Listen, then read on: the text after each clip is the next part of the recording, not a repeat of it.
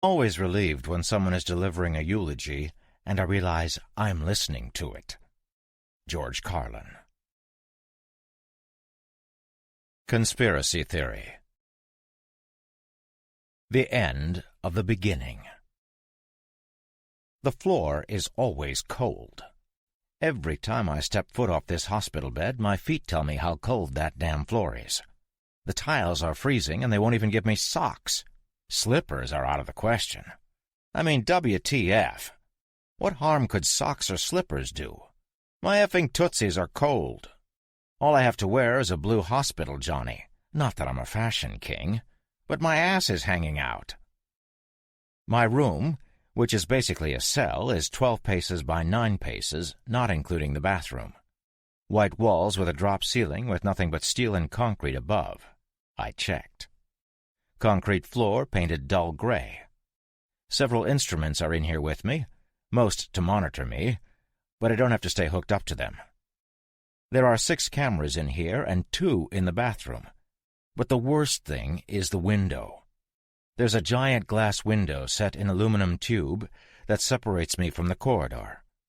There are always 2 guards in chairs right outside my steel door. Why would they have a steel door but a giant glass window, you ask? Because that shit is bulletproof. Says so in the lower right corner of the window in yellow. I wonder if a tank round would go through this baby. I feel like a fish in a hospital fish tank. There's always somebody dressed in blue scrubs staring through the window with a clipboard. Usually 2 somebodies or more. They never talk to the guards, and the guards never talk to them. Or me. Ever. There is a door on my bathroom, but the cameras have shattered any illusions of privacy. I can't even drop a deuce without an audience. I rubbed one out on my 5th day here, and within seconds of blissful completion, the hiss of my steel hermetic door sounded, and there was a nurse in here with 2 armed guards demanding my tissue. I know, right? Ew! I have no exterior windows, but I feel like I'm underground. I don't know why I feel this way. Maybe it's because something above ground would be easily spotted, and there's no way this place isn't a secret. Plausible deniability. Everything is for my protection. Me. I'm a bit of a celebrity around here. I'm important, as all the doctors and guys in suits say. I'm immune. A little more than a year ago, something really fucked up happened. Nobody knows how or why, but the dead started not staying dead. Now that in itself is a bitch to wrap your head around, I know. But what's way worse is that these dead folks come back hungry. They don't want pizza or spinach dip. They want you. They want to eat you. And nobody bothered to tell them that food is all about the presentation. They eat people alive. They're slow and stupid, but they have numbers on their side.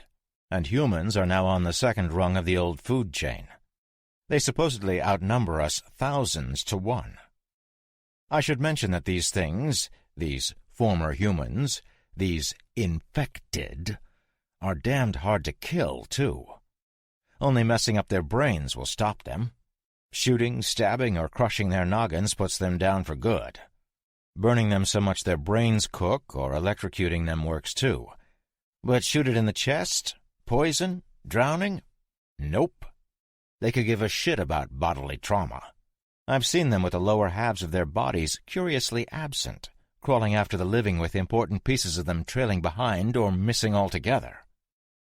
They spread their infection via bites and scratches. Once you're infected, you're screwed. You might not die, but that's just as bad. The people who don't die turn into runners. Picture a 170-pound feral cannibal, as crazy as a shithouse rat, but with no conception of fear and a wicked tolerance to pain. They run into bullets just like their undead cousins. When they die, they come right back as a pus bag. Slower, but way more durable. I should also mention that these things are everywhere. Can't chuck a dead cat without hitting one. Or 60. In 1s or 2s, they're not too bad, unless they're close. But in swarms and hordes, your day can go to shit quickly. But there's no way you can't know about the infected. No way you're reading this and don't know. This is why I'm here. I've been bitten, but fought off the infection. To the best of my and the doctors in this place's knowledge, I'm the only one on Earth that didn't get infected via contact with infected fluids. The only one. Me. 1 in 6 billion, give or take. Montana. I'm in Montana somewhere.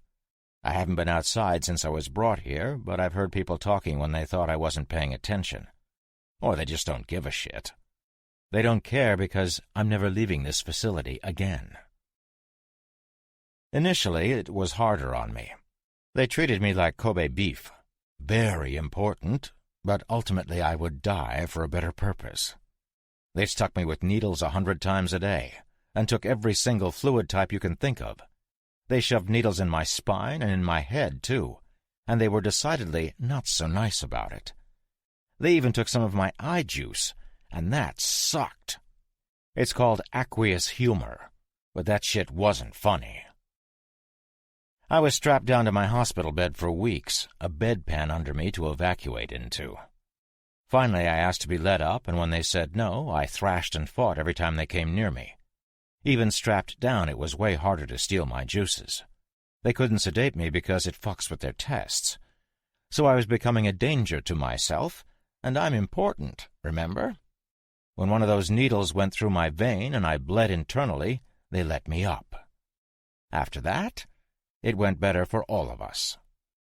I cooperated. For a while. I asked for stuff to read and then a pen and notebook to write in, and they gave me some books. Then they gave me this flexi pen and a notebook, too. Somebody checks it every day, but I told them if they try to redact anything, I would go back to fighting them. The psych doc told me it was good to keep a journal of what was happening. There are undoubtedly dozens of those concerning me right now. Still no socks. Fuckers. I'm going to save humanity. I've had doctors, nurses, and even a general tell me so. Not those guards, though. They won't speak to me no matter what. I've tried joking with them, and they won't smile. I flip them off or flash them a fruit basket through the glass, and they don't even acknowledge I'm there. Dicks. I call them Jose and Hose B. These guys barely speak to each other, and they rotate out every 12 hours with Neil and Bob. You should probably know that I was brought here by force for the greater good. Under duress, I had to leave my friends behind. I have a shit ton of buddies on an oil rig, the Atlantis, in the Gulf of Mexico. All of them survivors of this horrible plague. All of them I had met within the last year, and all of them are family. My best friend is a fantastic specimen of a man. As I wrote in another journal, he's a cross between Stephen Hawking and the Hulk. Near 7 feet of solid muscle, this guy is also a bona fide genius, like next-level smart. But he's mute. Sometimes that's a good thing. Then there's Kat. She's the toughest teenager in the world, I shit you not. A great kid who I think of as my little sister. She has a boyfriend now, a soldier named Alvarez, who will give his life for her. There are several others, especially a woman whose company I enjoyed, but I will leave out their names for their safety. I'm leaving them out because the son of a bitch who stole me comes here and reads this notebook every other day or so. He already knows Ship and Cat. You hear that, Lynch? You're a low-flying prick who should have his dick bitten off by one of the infected. Actually, they would have to find it first, you sackless shitbird. I bet it looks like a dick, only smaller. Redact this, asshole. I'm flipping you off, Lynch. Guy is badass, but certifiable. Yeah, nutty as a fruitcake. Thinks that I'm going to save everybody, and will kill anyone and everyone who's even moderately close to in his way. Bastard was going to shoot my best friend for kicks. Well, he did shoot him once. But it's hard to keep a good ship down. Actually, now that I think of it, everybody thinks I'm going to save everybody. Problem is, with the thousands, and I do mean thousands, of tests these doctors have performed on me, they've come up with bupkis, goose egg, donut, nada, Niente. Nothing. There is no difference between my fluids and anybody else's fluids. The doctors have no idea why I didn't die from being bitten when absolutely everyone else gets infected. I have no special antibodies, no difference in metabolism. My cerebrospinal fluid is normal, and so is my eye juice. I was never abducted by aliens. They asked. I didn't have any clue how long I had been imprisoned until the doctor that came in this morning said that in 4 months of tests there was nothing to show for it. 4 months. Is that all? I thought it was a year at least, but I was hoping for only a month. 4 months I've been away from my friends. 4 months I haven't been able to help them. The doc that was here today has replaced my last one. He had no name tag, but I call him Dick, with a lowercase d. I purposely didn't capitalize that because it's not a name if you catch my drift. At least the last one spoke to me like I was a human being instead of spam. Dick, I had to capitalize it there, it was the first word of the sentence, has been around for a couple weeks. Aldous was my last doc, and I liked him. Dick is a dick. He's a dick for many reasons, but the dickiest is because 2 hours after he gave me a shot yesterday, I started getting sick. The injection site around the shot turned the same color as my bites had turned after being bitten, and then those awful black lines showed up. I got horribly sick, but only for about 12 hours. Then I felt better.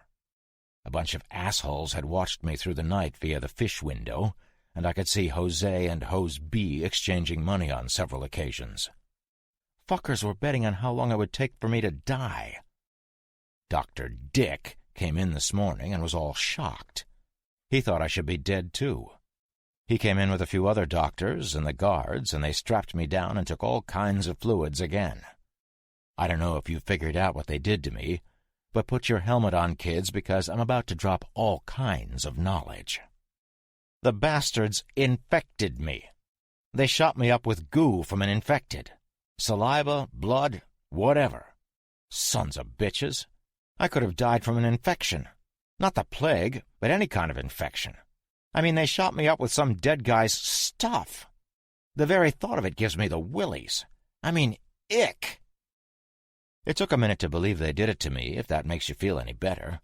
But I knew for certain when I got sick and looked at the catheter area of my forearm. It was all kinds of messed up. I knew, but I didn't want to believe. Then I remembered where I was.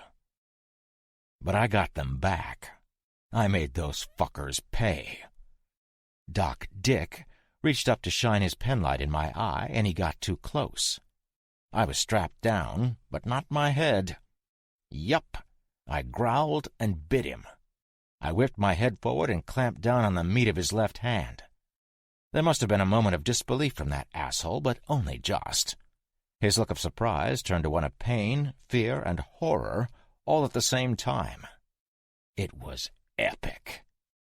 He started shrieking, and everybody looked at me. Then it was panda-friggin-monium. 3 doctors, 2 nurses, 2 military guys in suits and ties, and Hose B all tripping over each other like fat kids running for cake. They were bolting for the door. Dr. Dick grabbed his wrist, and I have no illusions that he would have just sat there and let me eat him. I spit him out, and he yanked his mitt away and quickly inspected it. Oh, there was just a little blood, but that was enough. Jose was the only one who kept his shit together, and I almost feel bad for the bastard in spite of myself. He didn't look the least bit scared as he yelled at me to say something, or he was going to blow my head off. I hawked up a wad and spit the thing a good 3 feet right into his face. How about fuck you? He wiped his face and looked at the pink loogie smear. Dawning came over him, and then he did look scared. "You bastard," he said. "You just killed me." It was the second and last thing he ever said to me. "Oh, relax," I said. "You can't get—" He raised his M4 and aimed down the sight at my head.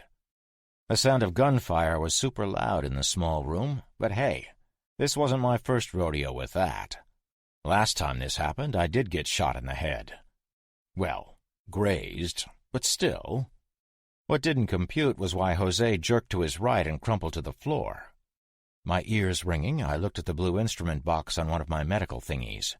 It was popping and fizzing, and smoke was coming out of a hole in the side. It was also dripping with Jose. Lynch stepped into the room and looked at me, shaking his head, wisps of white smoke coming from the barrel of his M9. He told Hose B, who was outside the room staring in through the fish window, to get the F back in the room. Doc Dick was standing there trying to rationalize himself out of his own doom. Been there, but I didn't feel bad for this prick. I couldn't infect anyone anyway. They had proved that. I'm not a carrier. I just come down with symptoms and my body tells the plague to fuck off. But this asshole was terrified. Lynch pointed at the doc and said, "Isolate him." Hose B nodded and took the doc out, still holding his paw. The spook smiled at me, shook his head again, and said one word. "Epic." Then he laughed and sauntered out. At least we agreed on something. And right now you're thinking, only a graze? Pussy. Well, fuck you. Try it. Damn, I gotta pee. Short but sweet. You would think, what with my meltdown, the powers that be would have me permanently strapped to that hospital bed as I had been initially. Nope. My little tantrum worked wonders. I've been out of my hospital prison room, too. 2 armed guards and an armed Lynch escort me everywhere, but I've gotten to see some of this facility. It's big.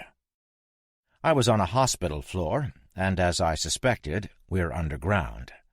There are no exterior windows anywhere, so I asked about it, and Lynch told me we were 70 feet below the surface of Baldy Mountain, 45 miles south of Havre, Montana. I guess nobody cares if I know anymore, or at least Lynch doesn't care. I don't think he really cares about much, except me. There are 6 levels below the surface, and my room is on level 3. Yeah, I still have to reside in my room, and the tests haven't stopped. But I get to play basketball. Yep. There's a full exercise facility inside this facility. Weights, a pool, tennis court, and a mini b-ball court, perfect for 2-on-2. I've been eating up the competition. Far be it for me to brag, but I've been going HAM on these military pricks. Generally, my partner is Lynch, and he's fucking good. Better than me, and I'm good. Well, in comparison. I held my own against the big boys in the big house. White men can jump. Oh, if you didn't read my first journal, I'm an ex-con. I didn't mention it before because it's not overly important. I've also been playing backgammon, chess, checkers, and some game where I move stones back and forth across this wooden board. Again, I usually play with Lynch, and he beats me at everything, every time. Bastard isn't just a living weapon with lightning-fast reflexes and a snippy attitude. He's damn smart. He doesn't read my journal anymore, so I can give the prick a compliment without his head getting all big. I've been exploring the facility, which everyone calls Area 8, and as I've said, it's big. 208 steps from my room to the elevators, and there are more rooms past mine. The gym is on level 3 with the hospital. Levels 1 and 2 are administration, with offices, barracks, cafeteria, and storage. Level 3 has a few offices and tons of medical equipment in addition to the workout stuff. There's also a small firing range and training areas. They have all kinds of guns, and this is just what's for the range. Absolutely everyone is armed, and there's supposed to be an armory someplace on this level, but I don't know where it is. I got to pop off a bunch of rounds to keep me frosty. I like the M16s they have here, and they also have HK-416s. The brass, important people like generals and doctors from USAMRIID, all have personal guards with FNP-90s, which are these little submachine guns, and I got to shoot one of those, too. I prefer my old M4 to all of them. Level 4 is laboratories and weapons storage with some kind of satellite tracking facility. I haven't been up to the surface. Lynch says I can't. I could get a hangnail or something. My explorations are accompanied, but the only place I haven't been allowed to go, other than the surface, is Level 6. You need special clearance for that, and Lynch won't tell me what's down there. Level 6 has its own elevator. That makes me nervous. I don't know why. There are no guards on the bank of 6 elevators that ferry people up and down to all the other floors, but the lift down to 6 has its own guard shack.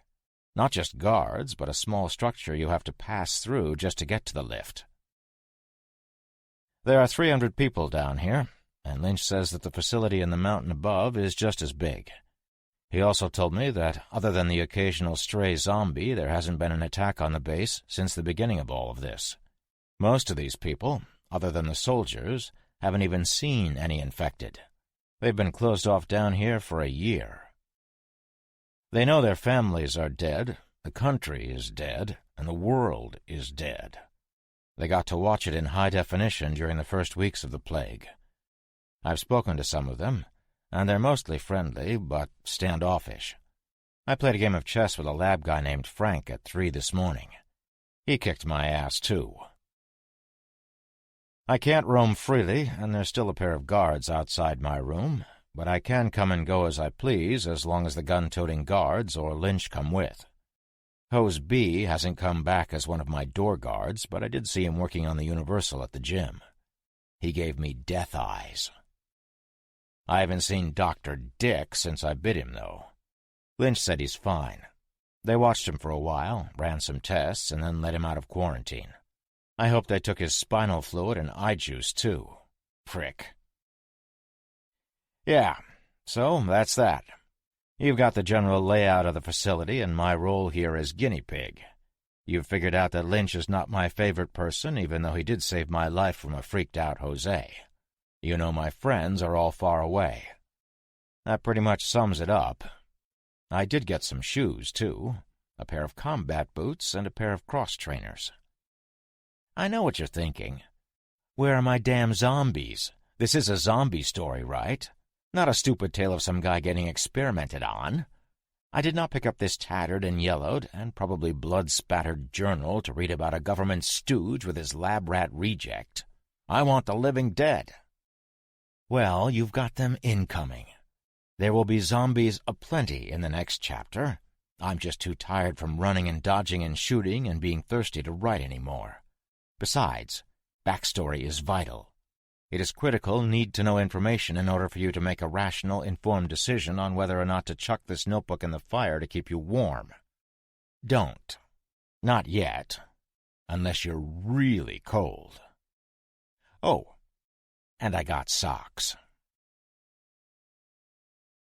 Zombies, zombies everywhere, and not a drop to drink. I want a beer. Most times when I'm really thirsty, I want a soft drink or water. But damn, a beer sounds good. Not one of those yuppie microbrews or foreign heavy beer. I want a mass-produced, ice-cold, fizzy American brew. But water would do. I'm hoping the fact that I'm thirsty and have no access to liquid has dawned on you.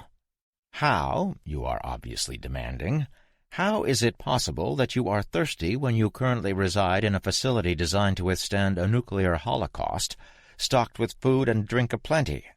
You even told us there was a gym, for Christ's sake. Let me tell you how fast everything can go to shit. Seconds. I was in the gym you were just thinking about, playing a game of 2-on-2.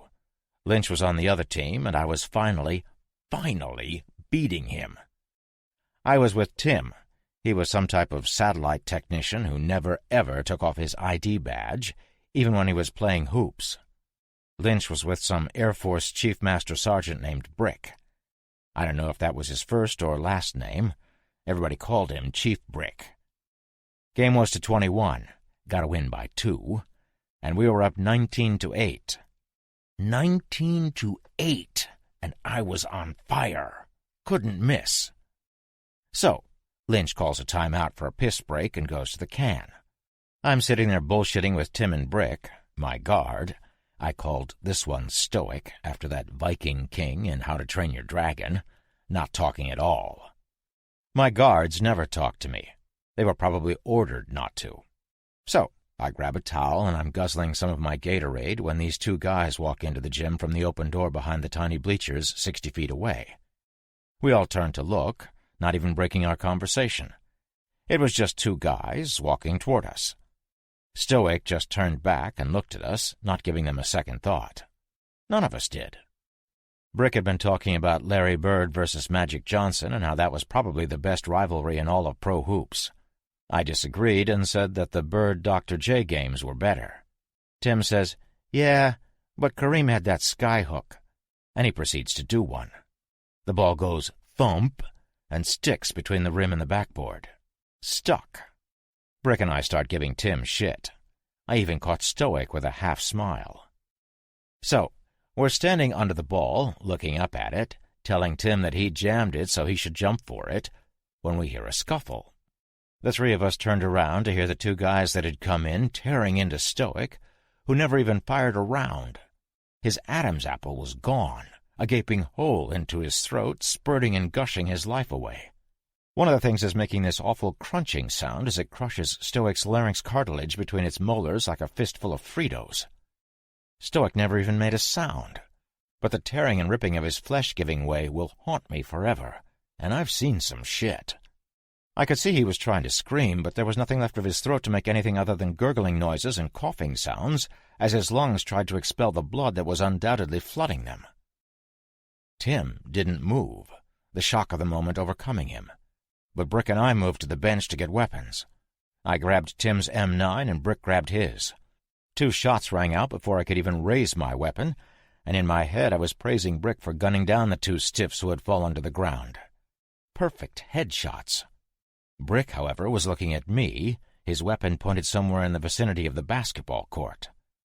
"We're in it now," Lynch said, the smoke from his M9 wafting into my nostrils.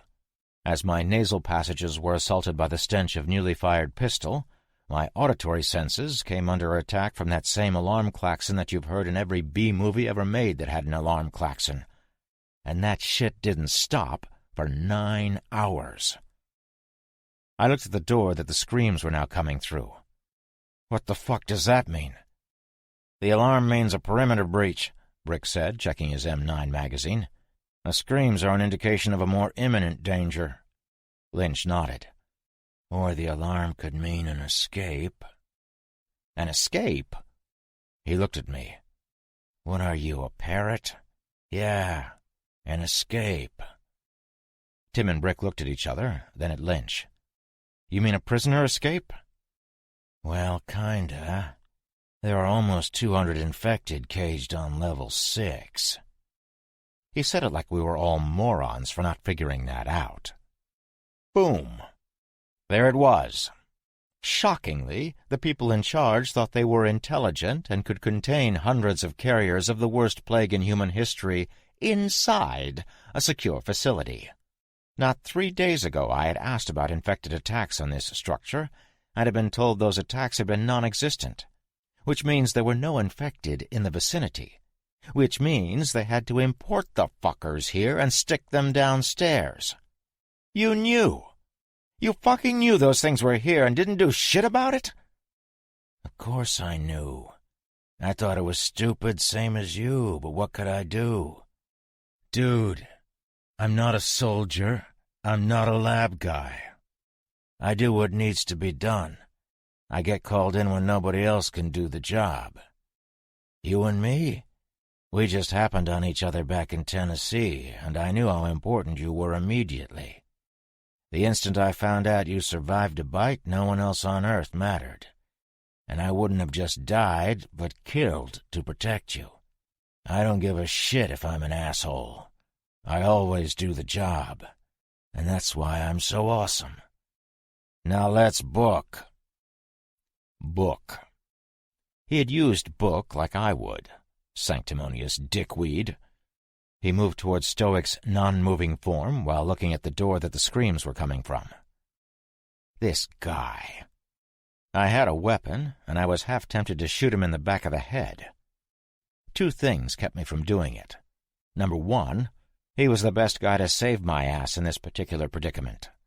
Number two, the second I raised the weapon, he would use his Jedi ninja powers to spin and shoot the gun out of my hand, probably blowing off my trigger finger in the process just to teach me a lesson.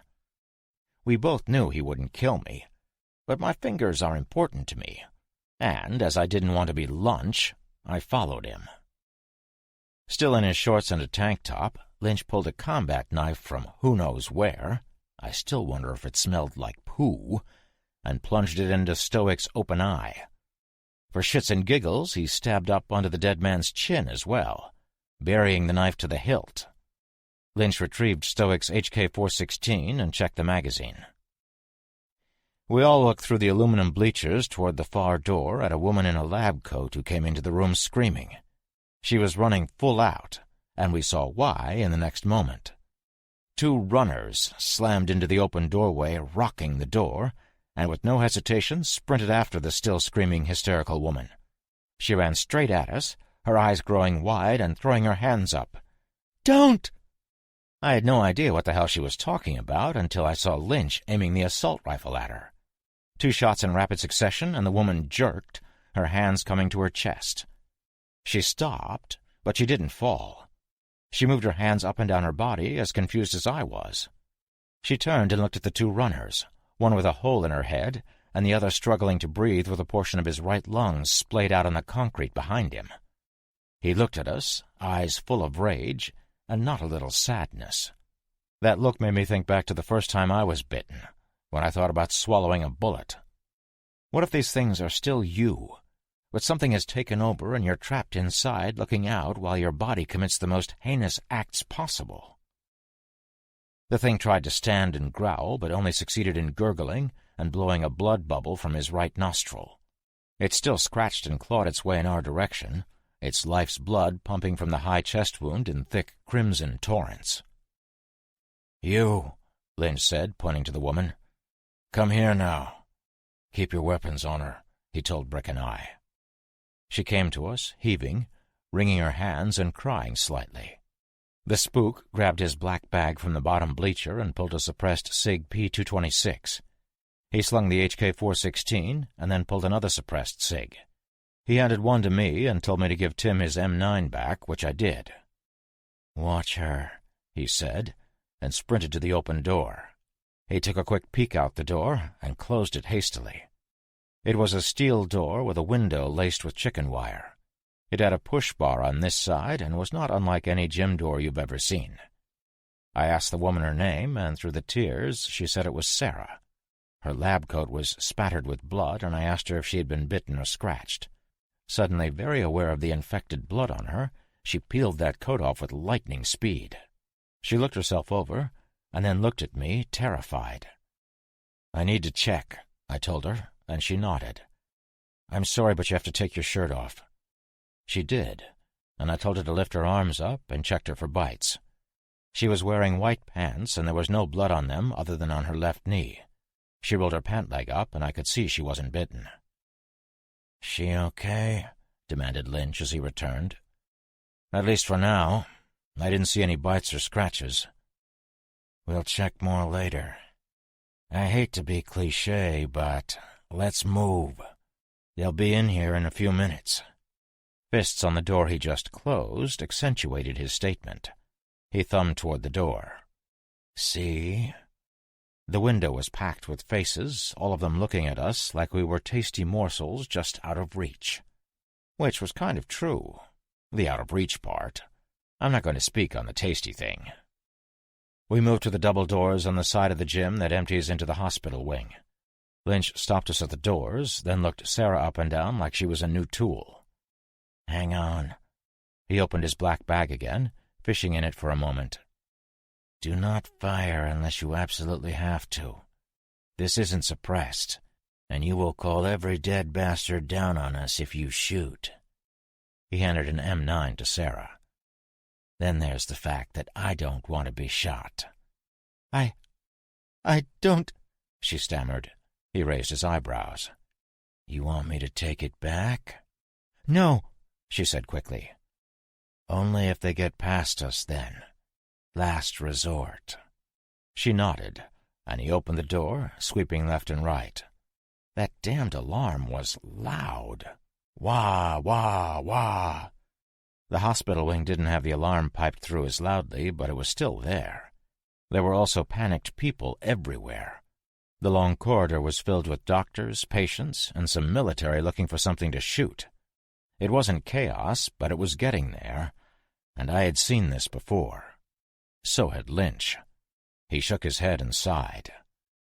"Everybody shut the fuck up!" It was like he flipped a switch. If it weren't for that damned klaxon, you could have heard a pin drop. All the folks in the corridor looked at him. "We need to fortify this wing pronto. There are infected at the far door in the gym. It will not hold forever." He started giving orders, and people started following them like he was the president. There were maybe 40 people here, and half of them pushed every single piece of furniture toward the double doors, which one of the soldiers had secured with a serious electrical cable. The problem was this was also a push-bar door, and the bar was on the other side. The door couldn't be locked, other than in the open position either. He had the other half of his little army start stockpiling all the food and water they could, but he kept the 5 of us together, and he said in a low voice, pointing at me, "This man lives. I don't give a shit about anything else, but he lives. Is that understood?"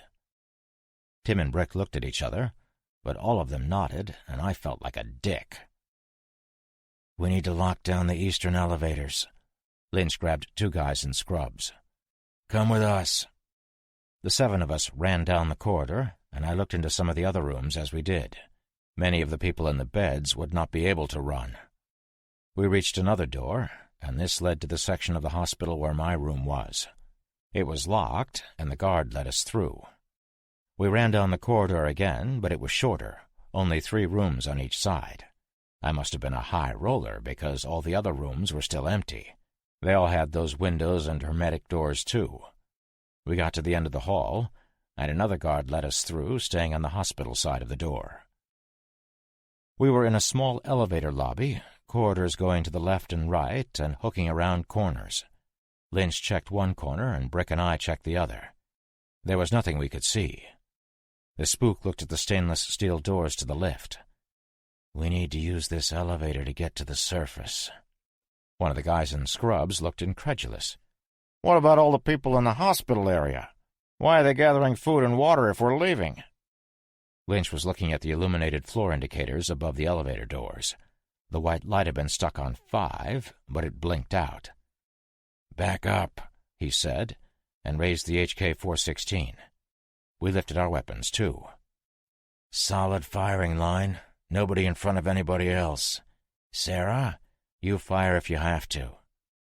The 2 guys without guns, which was weird because everybody carried a weapon down here, even the guy who pushed the mop, backed up so they were on the side of us. The light over level 4 came and went, and Lynch knocked on the window to the door back into the hospital wing. The guard looked through the window, and Lynch told him to open the door. He did. "Aim your weapons 3 feet in front of the door. Do not fire at the first thing that moves. Take a moment and make sure you're firing at infected before you pull the trigger." How the hell was he so calm when I was consistently soiling my shorts? The circular light behind the 3 above the door popped on, and there was a ding. The stainless steel doors slid to the sides, and we were witness to a nightmare. The back of the elevator was coated in arterial spray, which stuck out in stark contrast to the shiny steel. 3 forms, 2 in lab coats, and the 3rd, a mottled black, rotting monstrosity, were kneeling over another prone form, also in a lab coat. The pus bags were shoving choice bits of the hapless victim into their greedy maws, and there wasn't much left. They were really pigging out. I watched as one had to yank twice to pull away something purple, and when the thing hefted it to its mouth and bit into it, it squirted all over its pal to the right. It had been a while since I had seen this shit. Apparently I wasn't the only one, because both Sarah and the louder of the 2 orderlies gagged. In slow motion, All three attackers lifted their heads and swiveled them in our direction. The two in lab coats had been savaged and were missing important parts of them, but the rotten one was so far gone I couldn't tell if it had been male or female. "That's what we're fighting, people. No quarter asked and none given." Lynch fired his weapon 3 times before any of us could recover from the overwhelming feelings of pity and disgust. All 3 zombies crumpled. Perfect headshots again. The doors tried to close, but one of the slain undead had fallen into the door path and the steel panels kept bouncing off its corpse and reopening. The spook stepped forward and shot the one they had been feeding on. He stepped into the elevator and did something, the doors remaining open. Then he looked up. "I need a boost." I didn't have a holster on me, so I passed my cig to Tim and moved to help. I stepped into the elevator, the stink from the rotten one so bad I almost gagged. Almost. Lynch looked at me as I bent down and reverse-steepled my fingers for him. "Don't get any blood on you." Don't get any blood on me? Was he fucking serious? There wasn't a square inch of this metal box not dripping or puddled with gore. The undead did not believe in napkins. Not being able to keep my mouth shut, "I can't get infected," I told him. "I can. If you're covered in that shit and bump against one of us, our infection risk goes up." "But you're standing in it." "Am I?" I looked down. So I was wrong. There was a square inch of the floor not covered in infected zombie goo, and this prick was perched on it. How he consistently pulled this kind of shit off was beyond me. He was smug about it, too. It's the little things. He reached up and pushed the emergency escape hatch, which I had thought was bullshit and elevators didn't have. They do. At least this one did. And it opened up, which I thought was kind of dumb. How the hell were you supposed to get up there if you were alone and there was an emergency? He stood on my 10 fingers, and I helped him peer into the shaft above the car. He was getting heavy when he popped back down and said, "This'll work." "What'll work?" "We're taking the stairs." I looked up through the hole in the roof of the elevator car. I didn't see any stairs. We moved out to the rest of the group, preparing to discuss what to do when gunshots and screams came through the open doorway. We all looked back the way we had come, into the hospital area, and we could see through the window in the far door that the living and dead were fighting hand to hand. The guard tried to run back to help, and Lynch grabbed him by the arm. "There's only death back there." The guard shook loose and ran back past my room toward the far door. Lynch shook his head and double-tapped the poor bastard in the back with his cig. The guard fell forward, and Lynch ran up to him and shot him in the head. He picked up the guard's HK-416 and ammo belt. He stooped and picked up a pistol as well, reloading as he returned to us. Brick had his weapon pointed at Lynch's chest. "Why did you do that?" Lynch didn't even look up. "He was gonna open the door," he said, like Brick had asked a stupid question. He passed me the rifle and the ammo belt and gave one of the orderly guys the dead guard's pistol. I tried to give the last guy the cig that the spook had given me, and Lynch looked at me like I was mentally challenged. "Don't do that." Slaps on the window 60 feet away had us looking at the door out of my wing. The dead were pressed against it, and some of them had been folks we had been talking to not 20 minutes before. Several were runners, and they were beating the shit out of the window. "Shouldn't he have a gun?" "There will be plenty lying around on the floors above, trust me. In the meantime, you keep those and shoot anything that gets past me, living or dead." "Living?" "Yeah. If somebody gets past me, then I'm dead. I want you to shoot that guy. I want you to shoot him if he's the president. How many times I gotta say it? You have to live. Not to mention, if he just killed me, I don't like him." The far window spider-webbed, and then a chunk of it busted in. It was that safety glass that had the chicken wire inside it, so it cut the crap out of the runner that was ripping at it. I know they have a tolerance to pain, but I think the bottom line is that they want to tear into us so badly, they just don't give a shit. This particular runner, a woman in what used to be a white lab coat, pulled on the glass so hard I saw her pinky finger shear almost off.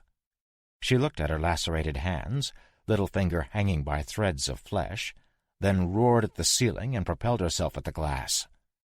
I don't know if it was her rage or the fact that she and the others were all working together on the window, but that shit caved right in, and she climbed through, dripping and pissed. Lynch shut this door, and we ran to the elevator. I didn't see it, but I heard that runner slam into the door behind us. This would be the last door between them and us.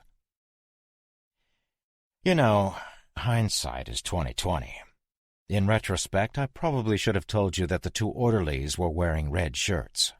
They weren't really, and the Star Trek reference notwithstanding, I didn't tell you their names or overly describe them, so you can guess what happened to them.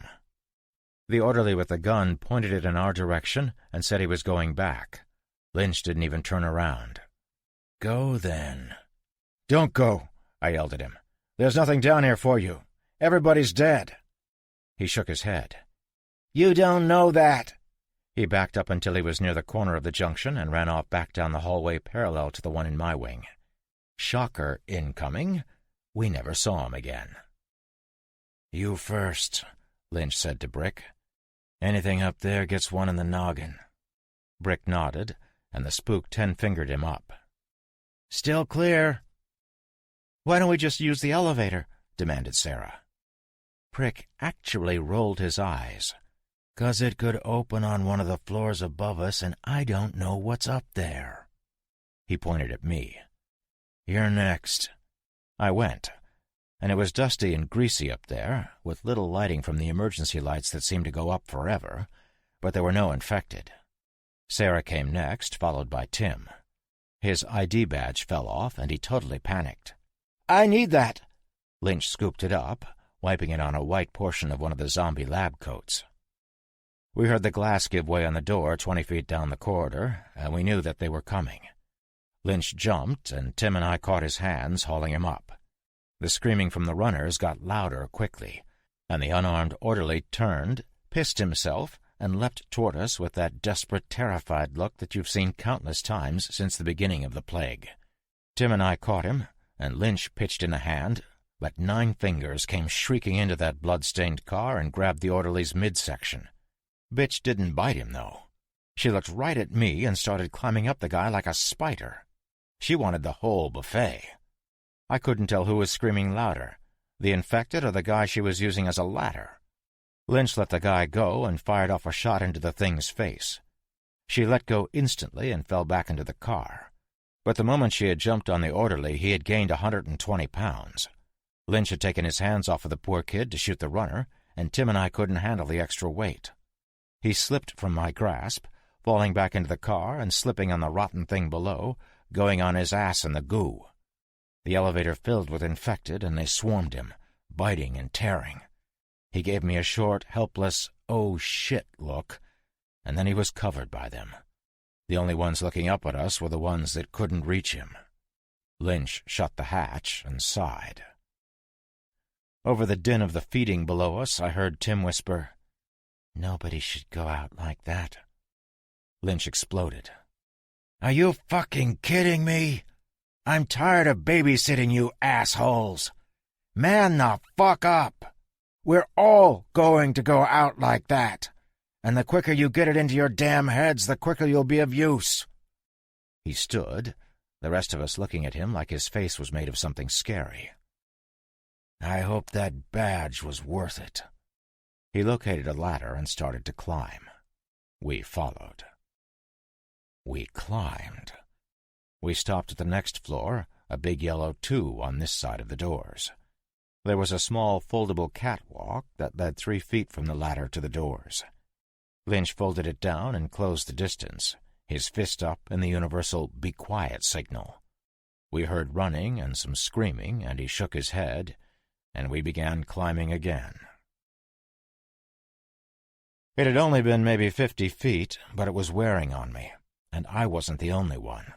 Sarah was huffing, and so was Tim. We got to the big yellow 1, and Lynch repeated the thing with the catwalk.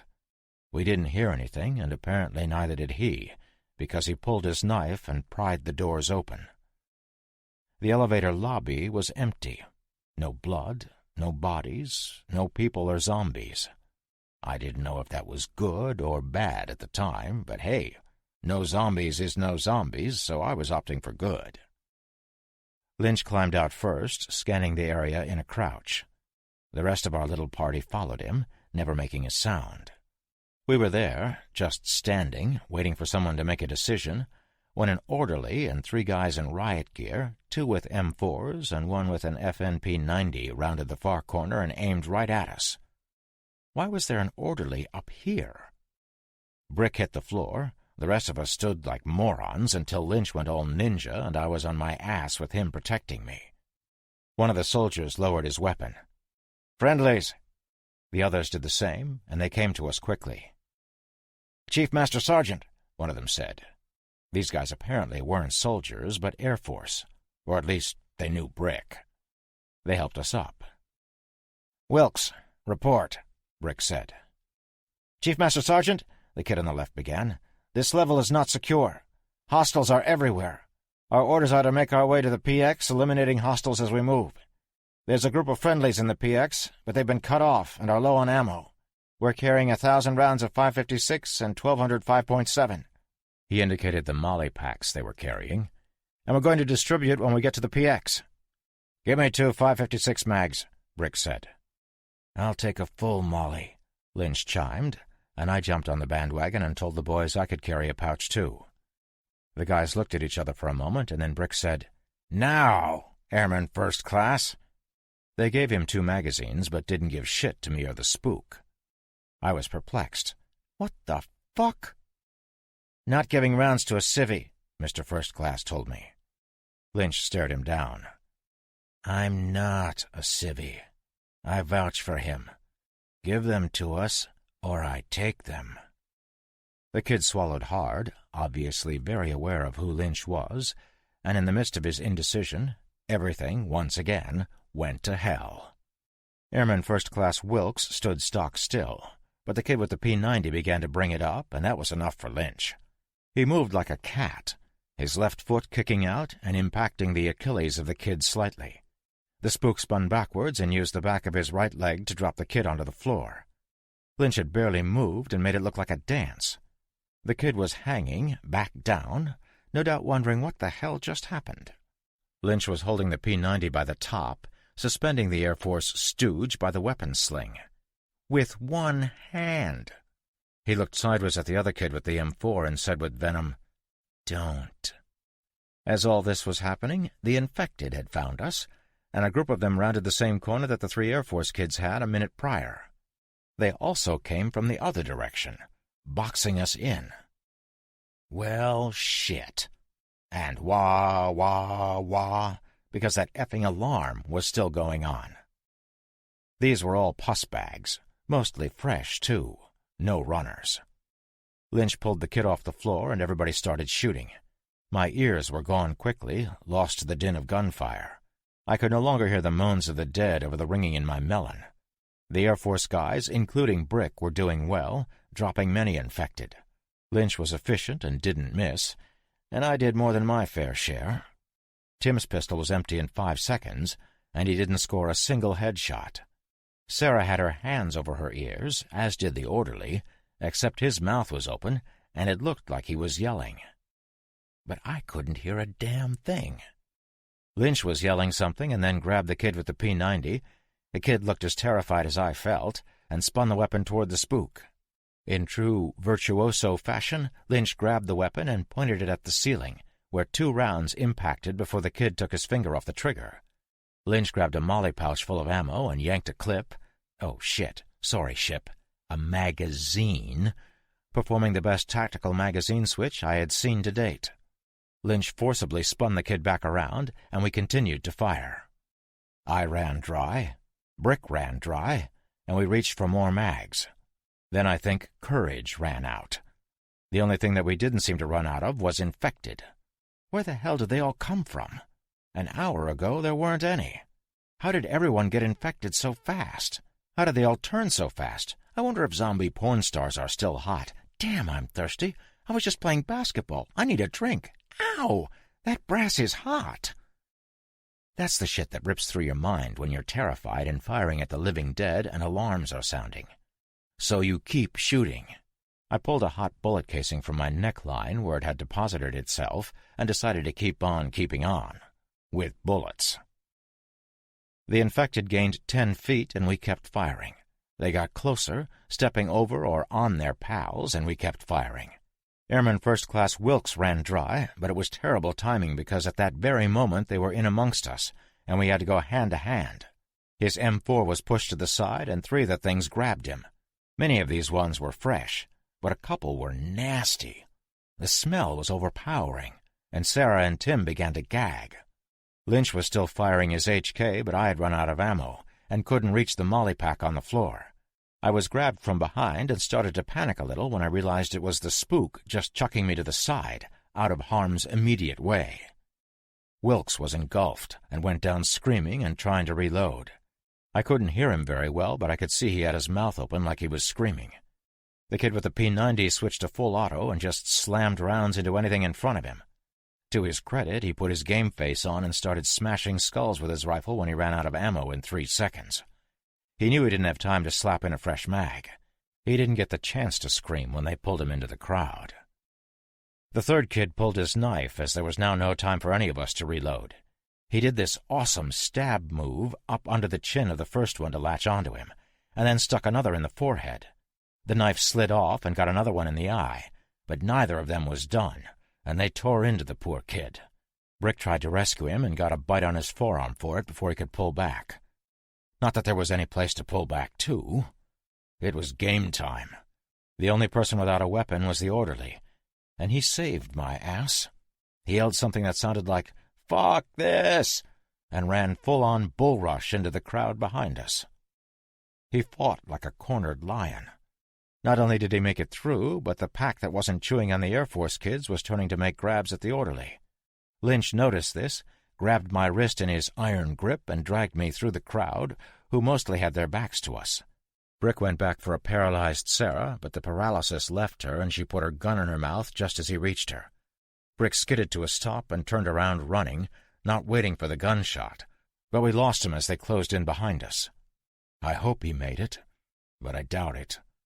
He was bitten regardless, and so condemned. I couldn't hear anything, so I don't know if Sarah actually checked out on her own or if she was part of the banquet. I guess either way she got eaten. We fought through the crowd, and it was way easier than I thought it would be. The things had all turned around to snack on the guy in blue scrubs, but he looked like Barry Sanders. Yeah, I know I'm dating myself. And just juked past them. The orderly made it through and turned around to yell at us.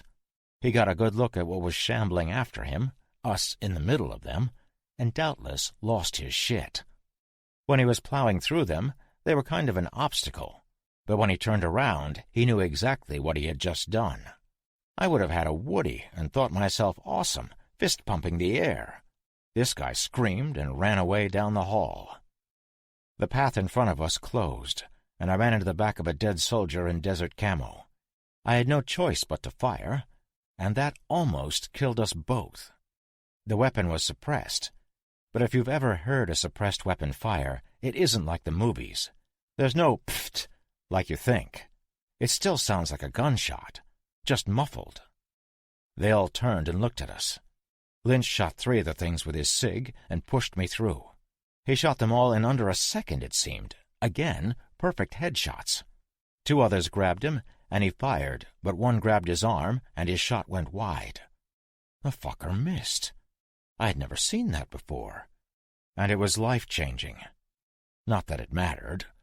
The pistol slide stayed in the open position, and he dropped it immediately, coming away with his big-ass knife in his paw. He dispatched the one latched onto him with the knife, and did this spin judo thing, breaking the arm of another one. He propelled himself backward, and was on his feet running with me quickly. The 2 of us sprinted down the hall after the orderly, but we never saw where he went. The corridor was maybe 200 feet, and through a set of big doors I saw the motor pool area. It was full of infected, feeding on the fallen. There were dozens, maybe 100 or more, and we had just been through a couple packs of 50. I have no idea where they all came from, or how everybody got dead and then undead so quickly. It didn't make sense. But we couldn't go through the motor pool, even though the giant doors to the outside world were a mere 100 feet across that cavernous room. The dead were halfway down the hallway, and Lynch said, "In here," and opened a door with a frosted glass window. No way they weren't going to bust through that in 2 seconds. He pushed a desk against a wall and then jumped up on it. He grabbed my HK and I let him. He had lost his to the zombies someplace. He used the polymer butt of the rifle to smack into a big vent above the desk. Once, twice, 3, and on the 4th time it kind of pushed in. Then he pulled it and it came loose. "In," was all he said. He passed me the HK and the molly pack of ammo minus the 2 mags we had used. The vent was dusty, but huge, easily big enough to move down on all 4s. I turned to look back, but didn't see Lynch. "Come on! They'll be through that door in 10 seconds!" He was standing on the desk, and he looked in at me, and the guy smiled. "Can't," he said, and passed me a knife.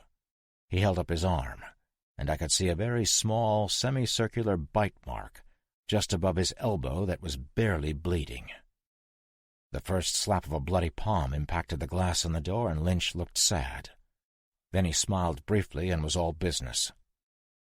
"Live," was all he said, and he jumped off the desk. I heard it slide across the room, and then the glass broke, and the moans and cries got louder. I heard the desk sliding, and I knew it was time to go. I have absolutely no doubts that Lynch destroyed at least 10 of those things with his bare hands before they overran him. The moans and cries of the dead filtered through the ductwork, but I never heard Lynch scream. I crawled down the vent in total darkness, fully expecting a dead hand to grasp my ankle, but that shit never happened. I went over a couple of grates that looked down and didn't see anything below except for floor, but I was so terrified I just kept going. I got to a T-junction, and light came from the right. I went that way and came to a grate. End of the line unless I turned around.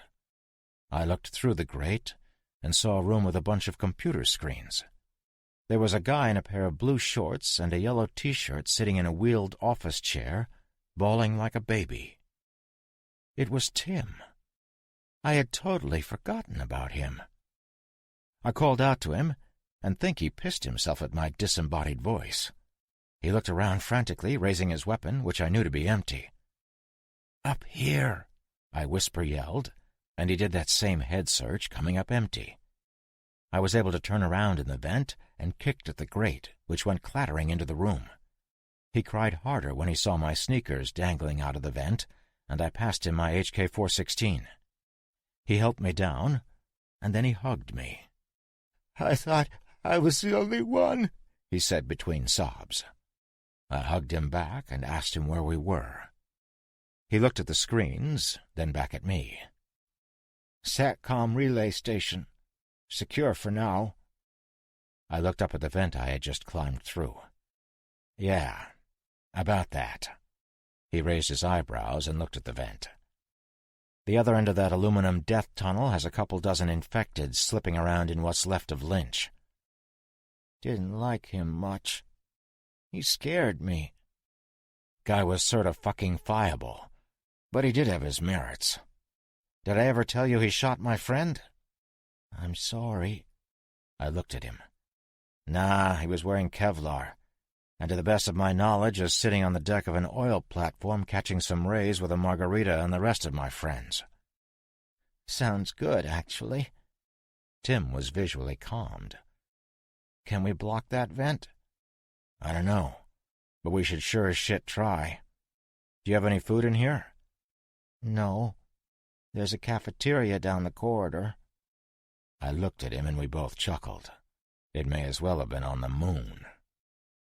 The door to this set of rooms was simply not to be fucked with. Steel, no windows of any kind. It was more a hatch from a nuclear silo than a door. There was no other way into the room save that damn vent. I looked at Tim's badge, neatly clipped to his T-shirt. Going back for that badge had saved our lives, even if it had meant the death of someone else. but we were shit out of luck on supplies. I had 4 mags of 5.56, but there was no ammo for Tim's weapon. It was then I realized how thirsty I was. Just a peek. The world I knew was gone. I had known it for some time. Every major city on the planet is lifeless. Every big town, every small town. Of course, there must be survivors, a farmstead or some folks in the hills. People who were either not in populated areas or somehow escaped them as or before the plague struck may have survived. There is no doubt that humans are no longer the dominant life form on the planet. I know this. Yet when Tim showed me recordings of satellite footage from cities around the world, I cried like a schoolgirl with a skinned knee. It was awful. It was horrible. It was humbling. I felt so small, insignificant. The way I felt right then was probably the total opposite of the truth. The very fact that I am human and alive is a testament to how important I am, how important we all are. Lynch had been right, but he had been wrong. We all need to live. Tim was NSA. He wasn't a trained killer like Lynch. He was a geek who loved computers and basketball and painting fantasy miniatures. I don't know what that last one is, but Tim liked it. I guess the NSA had need of nerds, too. He had been given permission to access certain satellites of questionable integrity, and had been looking all over the globe at whatever either he or the upper echelon had deemed necessary. Initially, he had an army of folks with him in both this room and a more secure location in the mountain above us. He had monitored troop movements until all the troops were dead, and subsequently the movements of hordes and swarms of infected, reporting positions to whoever needed to know. Tim had shown me how to use the satellite software. He wouldn't give me his password, citing treason, but he sat and watched me as I pulled up satellite images from last week. The resolution was unbelievable. I could make out the license plate of an overturned tanker truck road train south of Darwin, Australia. WRX 110. I switched the feed photos, jumping around the planet, just picking file names that were cities with dates, both video and high-definition stills. Hamburg, Germany was crawling with undead.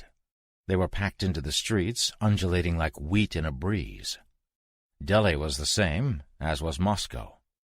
London was partially destroyed, the Thames full of half-sunk and burned-out boats and vehicles. Kyoto had roving bands of undead searching for flesh. This to me said that there were still living people in that city. San Francisco was the same. Mexico City was burned mostly to the ground, infected shambling everywhere. Beijing was just gone. There were very few large structures, most were rubble, and everything metal looked melted. Nothing moved, not a bird, not a zombie, not even the breeze looked to be stirring in Beijing. I had to do it. I had to look. I was from Boston, and I had to know. It was a mistake. The fires had long since died out, but you could see that they had raged unchecked. The Hancock Tower, a Boston icon of blue glass, was dotted with shattered windows, smoke stains, and burn marks on the sides. The Zakim Bridge, a modern marvel, was twisted, bent, and black, its many support cables dangling. The burned-out hulks of cars strewn about on what was left of the bridge proper. The structure was likely destroyed to halt the spread of infection north from the city. I had used this very bridge in my escape from Boston with a bunch of prisoners and guards and their families. I used the software to check out Fenway Park, home of the Red Sox. It had been turned into a makeshift tent city. A tent city that was now home to thousands of infected, stumbling around bloody tents and hastily erected barricades, all pus bags. Boston, like all the other cities I had looked at, was dead. I had suspected that everyone I had known was dead. This pretty much confirmed it. And even if by some miracle some of my old friends from the neighborhood had survived, I would never find them, never see them again. I wished them the best. "Sorry, man," Tim breathed from over my shoulder. I was from a suburb of D.C. D.C. is gone, too. I got to watch all of these cities fall. I have all of that footage, too. It was one of my tasks to catalog it. I haven't seen a living person in months in any of the cities." The alarm klaxon stopped right then, and I looked at the clock. 01:37. That time stuck in my craw for some reason. I thought about it for a moment and had an epiphany. "Tim, how do we move the satellite so we can get a pic of some place we want to see?" He looked at me like I had 3 heads. "Move Sentinel-3? We can't move the bird. It's geosynchronous." He had lost me with the Sentinel thing, but I wanted to sound smart and cool. "Oh, that means in a fixed position, right?" He raised an eyebrow. He looked exactly like Ship when we used to talk about something he thought I should know about. Prick even started to roll his eyes before he caught my menacing glare. I nipped that geek superiority shit right in the damn bud with a look. No. That's geostationary. All our comsats are geostationary. The spysat I can access, Sentinel-3, has an orbital period of 1 sidereal day. It matches the Earth's sidereal day, just under 24 hours. I must have looked all kinds of dumb because he continued, "The bird moves with the Earth. If I had the access codes, I could adjust its rotation or orbit slightly, but that would be it. I can access the feeds, but I can't control the satellite. Basically, we have to wait until it passes over a portion of the Earth's surface we want to look at, and then we have 27 minutes to take photos or video before it's out of position again. When will it be over 27 degrees, 11:43 north, by 90:01:37 west?" "Let me sit." He took over, and muttering to himself, began some calculations. 90:01... about 04:46. Little over 3 hours. "Why? What's there?" "Atlantis." He was dumbfounded. "Wait, what?" "Yeah. My friends are on the drilling rig Atlantis in the Gulf of Mexico." I had another epiphany. "What about here?" He didn't get me, and this time I rolled my eyes. "When will the spy thingy be over us? Can we see what's up outside?" He swallowed hard. "Moron. I can't believe I didn't think of that." He did some more calculations. "Shit. We missed it. It would have been a relay from Sentinel-2, but it passed over us 57 minutes ago." "How many satellites are there?" He hesitated, obviously not wanting to divulge that info. "Dude, you already let me use the software, and I know about the Sentinels. Your treason is complete there, Obi-Wan. Besides, who's going to throw you in prison? Everybody's dead." Tim never did tell me how many satellites. We spent the next half hour shoving whatever would fit into the vent, and we were as quiet as we could be. I couldn't hear any infected or sounds of any type through the vent, but you never know. We had it blocked up for maybe 6 feet, but anybody who really wanted in was getting in, and that was downright unsettling. I sat in a chair and fell asleep. I was dreaming about zombies in a Taco Bell when Tim gently shook me awake. "It's time," he told me, and I had no idea what he meant. "Sentinel-3 will be in position in 3 minutes." I hadn't been asleep long and woke up pissy about it, but also thankful, as the dream had been going badly. What kind of self-respecting Taco Bell has no tacos? I rolled the chair over next to Tim, and we pulled up the feed I wanted. There were different zoom levels, and I was way, way out to start with. Tim used his computer mouse to blow up an area on the map, the center of which was the coordinates I had given him. There she was, in all her glory. My home, Atlantis. We were seeing her from a few miles up, through some small clouds.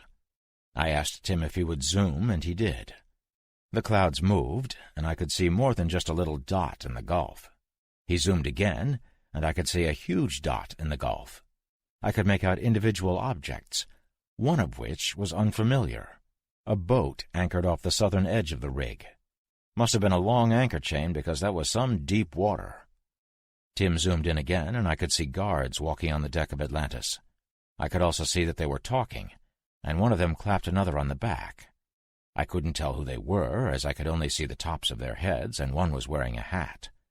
It was an old-style tiger-striped boonie hat that you would have seen on a Green Beret in Vietnam. I didn't know who it was. I wanted to see more, but Tim said unless they looked up, we wouldn't be able to ID them.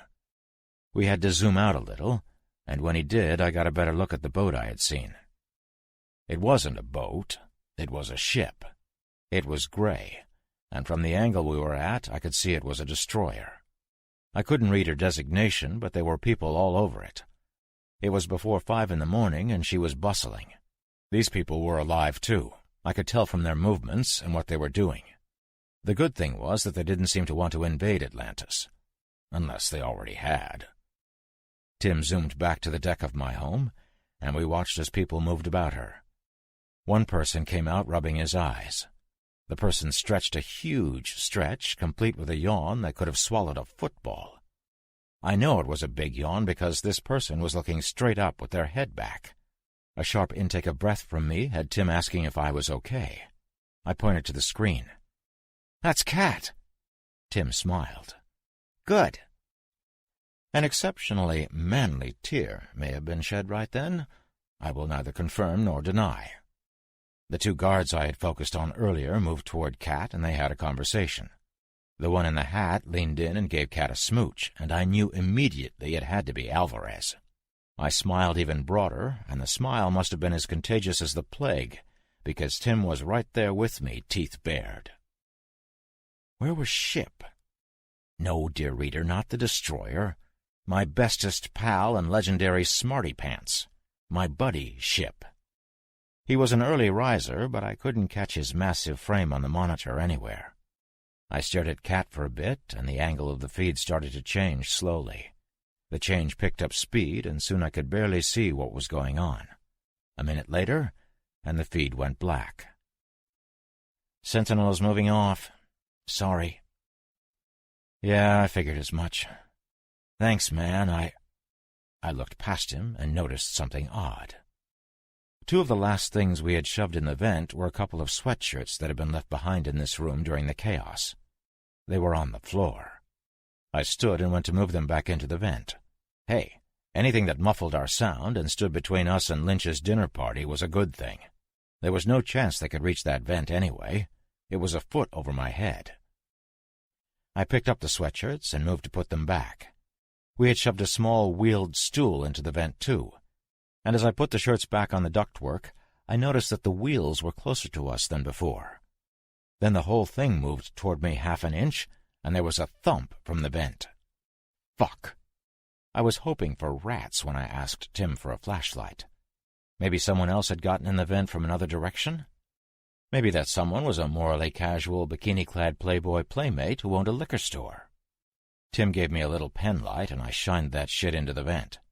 Behind some of the crap we had stuck in there, a few computer monitors, some paperwork, a 7-tier file holder, a clock and 2 phones, I saw a few pairs of dead eyes staring back at me. Did I mention fuck? 'Cause fuck! That was when the moaning started. Escape. There were more than just a couple of eyes looking back at me. The damn vent was full of them. How the hell had they gotten in there? Zombie pole vaulters? Zombie ninjas or acrobats? I grabbed the end of the wheeled chair and pushed the pile of crap further down the shaft. Having seen me, though, the infected were going apeshit and fought back. I calmly asked Tim for the vent grate, screws, and a screwdriver. He complied, but the grate was bent, and we were only able to get 3 screws in it. Really, all it would do was slow them down some, but some might be enough. I checked my HK-416 and ammo pouch. 4 full mags in the molly and 1 in the weapon. Tim's M9 was out of ammo, so I passed him my SIG, with 1 extra mag and 3 loose rounds. That was all the 40 cal ammo we had. He looked at the weapon and swallowed. Then he looked at me, scared. He swallowed again. "What's happening?"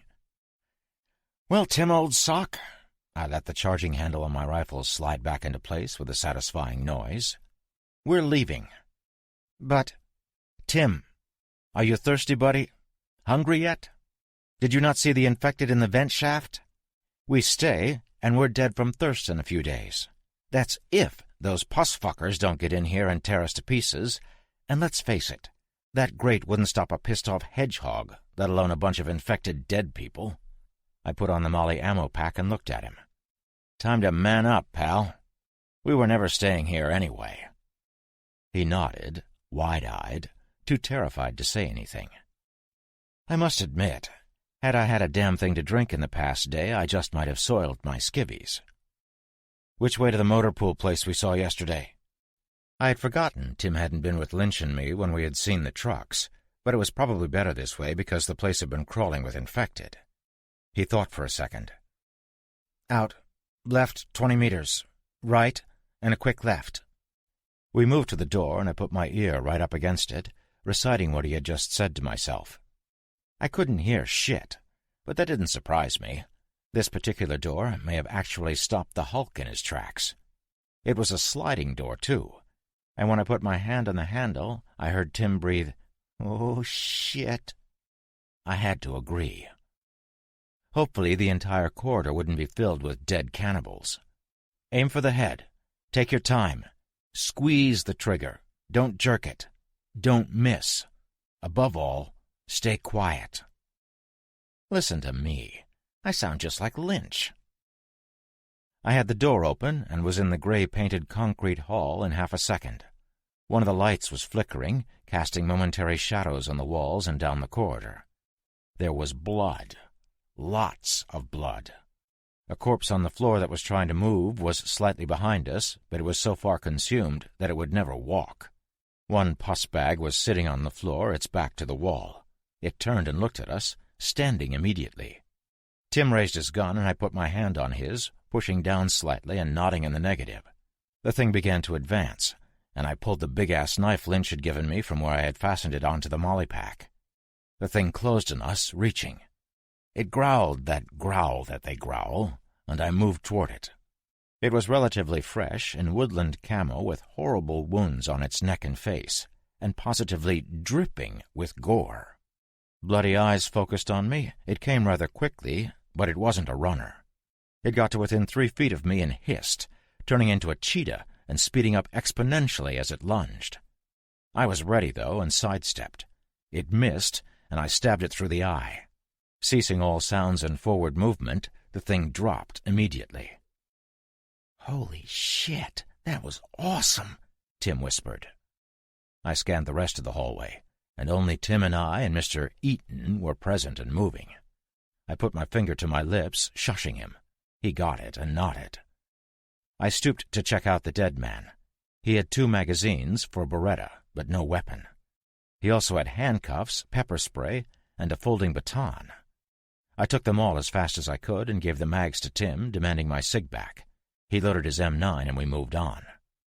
We got to the first turn, and I held up my fist, having seen this countless times from all the military guys I had been hanging with, and every war movie ever made.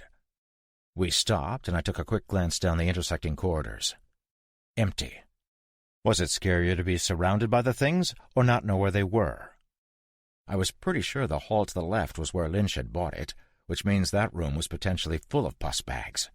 I mean, they did get into the vents somehow. We had to go right anyway. Oh, and I'm going with surrounded is more terrifying. I don't want to get surrounded. And if they aren't in sight, that has to be better because they aren't trying to eat me. Not being eaten is way less scary than being eaten. Fact. Another fact? The moment you think you're in the clear is when you should be the most alert. We went right, and just as Tim had said, there was a quick left. I could see the motor pool through a huge window. As I mentioned some time before, it was a huge hangar-like structure made of concrete, maybe 60 feet high and 200 feet across.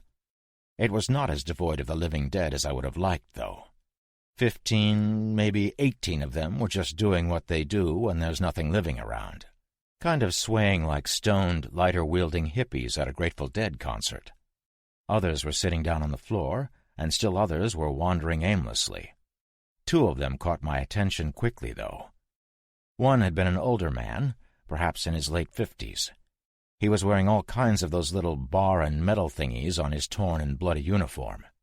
It was the colonel that had picked me up from Atlantis. He was in his dress best, and he was shaking and looking at his fingers, which were constantly flexing into claws. A runner, for sure. The other was a female dressed in tattered and filthy street clothes. This one looked every which way. She would grab one of the shamblers and scream at it, then look under a truck and move on to another shambler, repeating the screaming thing. She put her hands in her hair and pulled, screaming at the ceiling and shaking her head. Her hands came away with some of her brown hair, and that seemed to piss her off even more. She launched herself at the nearest pus bag and began scratching and tearing at it. At first it couldn't care less, but then she raked her broken nails across its left eye, and it pushed her away. She took the hint and did the hair-pulling thing again. I studied the place and ducked back before any of them could see me. It was right then, watching her totally out of control, that I consigned myself to staying alive as Lynch had demanded. This poor woman and the colonel in the room with her were infected. They were not evil. The thing that had invaded their brains was. Whatever this thing is, virus, bacteria, voodoo magic, or a pissed-off god, I was going to beat it. I was going to stop this damn plague and save humanity. I suddenly felt a deep and mourning sorrow for the two poor souls in front of me. Don't get me wrong, they still had to effing die. They were in my way. Can't save the planet if I'm dead, right? 8 vehicles were in the big room. One was a tractor-trailer. It looked like a cattle truck. 3 Humvees, 2 had 50 cals in their turrets. 1 staff vehicle, a sedan. 1 green Chevy Blazer. The last one was an MRAP, and it was my baby. That is what I was going to steal. I had learned how to drive these in Mississippi at Keesler Air Force Base. An MRAP is like a beefed-up 6-wheel truck, although this one only had 4. MRAP stands for Mine-Resistant something. I don't remember. It was less than a tank, but more than a truck, and unless the living dead had suddenly procured anti-tank weapons, they weren't getting us once we were inside. We weren't dying today. Unless they got us before we got in. Or if there was a platoon of them already in it. Or if it was out of gas. The driver's side door was ever so slightly ajar, and the only thing between it and the extremely open giant doors at the end of the tunnel was the Blazer. Oh, and a bunch of zombies. Can't forget the zombies. Critical importance here. I looked at Tim. We're taking the MRAP. We open the door and you shoot the colonel. I peeked through the big window again and pointed. I don't care if you use all your ammo. He's a runner. And you don't have to pop his dome. Just get him not to run at us. Legs or center mass, anything to stop him. I'm going to take the woman and anything else that gets in our way. We solid? He nodded, and I realized I was about to step into yet another shitstorm. Staying here was not an option, though, and I heard movement down the hall behind us. Couldn't see anything around the corner, but I had no illusions about what was back there. I opened the door to the motor pool and stepped out onto a concrete landing. 6 steps down and we were on the floor. We had progressed 5 feet from the landing when the first one spotted us. It was sitting and leaning against the tire of one of the Hummers. It didn't growl. It just stood up and started moving our way. That was enough for some of the ones near it, and they looked in our direction. They all friggin' moaned, and it was on. I fired the HK at the woman on full auto, a quick burst, but it was insanely loud. I didn't score a headshot, but I stitched 3 holes across her back and she fell forward. I moved the barrel of my weapon to my forward position and shot a pus bag that had turned to face us. I heard Tim's M9 bark twice, and we started running for the MRAP. I didn't look back. Several other dead bastards got put down on the way to the truck as well. Just before we got to it, a bloated, rotting thing started crawling out from underneath our vehicle, and I blasted it before it could get out. I heard Tim's pistol fire again, and we were at the truck. Get in. Crawl over and I'll cover. I'm driving. For fuck's sake, check the back. He swung the door open and stepped up, climbing in. Firing twice more at 2 that got close, I dropped the .416 so that it hung on the single-point sling and hauled myself into the cab, slamming the door and engaging the lock. I quickly checked the back. It was empty and the door was locked. The top turret hatch was closed, too. 2 seconds later, the first thump of dead hands slapped against the side of our new toy. Many more thumps and slaps followed. One industrious pussbag pulled itself up onto the second step and looked at me, trying to bite through the steel-louvered bulletproof glass. Okay, bullet-resistant, but zombie-proof for sure. I put my middle finger against the window. "Fuck you, douche canoe!" I looked at Tim, and we both smiled. Then my smile turned into a frown. He caught it immediately and looked scared. "Keys," I whispered. "I don't have the keys." I'm not going to tell you he shit himself, but there may have been some leakage. I grinned evilly, pushing the start button. "Don't need keys, Chief." His mouth formed a giant O, and his eyebrows shot to the sky. "You dick!" The MRAP came to life with a throaty diesel growl, and I chucked her into first gear. With 30,000 pounds of mass, the blazer in front of us was an afterthought, and I nosed it out of the way, backing up and moving around it. I drove slowly, anything dead in front of me quickly being smooshed into strawberry, in some cases blackberry, jam, and in moments we were out in the sunlight. Of course, the dead bastard that had climbed up the side of the truck was still hanging on, wrecking the view of the mountains to the side. Pricks just never let me enjoy anything. The MRAP rolled forward, thumping a few of the things that were outside in the sun. Some of them flew off to the side, others crunched beneath the vehicle's massive tires as we drove out the mouth of the mountain. 6 more cattle trucks were outside, one on its side, empty, with the top broken open. 2 others had their back doors open and were also empty. 3 were full. They did not have cows in them. Dead arms reached through the slots in the trailers. We could hear the moans over the growl of the MRAP. The vehicle had its own air filtration system, so we couldn't smell them, but the smell must have been atrocious out here in the sun as they were. Dozens of them were wandering the fields in front of the facility. I had seen this type of stupidity before. It was on a container ship in the Gulf of Mexico. It had been a total clusterfuck there as well as here. Our provisional government must have decided, in their infinite wisdom, that study of the creatures was of the utmost importance. While I tended to agree, I didn't think that bringing 1,000 of the things into what was probably the most secure facility on the continent was a well-thought-out strategy. Even one of those things inside could have ended it all. As it turns out, they had procured more than one.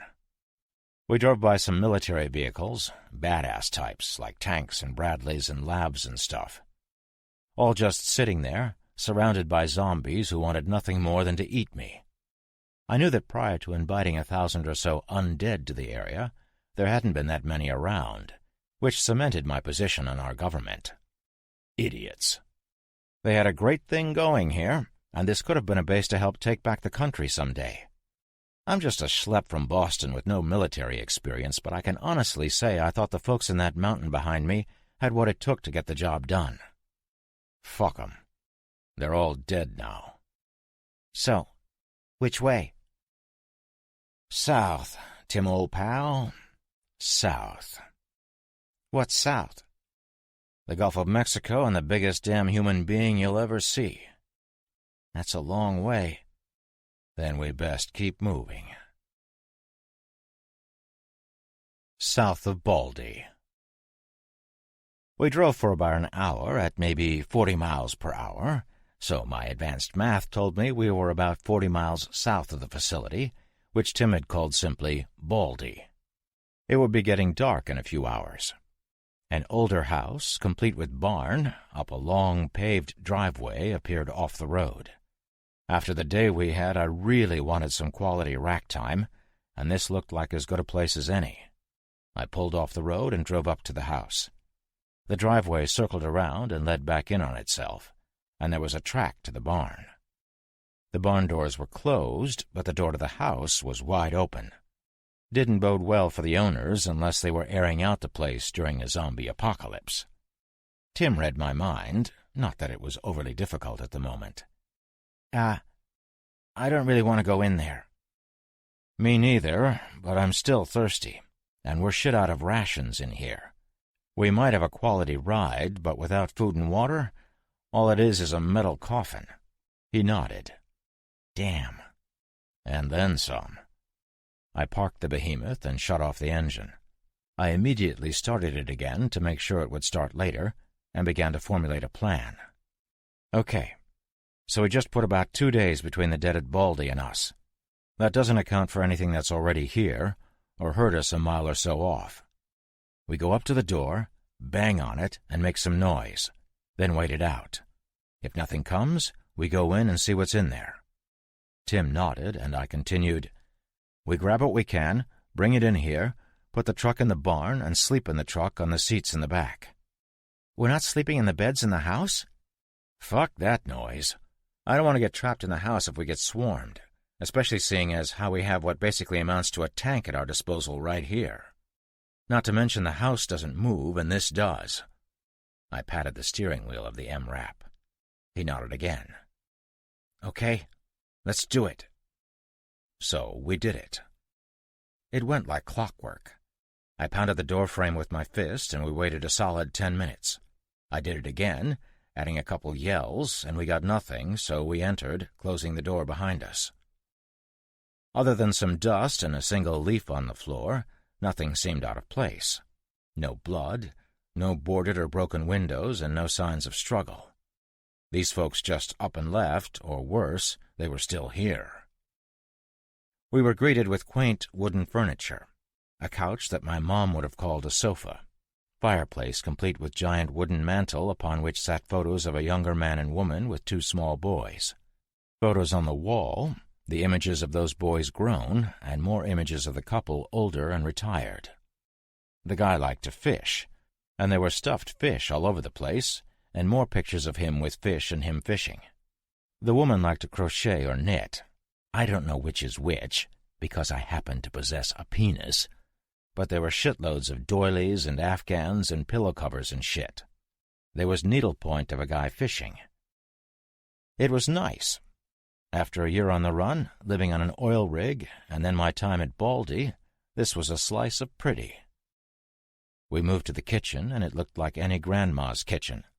The only thing out of place was the moldy bread in an open bread box, rotten fruit in a bowl on the counter, and dead flowers in a skinny vase on the round kitchen table.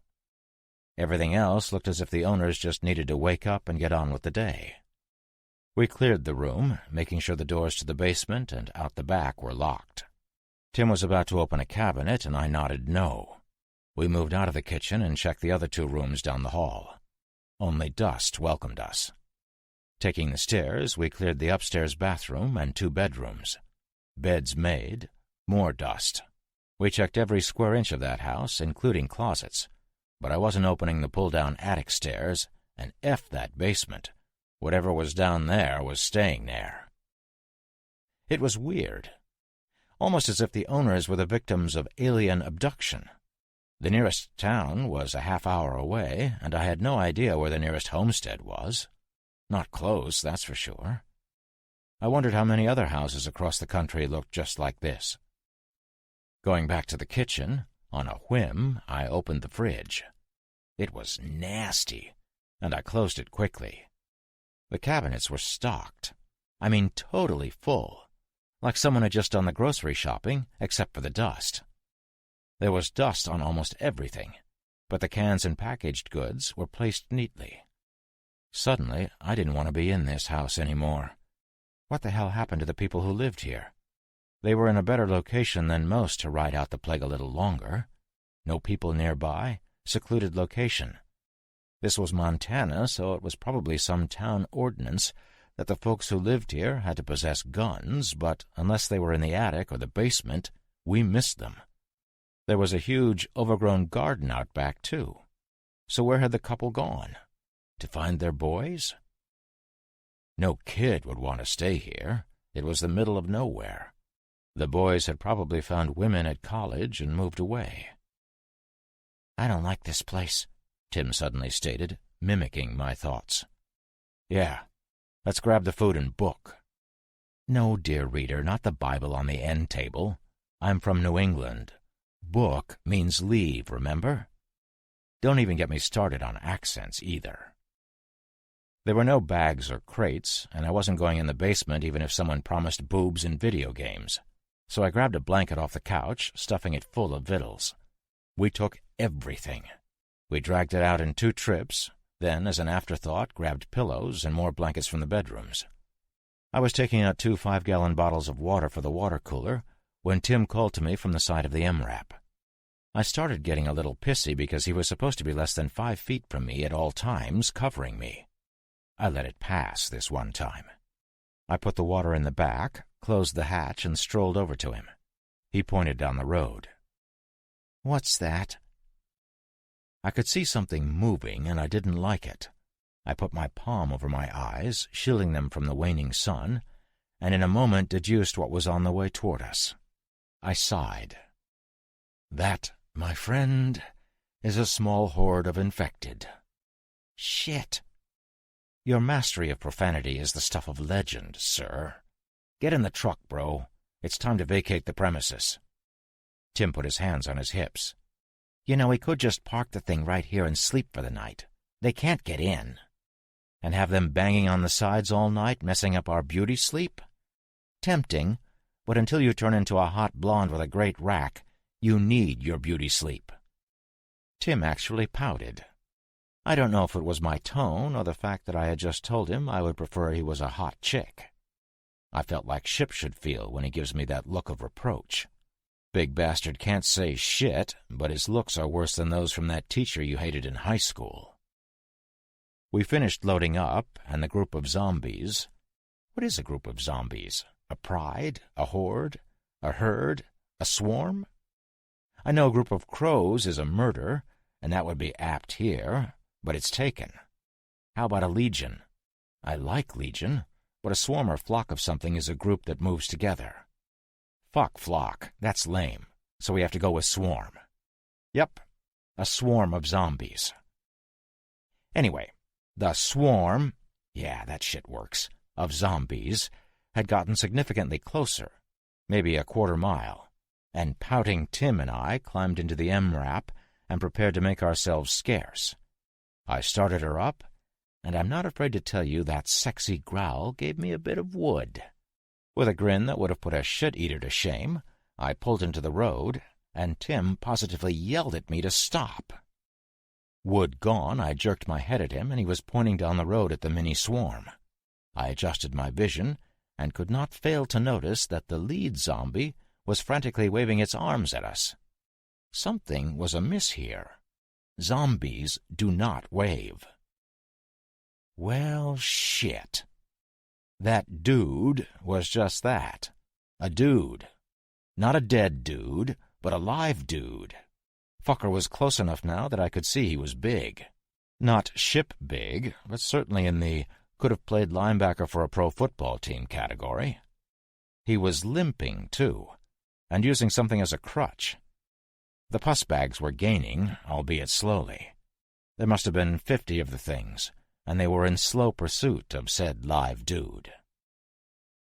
Now, my mama didn't raise no dummies. If we picked this guy up and he was the Charles Manson type, we were in trouble. If we left him, he was chow. Even if he beat them to the house, they would get in and get him, plus we had just raided it and swiped all the food. So it was pick him up or live with the fact that we had allowed him to be nosh. I actually thought about leaving. One more mouth, and it was a large one, to feed would seriously cut into our rations. Not to mention he could be on the crazy or I need all your shit side of things. I spun the wheel to move in the other direction, to leave him, and before Tim could even offer a surprised intake of breath, spun it back and floored the accelerator. We drove the now 1/8 of a mile toward the hapless bastard, and I realized he never would have made it to the house. The dead were maybe 20 feet behind him.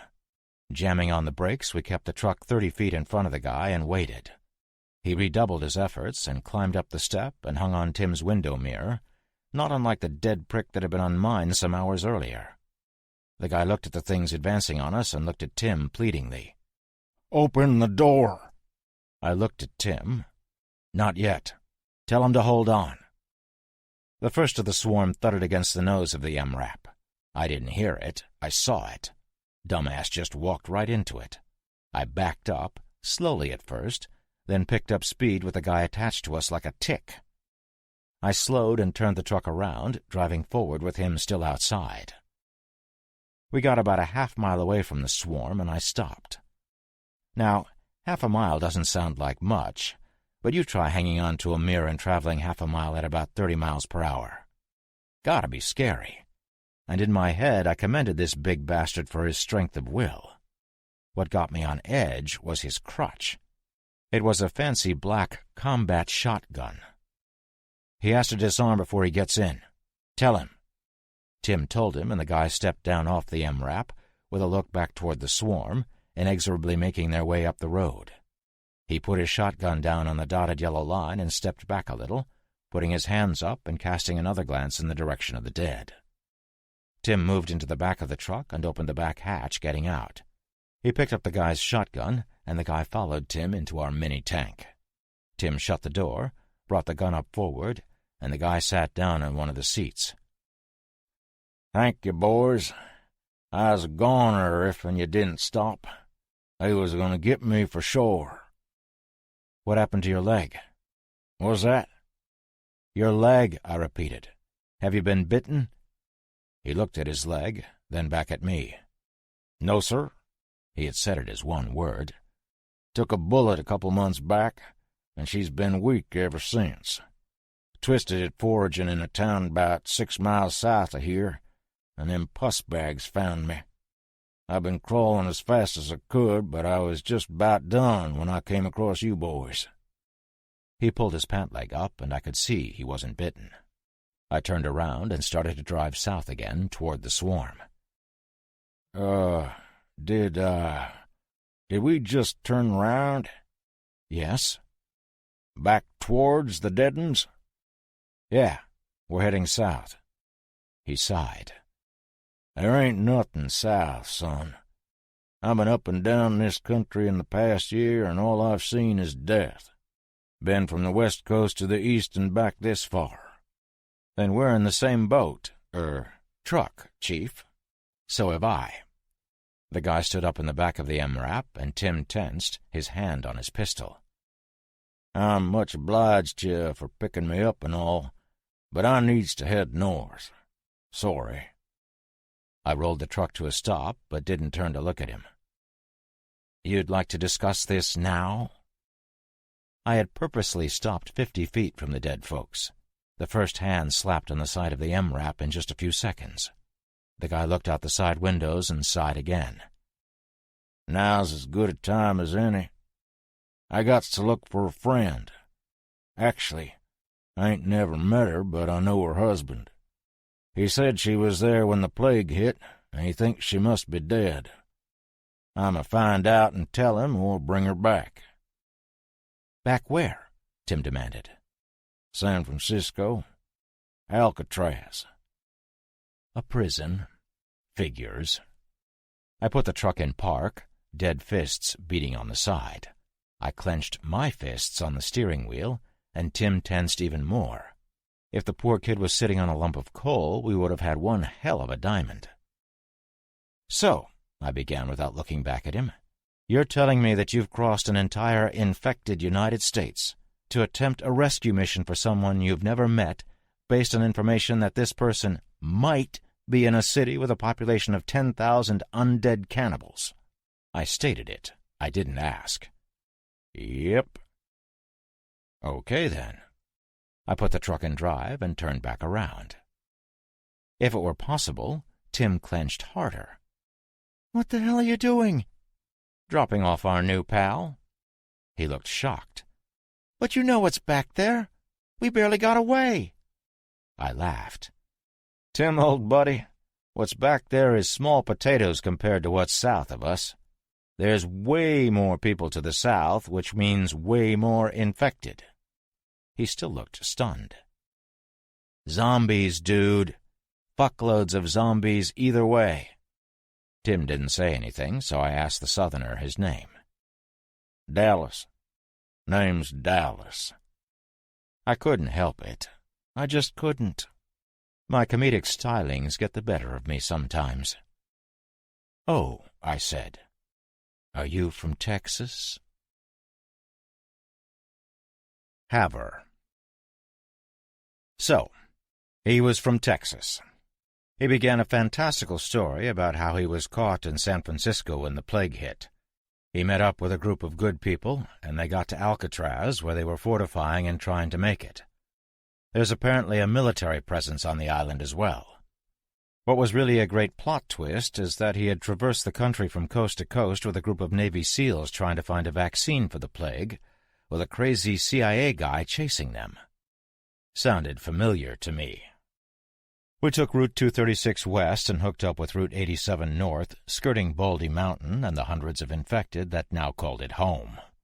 It was weird not seeing as many abandoned vehicles and destruction, or even undead. But then I remembered our location. Montana. Middle of no and where. We reached Route 2 at about 11 p.m. and I pulled over. We got out of the vehicle and I made a fire with a broken wooden street sign right on the middle of the road. I used the light of the fire to inspect the MRAP. Several fuel cans had been placed in racks under both sides of the vehicle. 8 in all. Looked like 5 gallons each. A shit-ton of medical supplies resided in the back of the MRAP, and Tim had dressed Dallas's ankle with an ace-type bandage. The big man said it felt worlds better with just the wrap on it and thanked us. He also thanked us profusely when we cooked up some noodles and had a can of peaches each as well. He was hungry, and while not out of food, he only had a couple of Slim Jims and a bag of rice left, but he was out of water and had been for a day. We continued trading stories, and he dropped a bombshell. He had come across some type of spook, whom he had had no choice but to kill. The spook's name had been Lynch, and that scared the shit out of me. Him, too, when I told him about my Lynch. I told Dallas that I hadn't seen my Lynch die, but he had been bitten and was surrounded in a small room by what had to be dozens of infected. I was sipping a blue Gatorade pilfered from the homestead when I heard the telltale moan of an incoming pus bag. Our fire must have been a beacon to it. Tim stood when he heard the moan, drawing his weapon and looking terrified, pointing the M9 in every direction. The Texan's shotgun was strapped to Tim's back, and it slipped off his shoulder with each turn the nerd made. Dallas looked at Tim, then at me, and raised his eyes. He was in a secure location since the start of all of this. I grew thoughtful for the briefest of moments and furrowed my brow. Tim, is this the first time you've been outside the mountain since the plague hit? Yeah. Where is the thing? I don't see it. Relax, pard. I got this. The big man stood, pulling a length of rebar that both Tim and I had missed from his belt. The thing coming at us out of the dark hissed, and Dallas turned to look at it. It was walking straight down the road, and now he could hear its step drag as it approached. The Texan moved toward it with a practiced grace, and messed-up ankle. He sidestepped when it lunged, bringing the rebar down on the back of its neck. It collapsed, but wasn't done, and feebly latched onto Dallas's injured ankle. Dallas chuckled. Peppy one, this'n. He swung the rebar down, impacting the back of the thing's skull with a sickening crunch. Finito, he said. That's Italian. He sat back down and began drinking the juice out of his peach can. Tim, old buddy, why don't you give the big fella his shotgun back? Without a word, Tim complied, still looking at the sack of death on the ground 20 feet away. Dallas seemed touched by the fact that we would allow him a gun in our presence. Now, what made you change your mind, if you don't mind me asking? I think you could have done to us what you did to that, I pointed at the former human, at any time. Never saw that piece of metal you're carrying. You didn't ask me about it. You just told me to give you my gun. We did. Tim, sit down. Our large friend here has diffused the situation. I'll sit down, but in the truck. If one of those things found us, there could be 100 of them bearing down on us. Guy had a point. Dallas stood. He's got a point. I kicked the fire out, and we all got back in the truck. I didn't feel the need for a watch, as we were in what we were in. I let Dallas have my stretcher bed, which I still hadn't slept in. His leg was feeling better, but I wanted him to heal it overnight if we were going into a town of over 10,000. I slept in the front seat. Or rather, I didn't sleep. I fidgeted in that damn chair all night, tossing and turning and trying to get comfortable. I saw the sun rise, and the next thing I knew, I was regretting the idea of not posting a watch. Penguins. I was dreaming about penguins. They were all walking toward me, swaying side to side as they do their little waddle. I heard something familiar as the penguins waddled. It was a sound I should be afraid of, but I couldn't remember what it was. It was then I realized all the penguins were dead. They all had red eyes and huge, very unpenguin-like teeth, and they were all hungry. I sort of shocked myself awake. My mother used to call that falling out of my tree. I cleared my throat and blinked a couple of times, kind of thirsty and having to take a leak. I started to stretch and looked out the window at the backs of a giant waddle of penguins. Yeah, I know some shit. A group of land-walking penguins is a waddle. Except this wasn't a waddle. It was a swarm. Yep, you guessed it. I was looking at the backs of several hundred undead, all shuffling past the MRAP as if it were a rock. All of them headed east on Route 2, directly toward Havre, right where we had to go. I got up slowly and made my way back to the sleeping beauties in the back. The stretchers they were using as beds were fit into frames on each side of the MRAP over the seats. I put my hand over Tim's mouth, and he freaked. I held him for a second, whispering to him to shh, until he calmed down. Wait. I don't hold him. I held him down. There was no cuddling. Anyway, I pointed out the front window, and he nodded. Dallas had heard the commotion and was sitting up. "Damn," was all he whispered. "They don't know we're in here, or they'd be banging the shit out of the sides.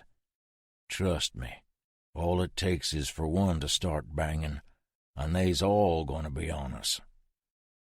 "Fuck 'em," Tim said, taking me completely off guard.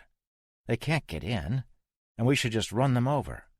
They're heading toward where we have to go anyway." I looked at Dallas, and he at me. We both shrugged. Why not? Why not run them down and grind them up? If there was anything left of Havre, those people didn't want a few hundred dead coming down on them, so why not stop them here? Tim was right again. Fuck 'em. I got back to the driver's seat and buckled up. There were some stragglers, but the main force of this small army was now ahead of us by 1/8 of a mile. I looked in the mirror, but couldn't see any more than a few behind us. The weird thing was that every single one of them was on the road. Not one pussbag was walking on the dusty ground or side of the road. They were all crowded on the asphalt. Some random inherent memory, maybe? Dunno. I started the truck, and it turned over immediately, much to the chagrin of the always hungry undead that had just ambled by a canned dinner unawares. The humiliation didn't last long, and I could see it turn to irritation, then downright anger. The scientists at Baldy had told me that these things have no emotion, but they were wrong. They didn't have compassion or pity or mercy, but they could get mad. Pissed. I had seen it. I got into an argument about the alphas versus the betas one day with one of the Baldy eggheads, alphas being runners. Runners were always pissed. Nobody on the planet was going to tell me otherwise, but this woman had tried her best. Maybe they were irritated about the fact that we weren't infected. Maybe they were annoyed that we looked better than them. I don't give a shit. They were all mad, and they absolutely hated us. Runners were way more terrifying than pussbags, too, unless there was a huge group of the dead ones. Kind of what was now looking at us. Okay, maybe they were incapable of humiliation, but they were sure as shit surprised. They all turned and started toward us. I drove forward and smacked down maybe 10 of them before the main mass of the swarm was in front of me. I backed up, running over several more that I had missed when moving forward. The swarm was bearing down on us, but I didn't care. What could they do? The faster of them broke away gradually from the slower, and in 5 minutes of backing up slowly, perhaps 60 of them were thinned out in front of the rest. So I ran them over, ground them down. It must have been icky outside on that road. There were still so many, though. I rinsed and repeated and realized this was going to take all day. I drove off the road and circled around the swarm, getting back up on the asphalt and leaving them behind us. They were going to follow, but unless we circled for 20 miles, they would see us on the flatlands in this valley. We saw the first signs for Havre a minute later, and 10 minutes after that, we saw the town. It was a fortress. We had to skirt an outer wall of useless vehicles, razor wire, and spike walls until we got to the massive front gate. It was a school bus with welded plate steel 8 feet high that sat in a groove cut in the road. Simple yet elegant. When the bus moved forward or back, the gate would open. I had seen this very type of gate before at a hastily erected military wall in Tennessee, only this one was way better. The inner wall was constructed of all kinds of stuff meshed together. Telephone poles cut in half and stuck vertically into the ground, sheet metal, plywood, concrete jersey barriers, crushed vehicles, more razor wire, chain link and stockade fence, and lumber. It looked haphazard at first glance, but upon closer inspection it was a goddamn work of art. There wasn't a millimeter of open space to slip through, and hardly a place existed where you could get a finger hold, and those places were covered in razor wire or metal blades or spikes. It was genius. There were 2 towers made of shipping containers with aluminum sheds placed on top, one on either side of the gate, and from this side I couldn't tell how the bus could move forward and back with those towers there. What I could see is that those fortifications and quite a bit of the wall were bristling with gun barrels, all pointed at us. Not 1, but 2 huge machine guns had their business ends trained on us as well, as did a nozzle on a swivel that I would bet dollars to donuts was a flamethrower. "Sorry, folks, Havre is closed today." No introductions were made, and I could barely see any of the folks who could have shouted that. Well, shit. Dallas, any ideas here? "Yep, but I gotta get out." Dallas stood, hunched over because of his height, and opened the back hatch. He stepped out and closed it behind him. He moved to the front of the vehicle, put his shotgun on the asphalt and his rebar as well, and turned in a complete circle. "I'm looking for Clara McInerney." "Who's looking?" "Name's Dallas." "What do you want her for?" "Got a message." "Give it to me and I'll tell her." "No." "No?" "No. Go get her. I'll wait." The big bastard actually folded his arms. There was some commotion, although I could barely see it through the slits in the wall. "Gonna be a minute." "I got time, but not too much. There's a—" He paused, obviously thinking. He snapped his fingers and said, "Swarm. A swarm of dead folks about 3 miles back on the road. He's headed this way." "How many?" "A lot." "How many?" "Hundreds." There was dead silence until a woman shouted over the wall, maybe 15 minutes later, "Who are you?" "Name's Dallas." "I don't know anyone named Dallas." A gigantic grin crossed the face of our new traveling buddy as he looked back at us. He turned back and spoke to the wall. "Your husband Kevin does. Captain Kevin McInerney of the USS Florida.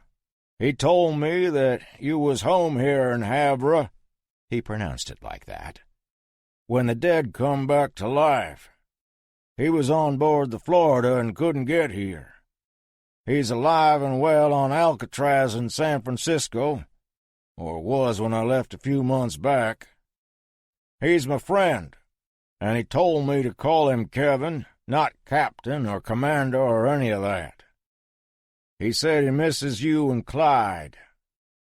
Dallas would tell me later he heard a loud sob, but all I heard was the sound of a bus engine. A smallish man dressed in coyote camouflage dropped over the side of the plate steel-covered bus. He skirted right past Dallas when the big guy put his hand out for a shake. The little guy moved to the MRAP and climbed up on the driver's side steps. He showed me a large bundle he had, waving it slightly. "C4. If you turn hostile, you go boom." He nodded, and I nodded back. He attached the bundle to the front windshield and stepped away. The bus moved forward, and a middle-aged woman, also in coyote camo, came running out and stopped in front of Dallas, looking up at him. A dog trotted out behind her and sat on the pavement, scratching his side. She slung her rifle and threw herself at Dallas, her arms going around him in a hug. She couldn't reach all the way around the guy, but she tried like hell. The big guy, taken aback, didn't know what to do for a moment. Then he returned the hug. 7 men, all in that coyote camo, followed her out and looked us over. One of them hand-motioned us to drive through the gate, and I did, stopping just inside. "Gotta get out, buddy." I opened the door, and Tim did the same. I brought my weapon, and the locals looked at it, but didn't raise their weapons, which I thought was odd. One of the guys came over and crawled up into the MRAP. He looked around and got out, nodding in approval. A different guy, older, with a beard full of gray, stepped up to us. He shook Tim's hand and then mine. "Any of you bit or scratched?" The dog, a bloodhound and a big one, came and sat at my feet, his gigantic tongue lolling. He looked up at me and I scratched his head. "No, sir. No bites or scratches." 2 of the guys looked at each other. "Welcome to Havre, Montana. Population just over 1,600 souls. Don't get in no trouble and you can stay for a bit. Get in trouble and we'll shoot you. Gotta get checked out by the doc and surrender your weapons before you're allowed to walk around." I unslung the HK and checked the safety, then handed it to him. I gave him my cig, and he looked at the suppressor, then at me with raised eyes, then sideways at one of his buddies. I unsheathed my SOG knife from my shoulder strap, and he put his hand out to stop me. "You can keep that." I thanked him and stuck it back in the sheath while he disarmed Tim. Dallas brought the woman over. "Boys, this here's Clara." I shook her hand, and so did Tim. "Thank you. Thank you for bringing word of my husband. You must be hungry. Let's get you to Eleanor's for some breakfast." She took Dallas's hand, pulling him down the street. Tim and I followed, me looking back longingly at the MRAP as the guys were now all over it like a flock of vultures. I heard it start up, and we turned a corner, heading toward a small diner. I smelled cooking, and suddenly I was starving. Brewing coffee and trouble. When I had been on the road with Ship and Cat, we generally ate what we could find. Canned and dried stuff, or MREs. The food at Atlantis, my new home, had been superior. Then I was a guest at Baldy Mountain, and the food had been standard cafeteria stuff. It was good. Reminded me of prison food. A lot of soups, cheese pizza, and pasta. Not a tremendous amount of meat, and the dairy products were substandard. When Clara opened the door to the Havre House Diner and Grill, and the aroma of fresh breakfast food being cooked hit me, it was like a wet dream. Picture the unbelievable stench of a rotten zombie, only in reverse. I realize you might think this is a terrible analogy, but it isn't. The smell did the exact opposite of what the zombie stink does. It filled me with thoughts of good things and better times. The door had one of those little bells, and it rang when we came in. Clara moved to a diner-style booth and took a seat. Tim sat next to her, and Dallas and I sat across from them. A couple of guys were at the bar, and there was a young couple at a table with a little girl, but other than that, the place was empty. Clara waved to everyone, and they all waved back. They also all had weapons. Even the kid, maybe 10, had a small pistol in a holster hanging on a hook. It had to be hers. The gun belt wouldn't have fit anyone else in the room. I heard the door to the kitchen open, and Clara waved someone over. I expected it to be this Eleanor person, but she was behind me as she came to our booth. I was also expecting, much like you were, that Eleanor was an older woman with her hair in a bun, wearing an apron and wiping her hands on a dish rag. Nope. Eleanor was tall and tan and lithe. Auburn hair in a ponytail, wearing jeans over cowboy boots, with a button-down shirt buttoned to exactly the right position. No further, no less. She was beautiful, and her smile made me feel like I was floating on a cloud of titties. Fine, it may not have been her smile, but this is my story. "Morning, Clara. Who are your friends?" "Newcomers. They have news about Kevin." Smile vanished. Instant suspicion. "Do they?" Not a question. "Sure do," Dallas chimed. He stuck his big Texas paw out to her. "Name's Dallas." She shook his hand and gave a curt nod to Tim and I. "Eleanor, what would you like and what do you have?" Seeing the blank looks on our faces, Clara explained, "We work on a barter system. Money is useless, so we trade in goods and services." I had a service in mind. Dallas looked helpless, and I was thinking about a young lady friend on an oil rig a few thousand miles from here. Tim, with his ever-present logic and ability to totally pull shit off, pulled out a map of the area and a compass. Where he got that, I will never know. "Will this do?" She looked at his stuff and told him it would work.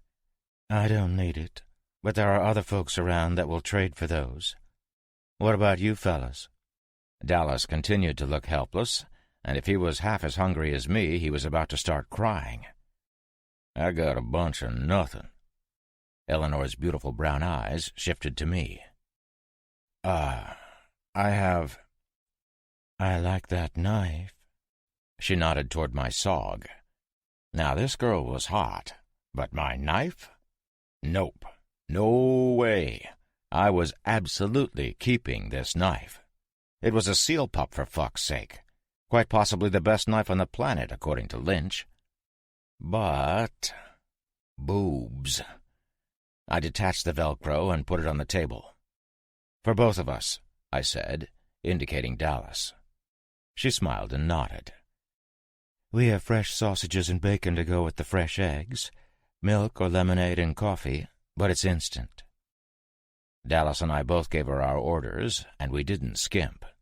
Tim ordered big too, and Clara had a glass of milk, stating, jokingly, that instant coffee was a construct of the devil. When Eleanor brought us our food, we dug in with gusto, and Dallas began his story to Clara between mouthfuls. The food was fantastic, and listening to Dallas's story again wasn't horrible. When he got to the part about meeting us, Clara let loose with a small exclamation. Oh, I thought Kevin sent them with you." "No, ma'am, and begging your pardon, but Kevin didn't send me neither. This here's a favor, and he don't know nothing of it. Actually, he might by now, if and reckon the others got back okay. Kevin wouldn't have asked me." "No, he wouldn't," Clara said quietly. "He would have gotten you situated and come by himself." "I reckon that's true." I heard the little bell on the door ring, and a shadow fell over us. It was the bearded guy from the gate.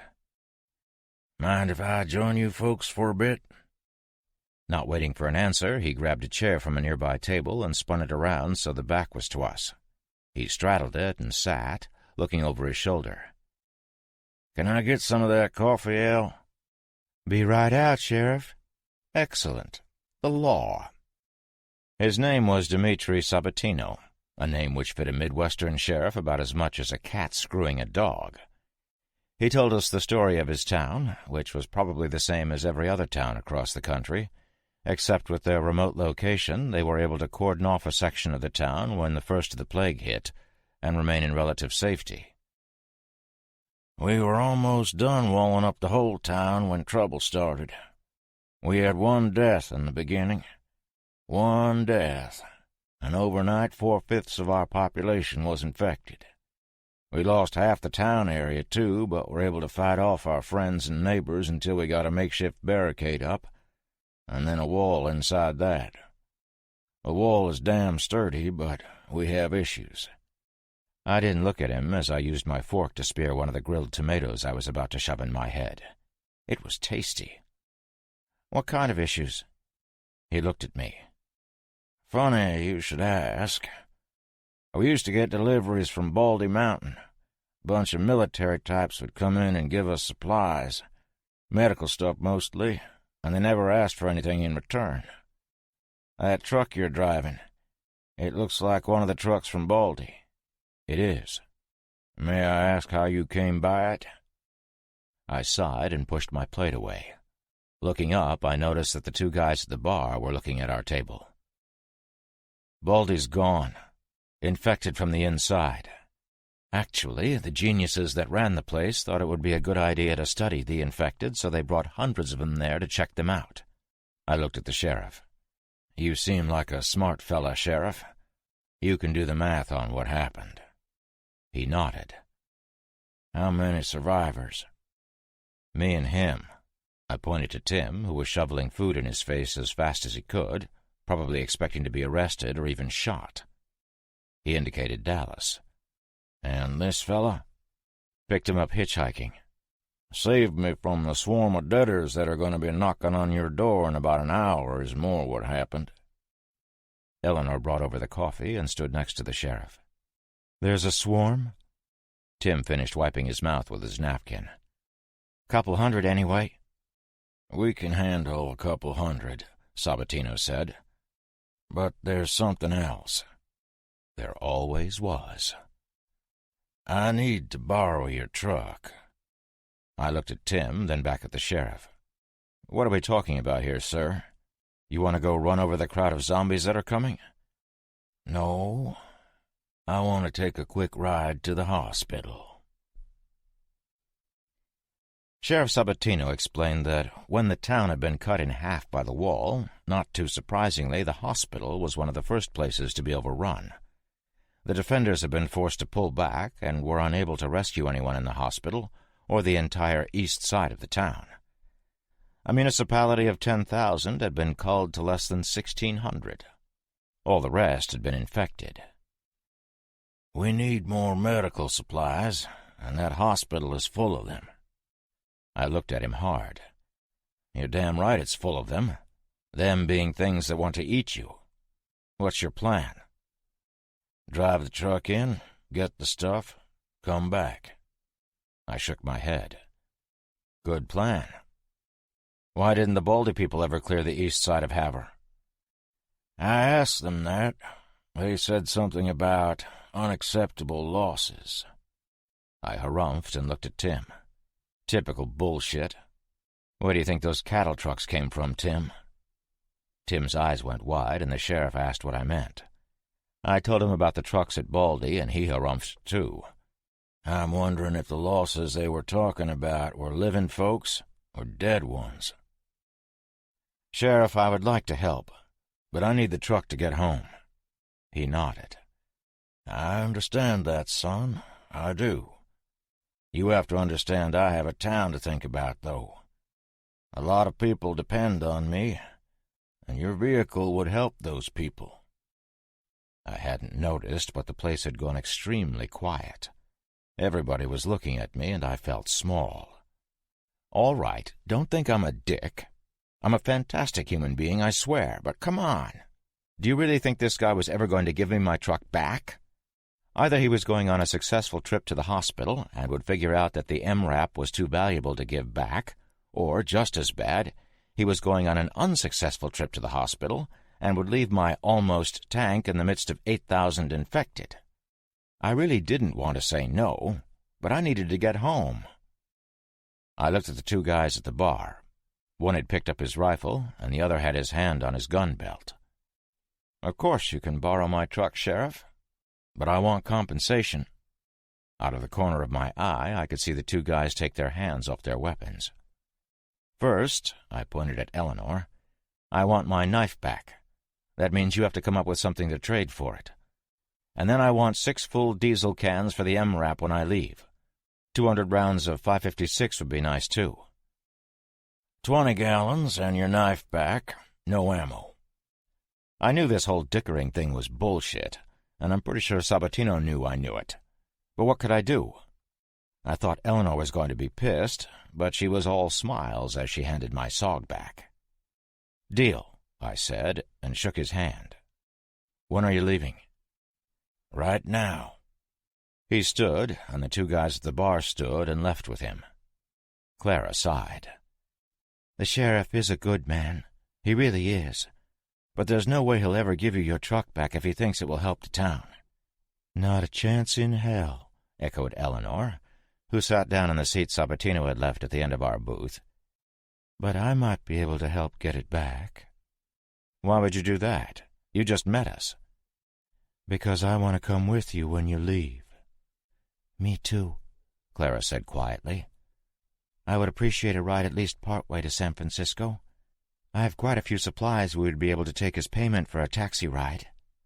I looked at Dallas, who smirked. "Well, I ain't staying here." The two guys that had been at the bar were our escorts. They showed back up about 10 minutes after the sheriff had left and were very friendly. They said we had to see the doc, and they brought us to him. We had gotten a once-over when we were let in, but this guy was thorough.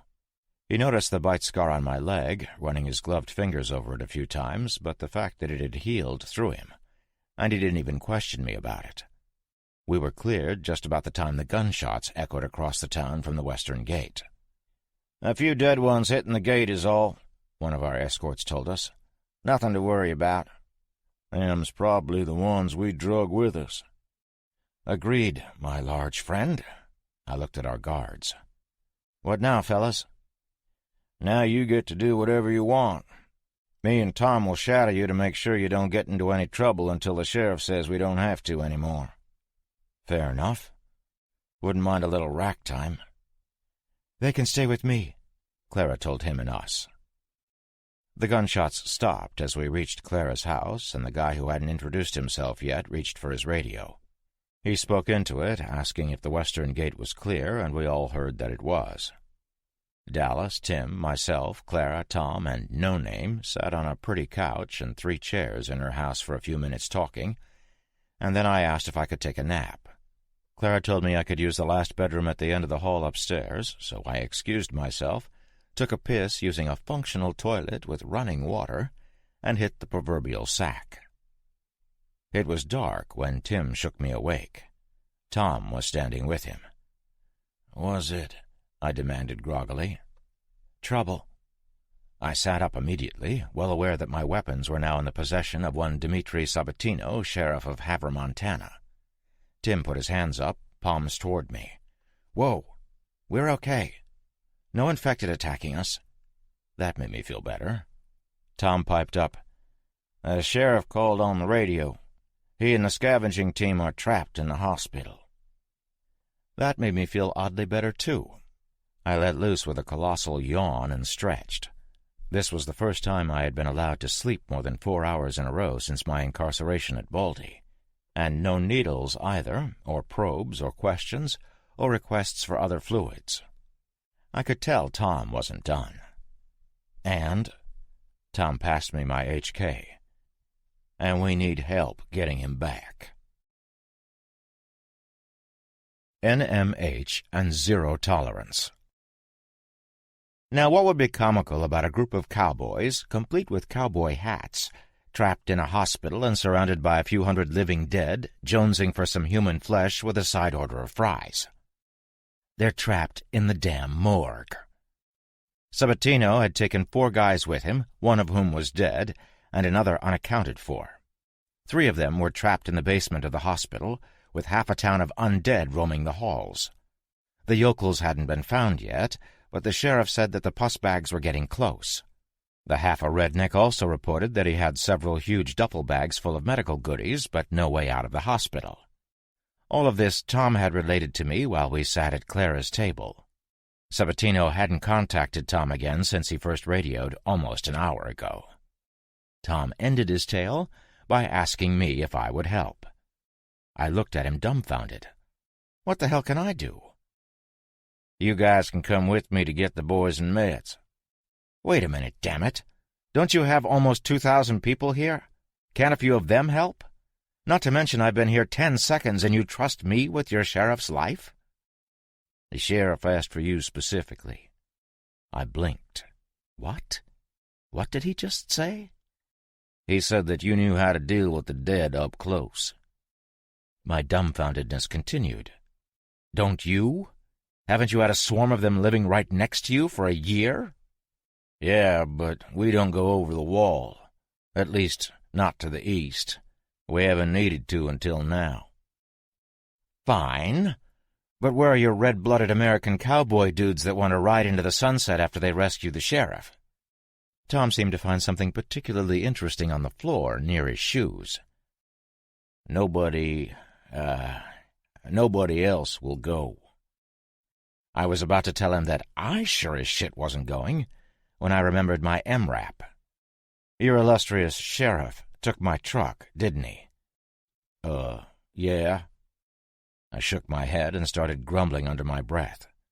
Carla looked surprised at my language, and I was surprised she could decipher it. Dallas looked shocked, too. Pard, are you okay? Dandy, I yelled at him. Just fucking great.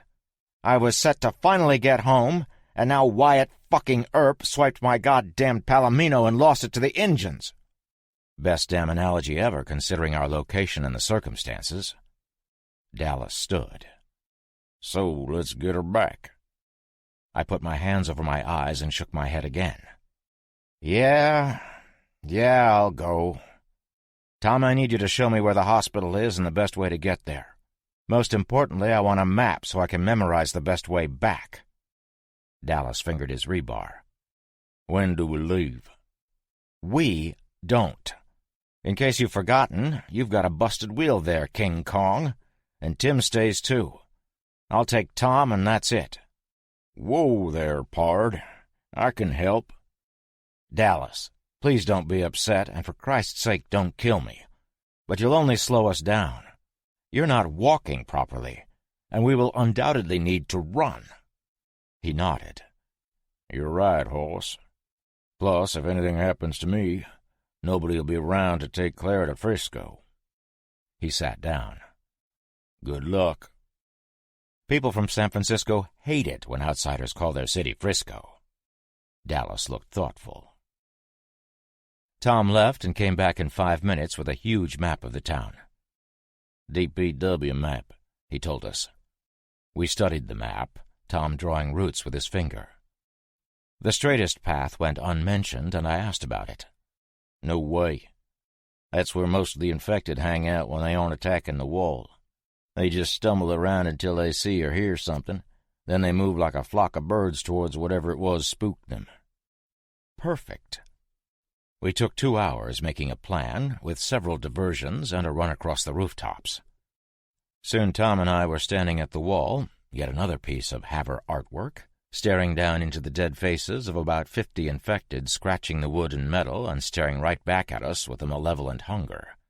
The guys on the wall knew the plan, and they started making noise. It was exactly 9 p.m. when Tom and I moved 100 yards south and dropped over the wall. I was instantly petrified. Fuck bravery. Fuck doing the right thing. This was pants-shitting terror. Tom moved forward, and I followed him to a drugstore with a smashed front window. We crawled in, careful not to step on the glass and make a shitload of noise for any critters lying in wait in the aisles.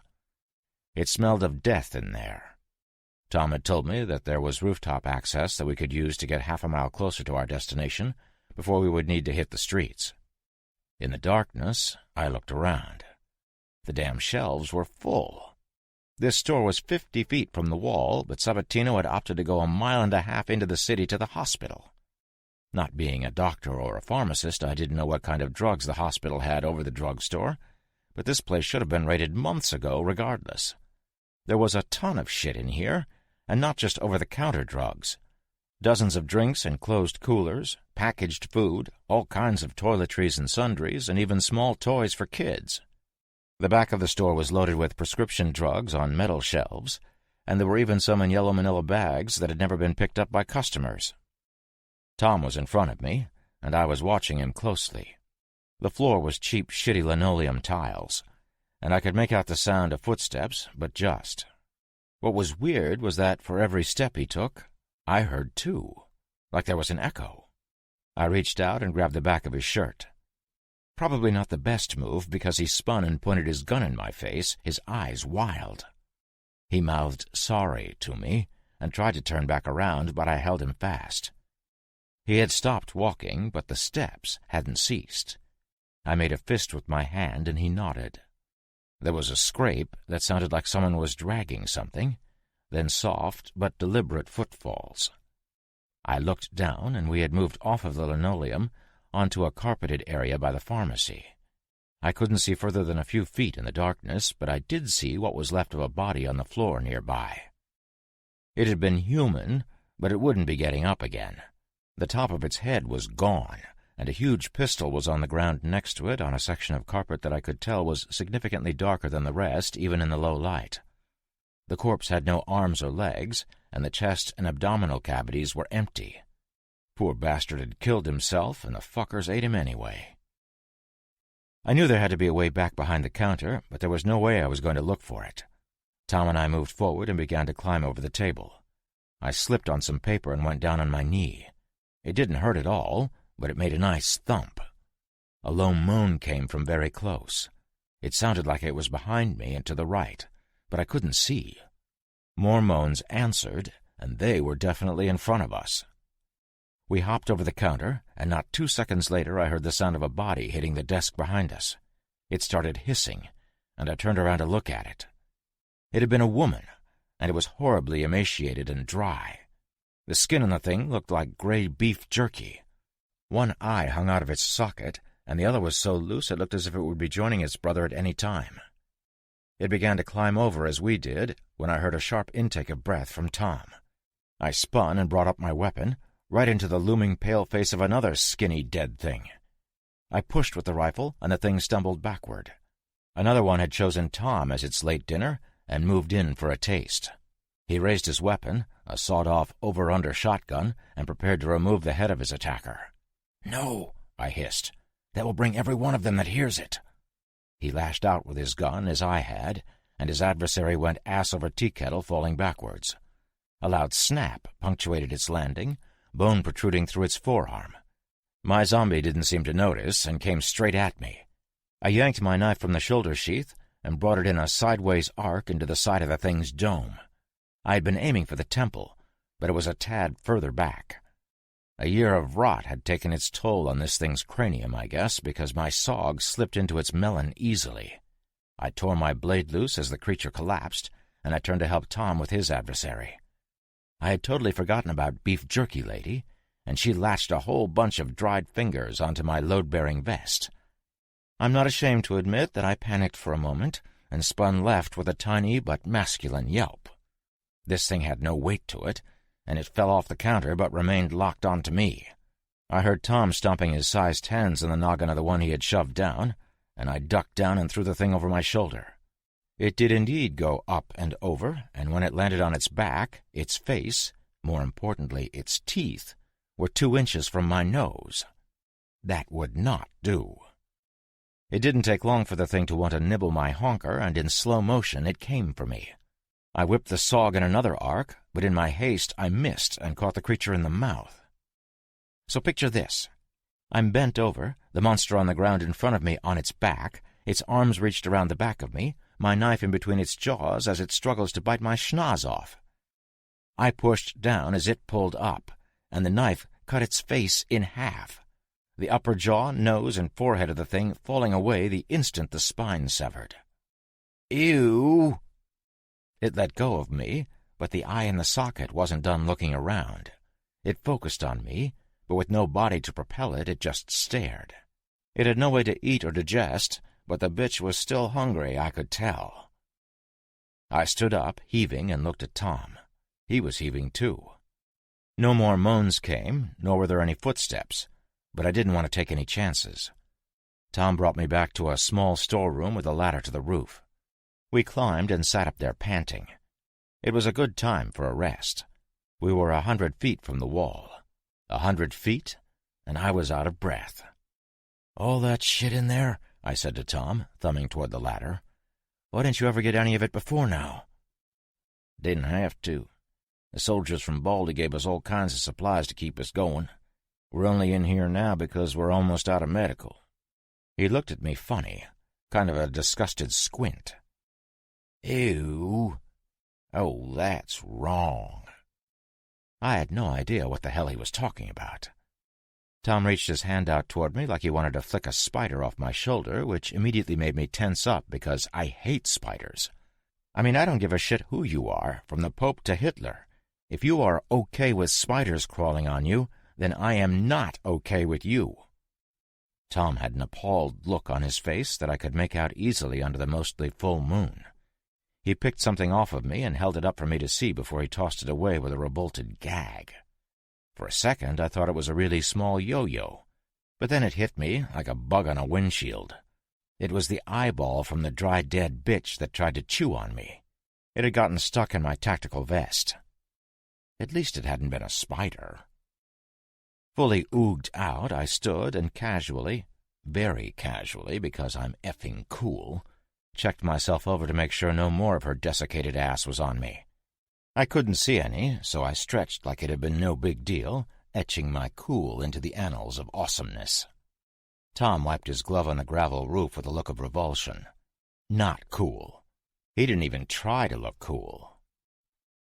Looking across the roofs, I could see that uncool Tom had known what he was doing during the planning stage of our little outing. The rooftops were quite close together, no more than a few feet apart for a quarter mile. We hopped the gaps and used this impromptu bridge to get within sight of the hospital.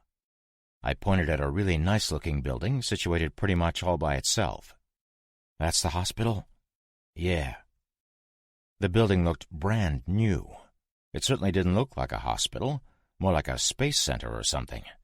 It was a damn nice-looking building, wide, with 3 stories and tall vertical windows. The parking lot, however, looked like something out of a war movie, or a story about the zombie apocalypse. There were at least 100 vehicles, some with doors open or windows smashed, others burned to metal husks. Trash was strewn everywhere, and some type of military helicopter was turned on its side, also burned. The remnants of medical tents were flapping in the breeze, and I could see dozens, if not hundreds, of wrapped figures piled in heaps next to a 10-wheel military truck, also with its driver's side door open. The entire parking lot was crawling with the dead as well. They moved in between the vehicles, stumbling over forgotten stuff on the ground and shuffling in and out of the ruined tents. I looked to the left of the lot and noticed a school bus. I was happy when a cloud moved across the moon and shielded my eyes, and not a little bit of my sanity, from the tiny figures moving around in that bus. There was something about zombie children that really bothered me. The whole unfairness thing, I guess. They never had a chance. The dead also staggered in and out of the ruined front doors of the hospital. The cloud moved off, and the moonlight illuminated the lot once again. One pus bag leaned against the Northern Montana Hospital sign off to the right. It looked like it was out for a smoke break. Something about it... I sighed. "Aw, shit." "What?" "Look there," I pointed. "Near the sign. Do you see him?" The undead I pointed at jerked when one of his brothers got too close. He undoubtedly snarled, although I couldn't hear him from so far away. He launched himself at the other zombie, and my suspicions were confirmed. Infected? Yes. Undead? No. A damn runner. The runner slashed and punched at the zombie. Then it did something I've never seen before.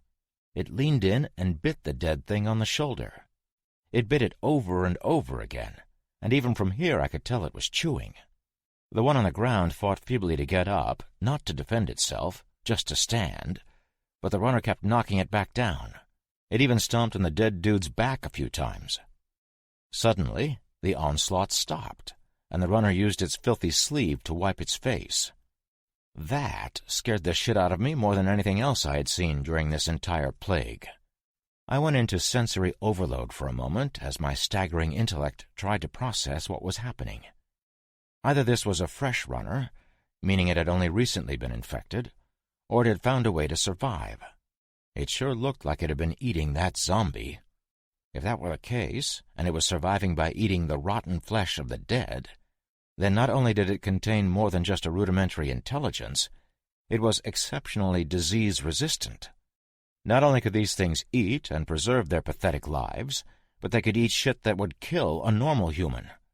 Take away the fact that the zombie had been teeming with whatever shit had made it a zombie, and you still have unbelievable amounts of nasty germs crawling all over its dead and rotting meat. So runners didn't starve to death. Or just this one had figured out how to eat? Fuck. Yeah, my mind said back to me, but you're forgetting that the bastard just wiped his face. Oh no, I didn't forget, mind of mine. I remember all too well. Why did the thing wipe its face? Instinct? Doctors at Baldy used to theorize that both zombies and runners exist on instinct alone, but I thought that was bullshit. Now I know it. I agree that eating is instinct. Wiping your mouth is not.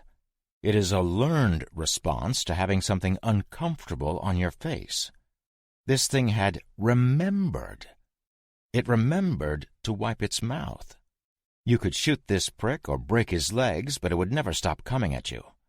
Self-preservation had no meaning to it. But it had wiped his mouth. Double fuck. What if it remembers how to open a door, or use a knife, or a gun, or set traps, or speak French? Ugh, who wants to speak French? If this bastard had indeed survived and was learning, then we were in a whole new world of shit. Or it could have been a fluke. Just some weird shit that meant nothing. I filed it away in my head for later consideration. Someone was talking to me. It was far off, but I couldn't help thinking it was also close. I blinked and looked at Tom. What? I said, what the hell was that? Just one more thing we need to be extra careful about. We'll have to skirt far around that runner. Shit, I thought they'd all be dead. Runner? What's that? He looked in a few directions. The runner. The infected that just... I looked at him. He was oblivious. Tom, you've seen runners before, right? What runner? What's a runner? Boom.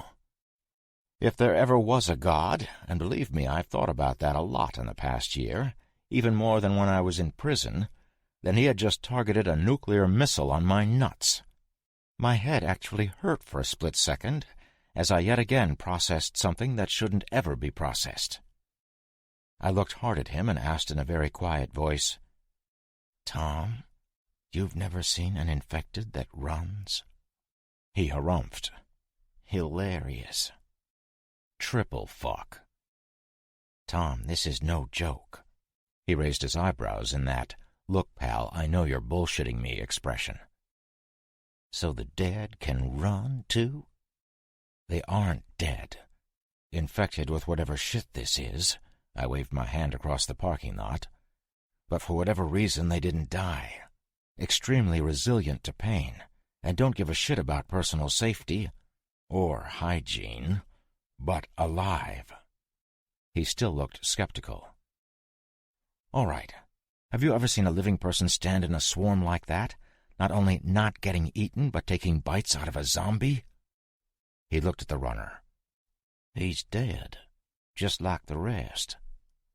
Tom, why the hell would I... You know what? Forget it.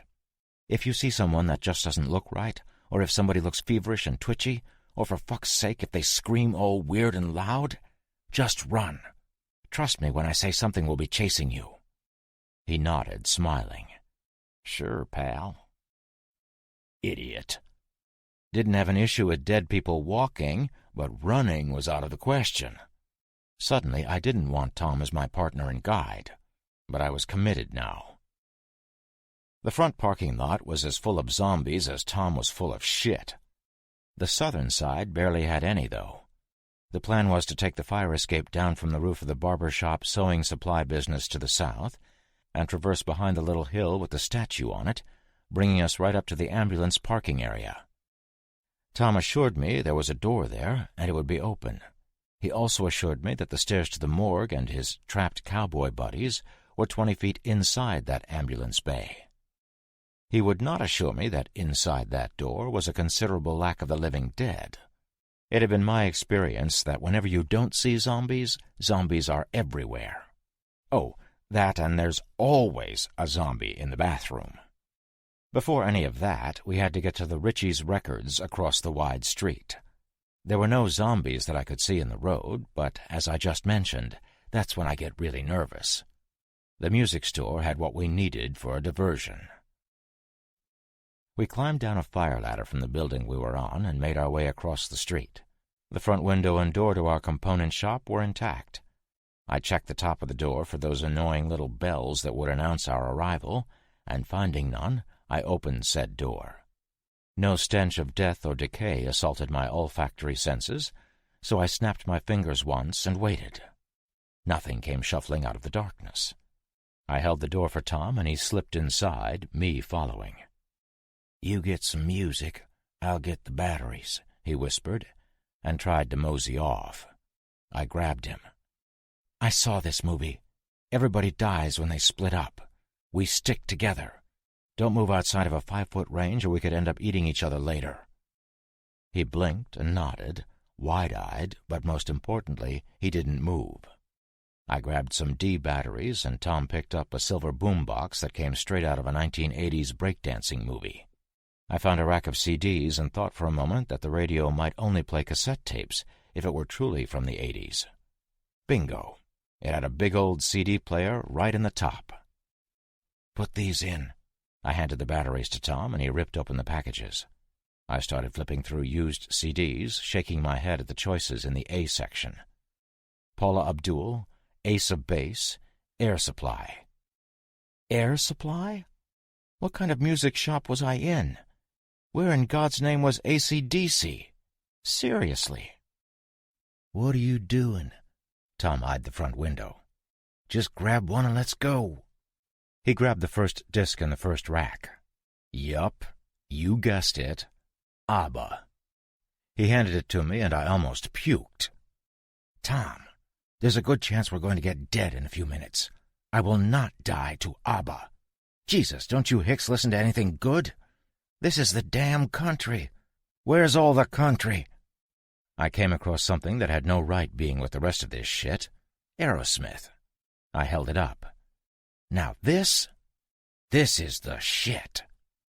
I used my knife to open the disc because everyone on Earth knows you can fight with your thumbnail trying to open a CD case, and it will just smile and tell you to screw. I placed the disc case back on the rack. Now we can go. We got back to the ladder without seeing a single creature. I handed Tom the disc, but didn't let go right away. "Track number 4, and crank that shit to 11, buddy." "It only goes to 10. He pointed at the knob. "Jesus, who are these people?" 10, then," I told him, shaking my head. "All right, get up the ladder, I'll turn it on." He climbed, and I tried to crank up the volume a little louder, but it wouldn't go. Of course, I hadn't turned the damn thing on yet. I just wanted to see. I put the boombox on the sidewalk and set the selector to CD. The blue light read number 1, so I pressed skip 3 times and climbed up the ladder like a monkey with its ass on fire. I didn't get 3 rungs before the awesome sticks of Joey Kramer started beating the shit out of his drums. The song Walk This Way had begun, and it was loud. When I was halfway up the ladder, I turned to look down the street. At least 30 dead had decided to fight for the front row of this gig. Funny, considering the musical choices in the record store. I scuttled over the ledge, Tom helping me, and we stared down. The street was filling with undead. We moved 2 buildings over, and that might not sound like a lot, but it was probably almost 1/8 of a mile when you consider the corner and the way the road was situated. Pussbags were stumbling past us down below, all headed for the concert. That, my friend, is a fucking diversion. He nodded, smiling, and we made our way to the fire escape a few more buildings east. We belly-crawled up to the edge and looked at the hospital parking lot. Sure enough, dozens of them were moving off toward the music. The runner was gone, too, but I didn't see him sprinting anywhere. When the coast was clear, we climbed down the iron ladder. We had to pass several inky black windows, which concealed God only knows, but nothing attempted to eat us. Keeping low and skulking between abandoned or crashed vehicles, it took us just under an hour to make that last quarter-mile. The trip had been scary. I checked my watch, and it was almost 3 a.m. The sun would be up in 2 hours, compromising our stealth. But I didn't want to hurry for fear of making too much noise or being seen. The caterwauling howl of a runner froze my blood appropriately. That little shiver that most people say runs down your spine but actually scrunches your balls, sorry, ladies, hit me, and Tom looked absolutely terrified. I had no idea how he could have lived this long and not heard that scream. The scream had been close. Tom looked like he was about to break radio silence, and I ran my finger over my own throat and then held it up to my lips in one of those desperate "don't utter a sound" gestures. He got it and kept his teeth together. No, dear reader, there was no radio, but that sounded great, didn't it?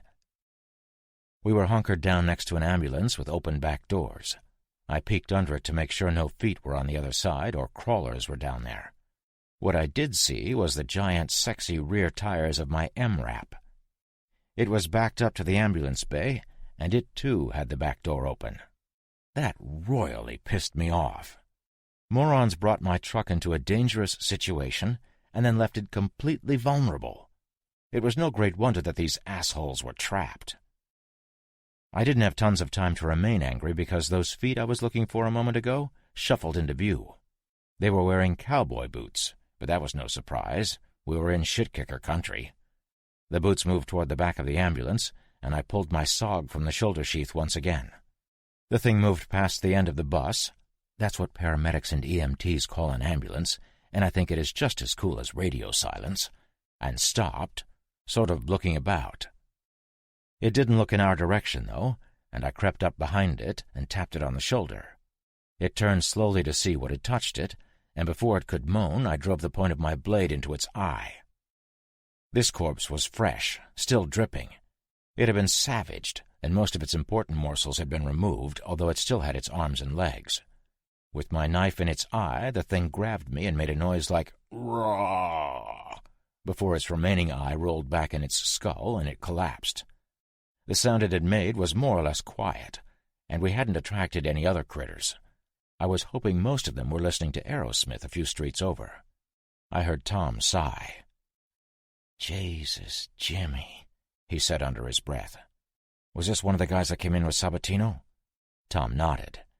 It had gone bad for this guy, but I also understood the need for the supplies they came for.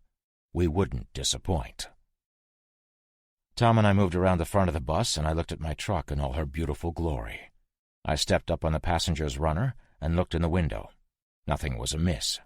Moving to the back, I could see that the MRAP was empty, devoid of living or dead.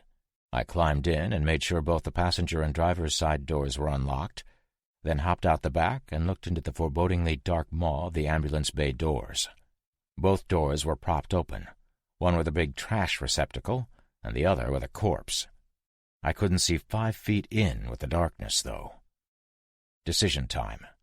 Turn on my tack light for a moment and shine it in there, illuminating the zillion or so shuffling corpses and also telling them that dinner had arrived, or don't turn it on and go in blind. Fuck that. I turned it on for a moment and swept back and forth. Several corpses littered the area, but 2 steel interior doors 20 feet in were closed, and there was nothing else moving. I shut the light off, and Tom pointed to a side door about 10 feet past the exterior doors. This was the way down into the basement and the morgue. It was across the hall from an elevator which was undoubtedly used to bring deceased down to the basement. There were bullet marks in the concrete, and brown arterial spray on the walls. Old brass littered the floor as well, and a fluorescent light dangled broken from the ceiling. All of these things indicating a stand had been made here, but it hadn't been recent. Scared shitless, I made my way inside the hospital and turned my light back on. My mouth was totally dry and my nuts were clenched. I was on edge, and Tom wasn't any better, looking every which way, pointing his shotgun at every possible location. I pushed the door open and looked into the stairwell. More corpses. 3 of them, and put down for good. 2 landings down was another door, this one with a window. Tom and I crept down the steps, me turning my light off. I looked through the window, and I could see several shapes moving in the gloomy hallway, and there were lighted windows at the end of the hall. I couldn't tell how many, but there were more than a couple, and they lurched and staggered. We were in the basement, a floor below the street, with a couple of doors between us and anything that could hear us. I was hoping, if this went bad, that nothing above would hear the shots down here. I pulled the suppressed cig, but it didn't have a light on it. I passed Tom the HK. "When I open the door, turn the light on and shine it at their faces. Don't shoot. If they start getting too close, or if I run out of ammo quickly, give me the rifle back and get ready to use your shotty." He swallowed hard and accepted the rifle. "You turn the light on here with this thumb switch." I indicated the pressure switch on the magwell grip. "You ready?" He nodded, looking terrified. I pushed the door open, and the smell was pretty awful. The door hadn't made a sound, but the moment Tom hit the light, 13 dead faces looked right at us. The moaning started, and so did the shooting. I dropped 2 before they moved. They came at us quickly then in the confined hallway, and I took my time shooting. The suppressed rounds were loud in that hall, and my ears were ringing in just a second or 2. There were about 15 left at 30 feet, and that math didn't work for me. Had I created zombies? I fired the cig until it was empty and slid in another magazine. I fired that one empty too, but there were still plenty left. I'm not going to lie and tell you every shot was a headshot, but I did pretty well. When the cig's slide racked into the open position, I knew it was about to get louder. Dutiful Tom passed me the HK and aimed his shotgun, but didn't fire. I chose the closest target, putting my red dot on her forehead, and let the dead broad have it. Now that was loud. Way, way louder than the suppressed weapon. It sounded like a friggin' grenade, and the sound bounced all around the corridor, instantly making my ears ring twice as loud. Those dead bastards never made it within 5 feet. I dropped them all. 2 more came from side rooms down the hall, and I ejected my magazine and shoved in a fresh one, yanking the charging handle and taking aim. 2 shots later, and the moans stopped. I could barely hear them anyway over the ringing, but I could tell they were done. We moved down the hall, and I looked into the first open door. Janitor's closet, and empty. Second door was closed, and the third door was an office in a complete shambles, but devoid of bad guys. I closed the door anyway, and Tom got the janitor's door. The morgue was at the end of the hall, and it was all glass windows with that chicken wire embedded in it. There was also a light on in there, and that didn't make sense. Heavy curtains covered all the windows from the inside, and I knew this is where Sabatino and his 2 guys were holed up if they were still alive. I could hear something moving around through the double doors at the end of the hall, but there's no way whatever it was hadn't heard the shots and the moaning, so it was either incapacitated or blocked from getting into the hallway. I shined the light back and forth down the corridor, but nothing more was coming for us. That didn't mean that there weren't 8,000 ambulatory corpses bearing down on us from upstairs, though. I looked at the curtains again.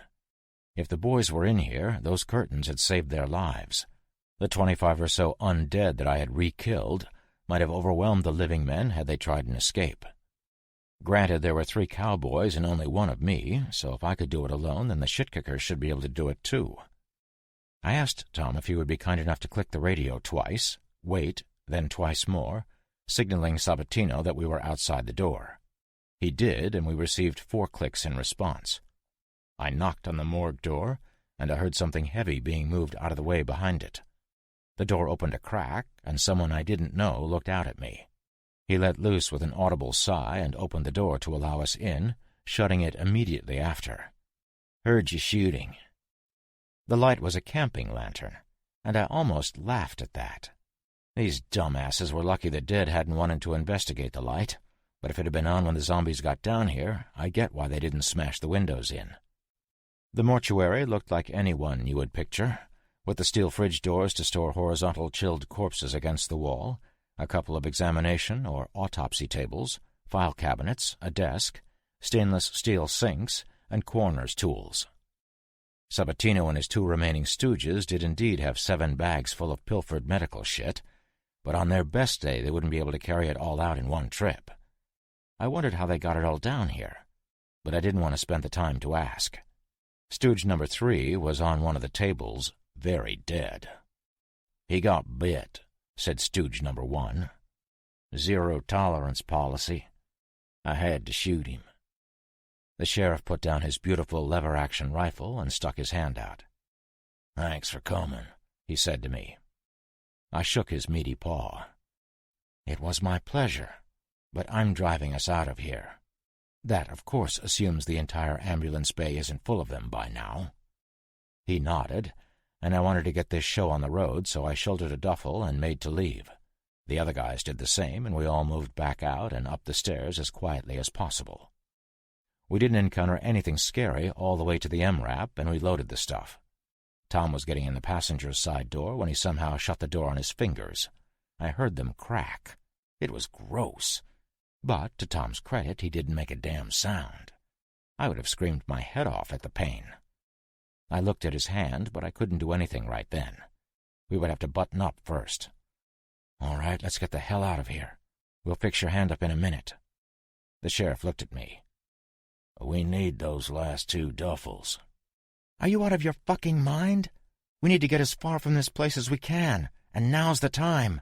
The dead are all a few streets over listening to a concert." I thumbed in the general direction of the tunes. "Those bags have some critical supplies like drugs and bandages. We lost 2 men getting them. I won't have them die for nothing." "Fine. Go get them." The stooge that opened the door folded his arms. "I ain't going back in there." "Yeah, that's not happening," the other guy said. "Then I'll have to make 2 trips." "Oh, for Christ's sake. You and me, then." He looked at me and grinned. "You're a big damn hero, son." I hopped out of the truck, and stooge number 1 took the driver's seat. The back hatch was open, and stooge number 2 would close it if anything got close. "Tom, use some of this shit to wrap your hand while we're in there. We'll be back in 5 minutes." Not waiting for an answer, the sheriff and I went back into the hospital. We went down the stairs, into the morgue, and I shouldered one of the last 2 duffels.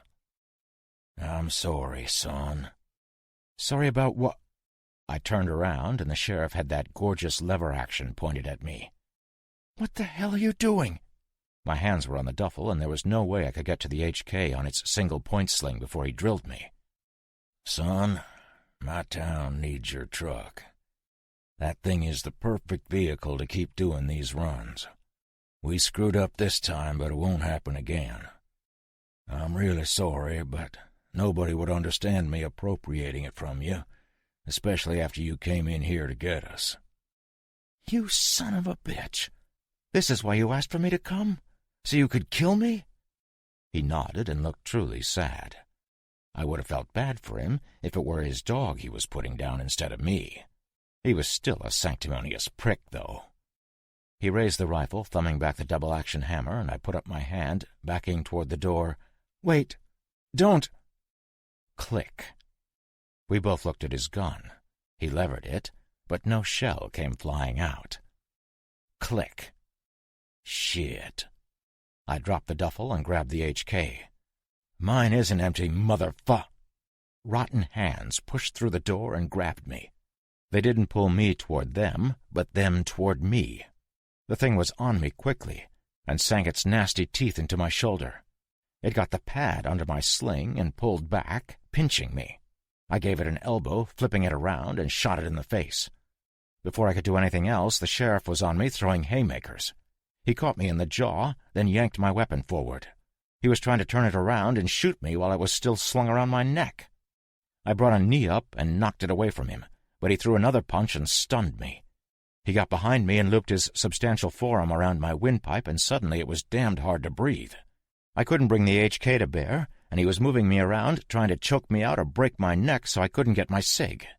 I also couldn't reach my knife because his forearm was on it, digging it into my collarbone. I punched upward with both hands into his arm, and his grip slipped a little, his arm coming over my mouth. So I bit down for all I was worth. He took it like a man for half a second, but then the pain overtook his senses and he tried to push me away. He succeeded, but not before I took a wicked chunk out of his arm. Then I pushed him away and pointed my rifle at him. You bit me?" I spit out the piece of him and wiped his blood off my mouth. "Fuck you." I raised my rifle, and Stooge number 1 picked that moment to burst through the door. Confused, he saw me pointing a gun at his wounded sheriff, so he pointed his exceptionally large hunting rifle at me. "Thank God, Nathan. This guy was trying to kill—" I pointed at the sheriff. "He's bitten. That thing got him." I pointed at the corpse on the floor. "Look at his arm." Stooge number 1, also known as Nathan, took a comical look at his sheriff's boo-boo and shifted his aim toward Sabatino's noggin. "Nathan, where—" Nathan's gun did not go click. It went boom. His sheriff, missing most of the top of his head, collapsed. Nathan picked up Sabatino's rifle and shouldered one of the duffels. Zero-tolerance policy. Bye. "He was gonna shoot ya?" He meant shoot ya. "For the truck?" "Yeah." "So you bit him?" "I did, yeah." "That was quick thinking," Tim said. Eleanor and Clara were looking at each other funny, and I thought right then that it may not have been the best plan to tell the rest of my group of 5 what had transpired in the basement of Northern Montana Hospital. Clara looked up. "The sheriff would have done anything to protect this town. I don't think murder is acceptable, though, no matter how many he thought he could have saved." She took my hand in hers. "I'm sorry." "Me too," I said, gripping her hand tightly. "But it was me or him, and I like me better. I'm not a murderer, but I've had to protect me and mine since this started. And while I'm very sorry the sheriff had to die, I'm not sorry I'm alive because of it." "So what happened next?" Eleanor asked. I had her attention, and I liked it. After Nathan, a.k.a. Stooge number 1, had put a round through Sabatino's dome, he and I grabbed the last 2 duffels and quickly got back to the MRAP. There were no dead in sight. We chucked the bags in the back and climbed in. Nathan sat down in one of the seats and looked at me. "I couldn't let you guys go back in alone. I had to come." He looked down. "I'm glad you did." Stooge number 2 looked back at the 2 of us. "Where's—" was all he got out before he stopped himself. Suddenly big fat tears were dropping from Nathan's face to the deck of the MRAP. "I shot the sheriff." Oh, shit. All I could think of was Bob Marley. He was infected. He would have hidden the bite and turned when inside the walls. He probably would have killed some people, and who knows how far it might have spread. "How do I start this thing?" demanded Stooge number 2, looking for a keyhole. I was rummaging around in the MRAP supplies looking for a bandage for Tom's hand when I just grabbed a newly appropriated duffel and opened it. Boom! Gauze bandages and medical tape right there on the top. "You don't. I'm driving. You're going to take this." I handed him the bandages. "And take care of Tom's mitt." The guy nodded and took the stuff. Tom and number 2 moved into the back of the truck with Nathan, and I sat in the driver's seat. I turned the switch from "ing off" to "start," and my baby started right up. The switch flicked back to run of its own volition, and the MRAP's diesel belched black smoke. 50 or 60 feet away, a few pus bags moved into sight, curious at the sound of the truck. It was time to GTFO. I threw the gear shift into drive, and we moved forward. We made maybe 20 feet when something impacted the passenger's side door and window. A runner had launched itself at us. It hung onto the mirror, screaming and smashing at the steel louvers over the bullet-resistant glass with its left fist. All 3 of the guys in the truck asked, "What was that?" in varying degrees of shocked fear at the same time. "That, boys, is a runner. And before you say you don't believe me, look out the back in a sec.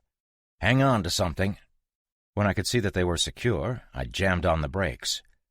We had been traveling at maybe 15 miles per hour, but that was enough to send the runner flying forward off the truck.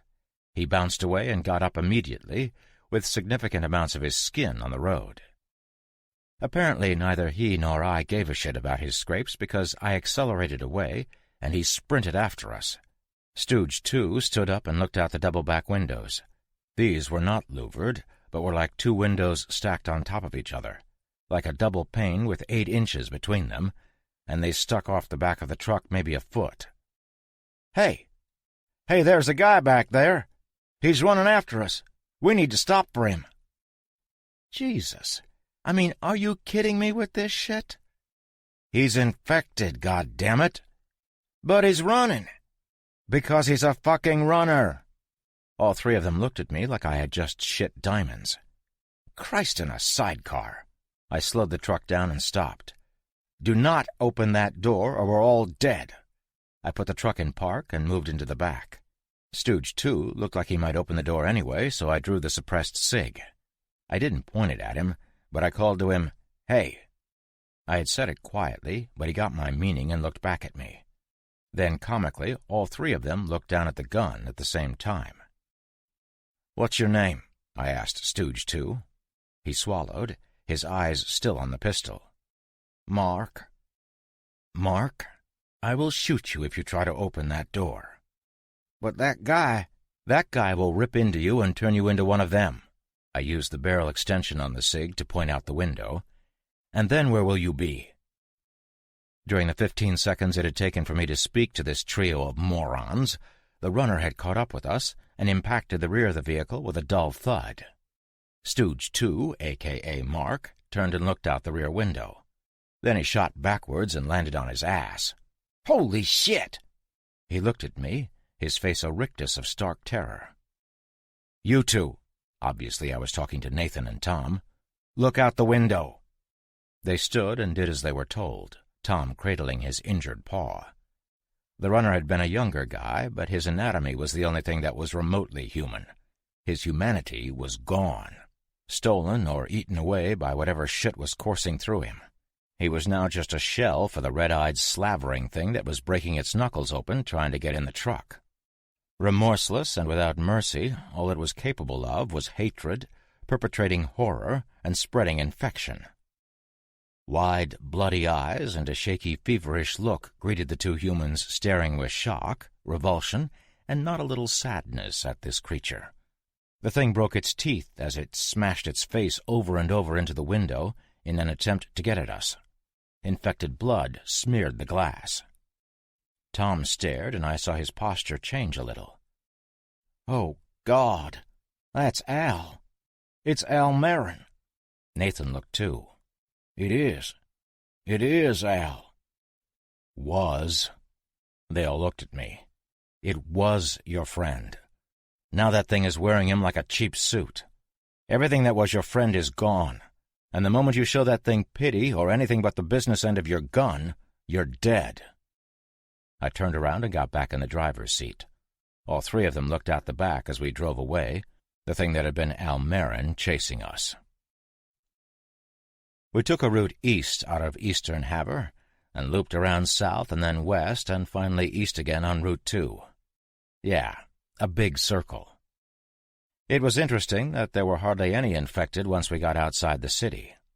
Inside the city it got dicey a couple of times, but I was never really scared. We had seen hundreds, maybe thousands, during the trip through the plague-ridden side of Havre, but once we got past them and out into the flatlands we saw 2. An adult female, and a dead little boy. They were walking together, and I hoped they were mother and son with some semblance of memory of each other. At least they were together even in death. I might have mentioned this a couple of times, but seeing dead kids walk sucks. Kids represent our future and hope and good shit like that. To see them stumbling around dead and infected is horrible. Takes the wind out of my sails, so to speak.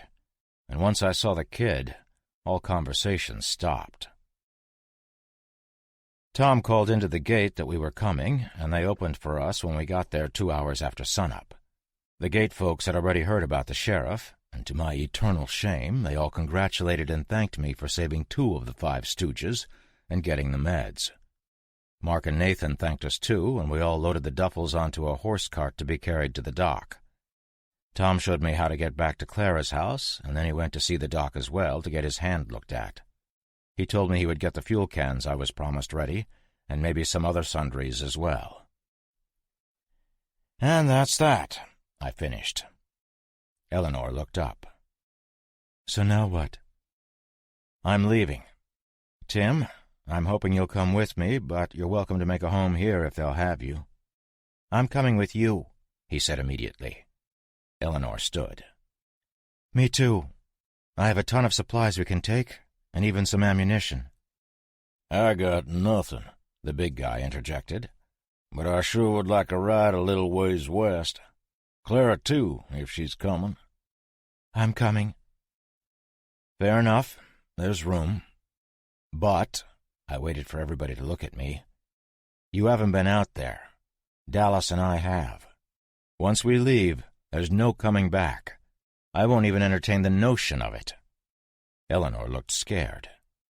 How bad is it really? Bad, both Dallas and I answered at the same time. We gave sideways glances to each other. Those things are everywhere. I mean it, too. Everywhere. I used to pull up satellite scans of the cities, Tim added. New York, Phoenix, Chicago. So full of the dead you couldn't see the streets. London, Mexico City, Paris, Perth, Delhi. All gone. Swarming with the dead. When I pulled up scans of open highways in Nevada, they were dead there. The bottom of the Grand Canyon and the top of the Space Needle are full of dead. But I never really understood until they got into Baldy. It happened so fast. Then everybody was gone, and they were everywhere. And that was just an installation of a few hundred. Imagine a town of 20,000 or a city of 1,000,000. I need to see my husband, Clara said. I'm going. Eleanor looked around sadly. There's nothing for me here anymore, and winter is coming. The cold will kill at least a few on this side of the wall, and I don't want to be here when that happens. I nodded. I understand, and I'm not trying to talk anybody out of coming, but I promise you, this place is pretty good compared with what's out there. Everybody who wasn't standing stood. All right, then. We leave at first light. I'd always wanted to say that, and it was epic. Tomorrow? Yeah. Pack your stuff. I need to find Tom. He said he was going to the dock. Who can tell me how to get there? I'll take you, Eleanor chimed. I might need some help packing some things anyway, and my house is near the clinic. I really do have a lot of supplies. She smiled, and it was a little slice of heaven. We left for the docks, everybody starting to bustle. We took my MRAP, and we were almost at the doctor's place when I popped the question, Eleanor, have you ever seen a runner? I'm sorry, what? Have you seen a runner? An infected that runs? She turned and looked at me, horrified. Oh, my God. They can run now? They've always been able to run. Well, not exactly. The ones that run aren't dead. They're infected, and will try to kill you, but you can kill them.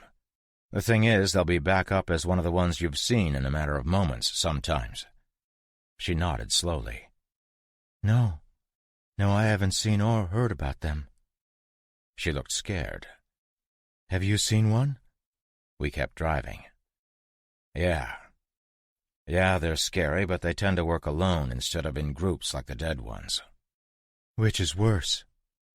The clinic came into sight, and I could see a few guys moving some red jerry cans off of a horse-drawn cart. Both are terrifying. Either can kill you. I guess I don't like any of them. We reached the dock's place and got out of the truck. 2 of the guys that were hauling my diesel shook my hand and thanked me for saving their buddies. I felt good, and that scared me. I was a magnet for doom, and pretty much everywhere I had been in the past year had been attacked by the dead while I was getting comfortable. I wanted to get the duck out of Fodge, or in this case Haver, before this place became just another overrun haven for the undead. I didn't want to bring disaster to this place. They were doing well. The two dudes and I loaded 9 diesel cans of varying size onto the MRAP. It got to the point where I had to use a chain through the handles of the jugs to secure them to the side of the truck. Eleanor and I strolled into the clinic, and we saw Tom with a freshly bandaged hand. He saw us and smiled. "Hey." Tom was a disbelieving dumbass, but I liked him. He had gone over the wall to try to save his friends and get meds for sick kids. That was aces in my book, even if his sheriff buddy was an almost murderer. "Hey, yourself. How's the paw?" "Doc said I busted a couple of meta-somethings. My fingers are okay, but the hand is broke." "Tom, you're so damn tough, I expect you to shrug this shit off and get back to work by morning." I reached out my hand to shake his, but I realized that his shaking hand was the injured one. We both chuckled, and I nodded and said goodbye. "Good luck," he said. "You too, buddy." The lovely Eleanor and I got back in my truck, and she showed me where she lived. It was a quaint little ranch-style house, nice. We went in, and it was nice inside, too. She brought me through the kitchen and into a garage-turned larder, and I almost shit myself. She hadn't been kidding when she said she had tons of stuff. Lots of food, some of it in a few glass soda machines, lights off, but I could tell they were cool from the frost on the glass. She deciphered my raised brows and vacant expression. "Solar power." We packed several large boxes full of all kinds of food items, both perishable and not, but there was so much we had to leave most of it behind. "My waitress Stella is going to take over Haver House." She looked around. "I can't wait to get out of here." So that's what we did. We picked up the others, a few more supplies from Clara, and one more mouth to feed, a giant bloodhound by the name of Clyde. Clara and Eleanor said goodbyes to folks around town, but it didn't take long, and in another hour and a half we were at the western gate. 3 gunshots later, the bus was moving forward. Only 3 dead had been near the gate, but a huge, still smoldering pile of corpses, with a greasy steam coming off of them, was 50 yards outside of town. These must have been the zombies that had followed us down the road when we first got to Haver. Tom, Nathan, and Mark were waiting at the gate for us, and for a moment I got nervous as they were all armed to the teeth. I thought perhaps that they too envisioned my truck as their property. They only wanted to say goodbye, though. Stella, Eleanor's friend, was there too, and both she and Eleanor began to cry. Soon half the town showed up as the gate was opening to wave to us as we drove out. I got about 150 yards away from the gate, and I stopped, looking back in the side mirror. Having second thoughts about leaving there, pard?" "Nope. I'm waiting for the inevitable wave of zombies to begin to tear into Haver and kill everyone. This time I'm going back if it happens, and I'm going to kill every damn zombie first." I heard sharp intakes of breath from the ladies, and I realized what I had just said. "Look, I'm sorry. It's just that Lady Luck has left the building when it comes to me and the undead. Most places I visit are overrun while I'm visiting." Clara stood and looked back out the rear windows. "Well, I'm glad we left then." I shot the back of her head a glance, not knowing if she was serious or kidding. I realized it didn't matter and stepped on the accelerator. Haver disappeared into the side view as we moved west down Route 2.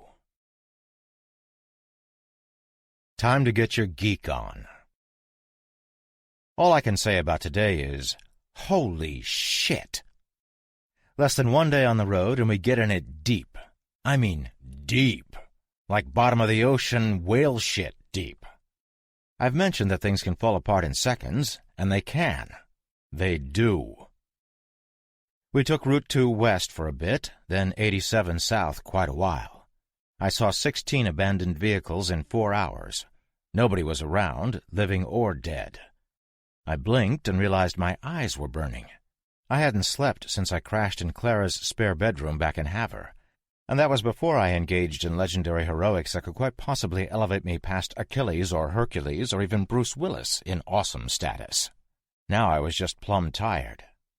Yeah, I just wrote that. Plumb tired. I sound like Dallas. Whatever. Forgive me if I ramble. I've had a bad day. I stopped the MRAP in the middle of nowhere, in the center of the road. According to our map, which was the map that Tim had traded to Eleanor for some food, we were about 10 miles north of the city of Great Falls, Montana. Yeah, I said city. Havre had a population of about 10,000. Great Falls was 80,000. Screw that noise. We couldn't safely get through Great Falls, even with the MRAP. Plus, at some point, we would have to cross the Missouri River. There are several very important things I had learned during the zombie apocalypse. One of them, and this is a biggie, stay the F away from bridges. Unless there is no other option, you go around. Bridges are either jammed-packed with abandoned vehicles, which means shitloads of infected, or they just aren't there. The military blew them up early on to stem the tide of infection. You could get trapped on bridges, and zombies seem to like them. I don't know if they just liked the feel of a bridge, or if they somehow knew that food would come to them if they hung around, or maybe just stayed where they were when they died. None of that shit matters. What does matter is that bridges suck. We planned a route that would take us along a river, and we would move steadily southwest until we hit the mountains. That was something else. There were more friggin' state parks around here than living people. A couple zillion square miles of state park, and that would mean little interaction with the living or the dead. Or so we thought. Growing up in the Northeast, I had a different understanding of roads than the folks out west. A highway was something with a ton of cars on it, all traveling at 60 miles per hour, and there was no real way off the road other than an off-ramp. An interstate was worse for both congestion and exits. Both were elevated for runoff from precipitation. In Montana, at least the part of Montana near Great Falls, if you wanted off the highway, you took a right or a left anywhere, and you were driving on dirt or maybe a secondary road. Few trees, few houses, and fewer neighborhoods. We started seeing our first signs of infection and destruction at that 10-mile mark I mentioned a few paragraphs ago. When I stopped to look at the map, we were just outside a destroyed neighborhood. Most of it had burned to the ground, but there were quite a few infected roaming the ruins, and they were all headed in our direction. We collectively decided to keep moving and turned west on West Portage Road. A dinky little paved thing that was almost a road. In 15 minutes, we were at the gates of something called Benton Lake National Wildlife Refuge. I say gates, but it was a sign with a bird on it. We soldiered on, and soon were surrounded by some gorges and marshes and a whole lot of nothing else. There was supposed to be a lake further north, but that was out of our way. The place was pretty, and soon we came across a red structure with white trim. We were not the first people there. The circus was in town. 3 18-wheelers and a dozen other vehicles, some with small amusement rides strapped to them, some with empty animal cages, and some regular pickup trucks, sat quietly in the parking lot.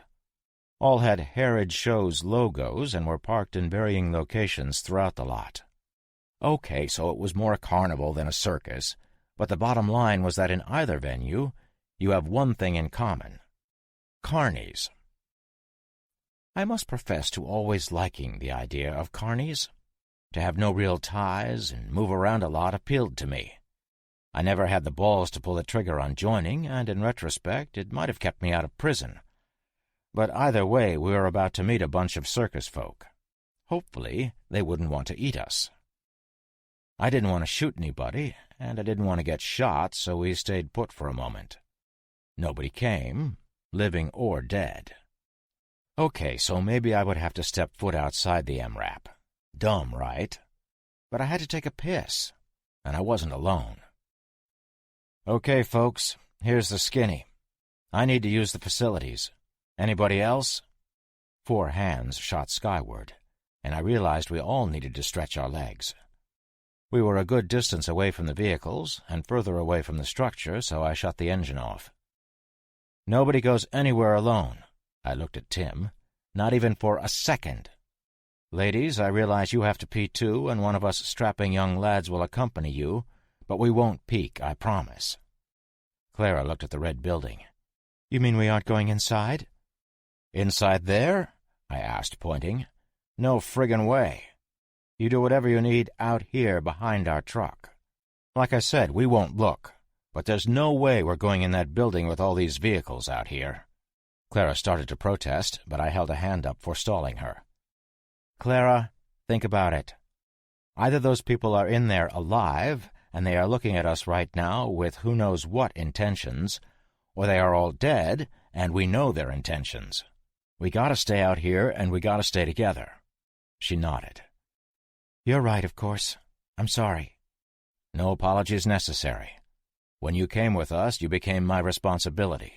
The likelihood is that we're all going to die out here someplace, but I'll try to prevent that as long as possible. Dallas, would you kindly escort the ladies to the bathroom? That would be the ground to the rear of the truck. Keep the door open. Any trouble, and you can fire a shot or get back in the truck and make some noise. I got it, pard. Where are you going? Tim and I are going to check the vehicles. Tim looked dumbfounded. We are? Yeah. I want to see if there's anyone here. But you just said, I know. Still not going inside, but I need to see something. Tim, make sure you're going in weapons hot. Damn, I sounded cool. I wasn't entirely sure what weapons hot actually meant, but I assumed it meant loaded with safeties off. Weapons hot sounded way cooler. I mean, say it. Right now, say it out loud. Cool, right? Tim and I moved to the nearest truck. It was a blue Dodge Ram 2500. It had been towing a bunch of what looked like rolled-up tents on a trailer. The truck was locked up tight, and there was dust on the windshield, but all 4 tires were inflated. I had no idea if this thing pulled into the lot today or a year ago. Cover me. Again, wicked cool, I said, and unzipped. When I was done, Tim did his thing, and we moved on. The next vehicle was a big International. Behind it was a huge, empty animal cage. A couple more pickups and an 18-wheeler later, and I realized that everything was locked. I was getting an eerie feeling and had decided to bug out when Psychic Tim told me he didn't like it here. I'm with you, buddy. Let's go. I heard Clyde going absolutely apeshit, barking and doing that howling bay that he does, and Tim and I looked at each other worried. We got 2/3 of the way back to the truck when we heard the first boom from a shotgun. We got to the truck before the second one went off and rounded the corner as Dallas was closing the door. There wasn't a zombie in sight. We looked in all directions, but the only thing we saw was the tall marsh grass. It looked like a wheat field right up to the road. I scanned a second time and was greeted with nothing but the swaying of the marsh and the breeze. I went left, and Tim came with me. My intention was to get back into the truck and ask Dallas what the hell he had been shooting at. At that point, several things happened at once. The MRAP started, Tim had time for one of those sharp intakes of breath, and something exploded from the grass to the right. Whatever it was hadn't made a sound, but it hit us like a hammer. I went flying, and the thing was on top of Tim. Now it was making noise. Not the moaning of a shambling pus bag, not the inhuman shriek of a runner. It was making the deep guttural growl of a friggin' lion. In the half-second it took me to process that we were being attacked by lions, Tim started screaming. The thing had his arm in its mouth and was backing up, trying to drag him into the grass. Blood was streaming down my friend's arm, and he was fighting like a tiger, punching the cat in the face and kicking for all he was worth. The lion was winning. Not wanting to hit the human, I fired my HK into the air, and the thing looked at me but didn't let go of Tim's arm. I had to shoot it. I had to. I know it isn't fair, and if the Humane Society was still around, you would report me, and you are calling me awful names right now. But this thing was going to eat my buddy. 3 black holes stitched across the side of this skinny creature, and it howled in pain, letting go of my friend. It limped back into the grass, leaving a trail of blood on the stalks. Did I feel like shit for killing this cat? Nope. Did Tim feel like shit with his arm flayed? Damn Skippy. I ran over to him, and Dallas opened the back of the MRAP, big shotgun out in front. "We didn't see you, fellas. Heard the yelling, and I come out to see if that damn lion was still around." Dallas noticed all the blood and me looking at Tim's arm, and he did something rare. He swore. "Oh, shit." He saw me dragging Tim over to the back of the truck. "Let me help you, hoss." He started to get out of the truck. "No! Cover us! I've got him!"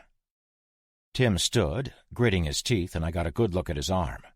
The skin was pulled down in a band around his bicep, and I could see deep puncture marks in the red of the exposed muscle as it bulged out of the bloody wound. Blood streamed down his arm and saturated his jeans.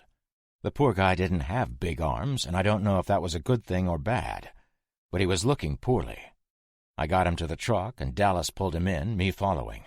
I slammed the door and then began rummaging through the small cabinet thingies on the sides of the MRAP, looking for something to help him. I found gauze and stitches. They were called sutures on the label, and a curved needle. There was also some hydrogen peroxide and some green packets with Quick Clot on the side. "Tim, there's no drugs." He looked at me, but he was fading into unconsciousness. "I gotta clean this and sew you up, buddy." We got him on one of the cots, and I went to work. Or I tried, anyway. I put some peroxide on a gauze pad and pressed it against the wound. I thought he would go bonkers and start screaming in pain, but he had passed out. "What are you doing?" demanded Clara. "Give me that." She took the stuff from me and began to clean his wound with water from a squirt bottle and a cloth. Clara actually lifted the torn flaps of skin and rinsed his muscle. She was making faces, and they weren't nice ones. In 15 minutes, she had him cleaned and was finishing stitching him up. I was amazed. The bleeding had totally stopped, and his pallor was better already. Clara put the back of her hand on his forehead. "Good." "What?" I asked. "No fever?" She looked at me like I was a moron. "No, I was making sure he wasn't cold from either blood loss or shock. He seems to be okay. We'll need some antibiotics and painkillers, though, for sure." She moved her fingers up and down his limb. "His arm doesn't feel broken." All four of us were looking for the drugs when Clyde sat up looking around. We all looked at him, expecting him to start growling or something, but all he did was let loose with a tremendous fart. It was atrocious. Given the choice between that eye-watering dog gas or lions, I bordered on opening the door. The big bastard lay back down and put his chin on his paws, and I swear to Christ he smiled. We came up empty on the drugs. Tim was in for a painful night, and who knows what that lion had been eating lately, so I did what any prudent plague survivor would do. I tied him to the cot. This lion bite could be as serious as a bite from an infected if the lion had been gnawing on zombies. Time would tell. I had wanted to see what the circus trucks had in store for us, and I guess I found out. Stupid. Just stupid. I glanced back and saw Eleanor cleaning Tim's blood off of the floor of the MRAP, then threw the truck into gear, pissed at myself. We traveled west, and in about 5 minutes I saw entrances for Interstate 15. We drove under the elevated interstate and kept moving west, entering small neighborhoods. All of the street names were numbers, like 4th Road Northeast or 7th Road Southeast, and the neighborhoods were set up like perfectly square city blocks.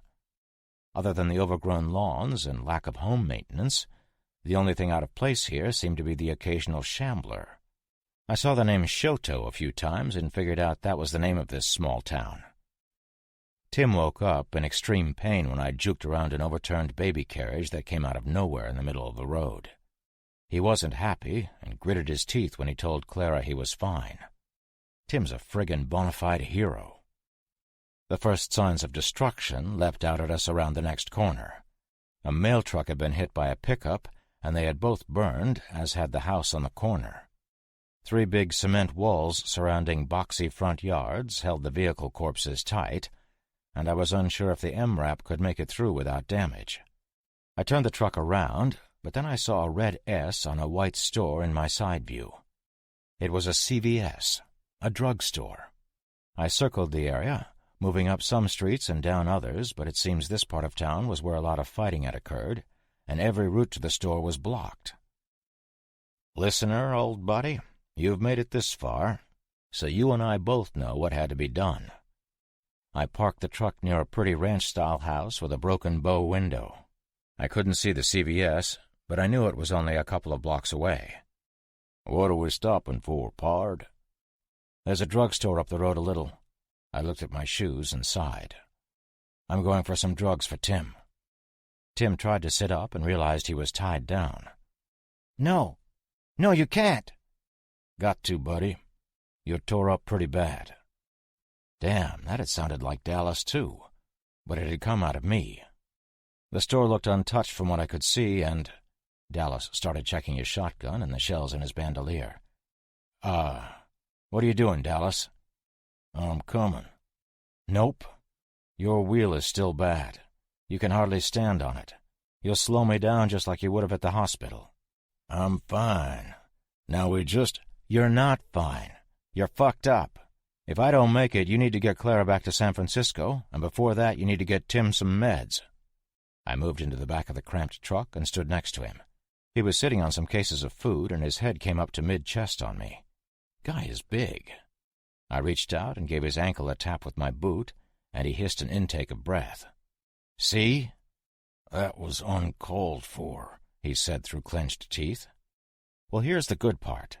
If I get eaten, you get the truck. It's a damn pretty truck. It is. I'll be back in a half hour.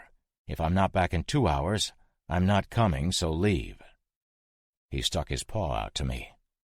Good luck, hoss. You too, bud. Get her home safe and take care of Tim if I get dead. Please don't, Eleanor said and stood. Yes, Clara added. We need you. That's why I'm doing this. I looked out the rear windows, but you really can't see straight down, so I moved up to the driver's side door and checked the area. There was nobody there, so I opened the door quickly, got out, and shut it again. Nothing in sight was moving, but that didn't mean every house and car in the area wasn't teeming with puss bags. That thought got me moving, and I headed out toward the CVS. Cats and ninjas had nothing on me. I was as quiet as the wind. I was passing another of those concrete and brick yard dividers, a wall, and it hit me that I couldn't die. I mean, I could die, sure, but I really had to strive not to. Okay, so everybody strives not to die, but I was special. Shit, I sound full of myself, but you know what I mean. But you're also thinking that I could quite possibly be a huge part of stopping this damn plague in its tracks. And I was out here, alone, trying to save the life of one insignificant guy. Well, fuck you. Yeah, that's right, screw. Who are you to decide the fate of my friend? He has as much right to live as any of us, including you or me. And if I choose to risk my life for his, then it's my decision. And if I don't try to help, then what the hell are we all fighting for? I had already been with umpteen doctors, and they didn't find out shit. Lynch would have killed 1,000,000 people if it would have protected me, but for what? A chance? Every one of those 1,000,000 people that would have been killed for me also deserves a chance. I'm not him. I'm not Lynch. And I wouldn't kill anybody that didn't need killing either. I intend to live, but not at the expense of everybody else. Unless those people are trying to kill me. So, those thoughts all plowed through my noggin in a heartbeat, and they hadn't quelled my fear but for a fleeting moment. When I got my reality slap, I heard something moving on the other side of the wall. It didn't sound friendly, so I kept to my crouch and moved on. It was weird that this section of the town looked like a war zone. Bullet casings littered the ground, a Hummer with the doors open and a 50 cal on the roof stood abandoned, and there were stains and bullet holes everywhere. But there wasn't a single body or pus bag in the vicinity. One of the damn infected must have been killed. At least one. They don't get back up if you shoot them in the dome, and humans certainly wouldn't have moved them in the middle of a firefight. So where were all the bodies? I moved down the center of the road, between cars and a pockmarked fire truck, scanning for anything odd. I made it to the front doors of the CVS without incident, and put my hand above my eyes, pressing myself to the glass to peer inside. Nothing looked amiss, other than the store appeared to have been looted. Shit was on the floor, but I didn't see anything moving, so I pushed on the door. It was one of those automatic types that opened when you stepped on the pad, but the power was out, so it needed persuading. It opened quietly, and I stepped inside. It was darker than what you would have seen pre-plague, but there were tons of windows, so they brightened the place a bit. One of the windows must have caught a stray bullet, the only thing left a few clear shards in the frame. The breeze blew some type of banner, making it sway, but other than that, I was the only thing moving. I was still effing scared. If you're reading this, then at some point you have been out there, hopefully not alone, but out there avoiding them. Skulking in a place you shouldn't have to be skulking in, like a gas station or a convenience store, trying to find some spam. You get it. You understand the feeling I had in that CVS. I checked every aisle, and there wasn't a single infected. No bodies, no drag marks or directional spatter. No bullet holes that I could see either. Sure, the place had been looted, but barely. It looked as if this place had been hit hard and fast, or with a specific goal. I got to the back, where the pharmacy was, and it was just like in Havre. I pushed through the half door that separated the counter from where the patrons would be, cleared it, and looked through the shelves. There was a whole section for antibiotics, and I took everything that would fit in my bag. That wasn't a lot, but I got most of it. I got to the painkillers and found tons. OxyContin was a winner, as was oxycodone. I took it all. Then I left back the way I came, grabbing some OTC stuff like aspirin and Neosporin. I even had the foresight to grab a big tube of SPF 30 sunscreen. Easy peasy. I got outside and left the door open, thinking I would never come back. I had an epiphany and turned around going back inside. I grabbed a couple of boxes of stuff and put them in one of those red plastic handheld shopping thingies, then made my way back to the doors and then out. This time I closed them. I don't know why. I began my skulk back towards the truck when I realized something had changed. All the cars had been about the same height when I came in, but now something was different. I turned and focused on that different, and was a little surprised at what I saw. On top of a cranberry Toyota Camry crouched a man in rags. He was on his haunches, his ass almost touching the roof, his fists on the top of the car between his feet. He looked at me with one eye, as the other had a black patch over it, his head cocked a little to the side. I had seen this stance before. It was on a trailer in New Hampshire. It was the first time I experienced a runner. The man looked at me for a second longer, then stood from his crouch, his head tilting a little more. I did that sharp intake of breath that is repeated countless times in this text, and that was all the impetus the thing needed. Its eyes went wide, and it let out that awful shriek.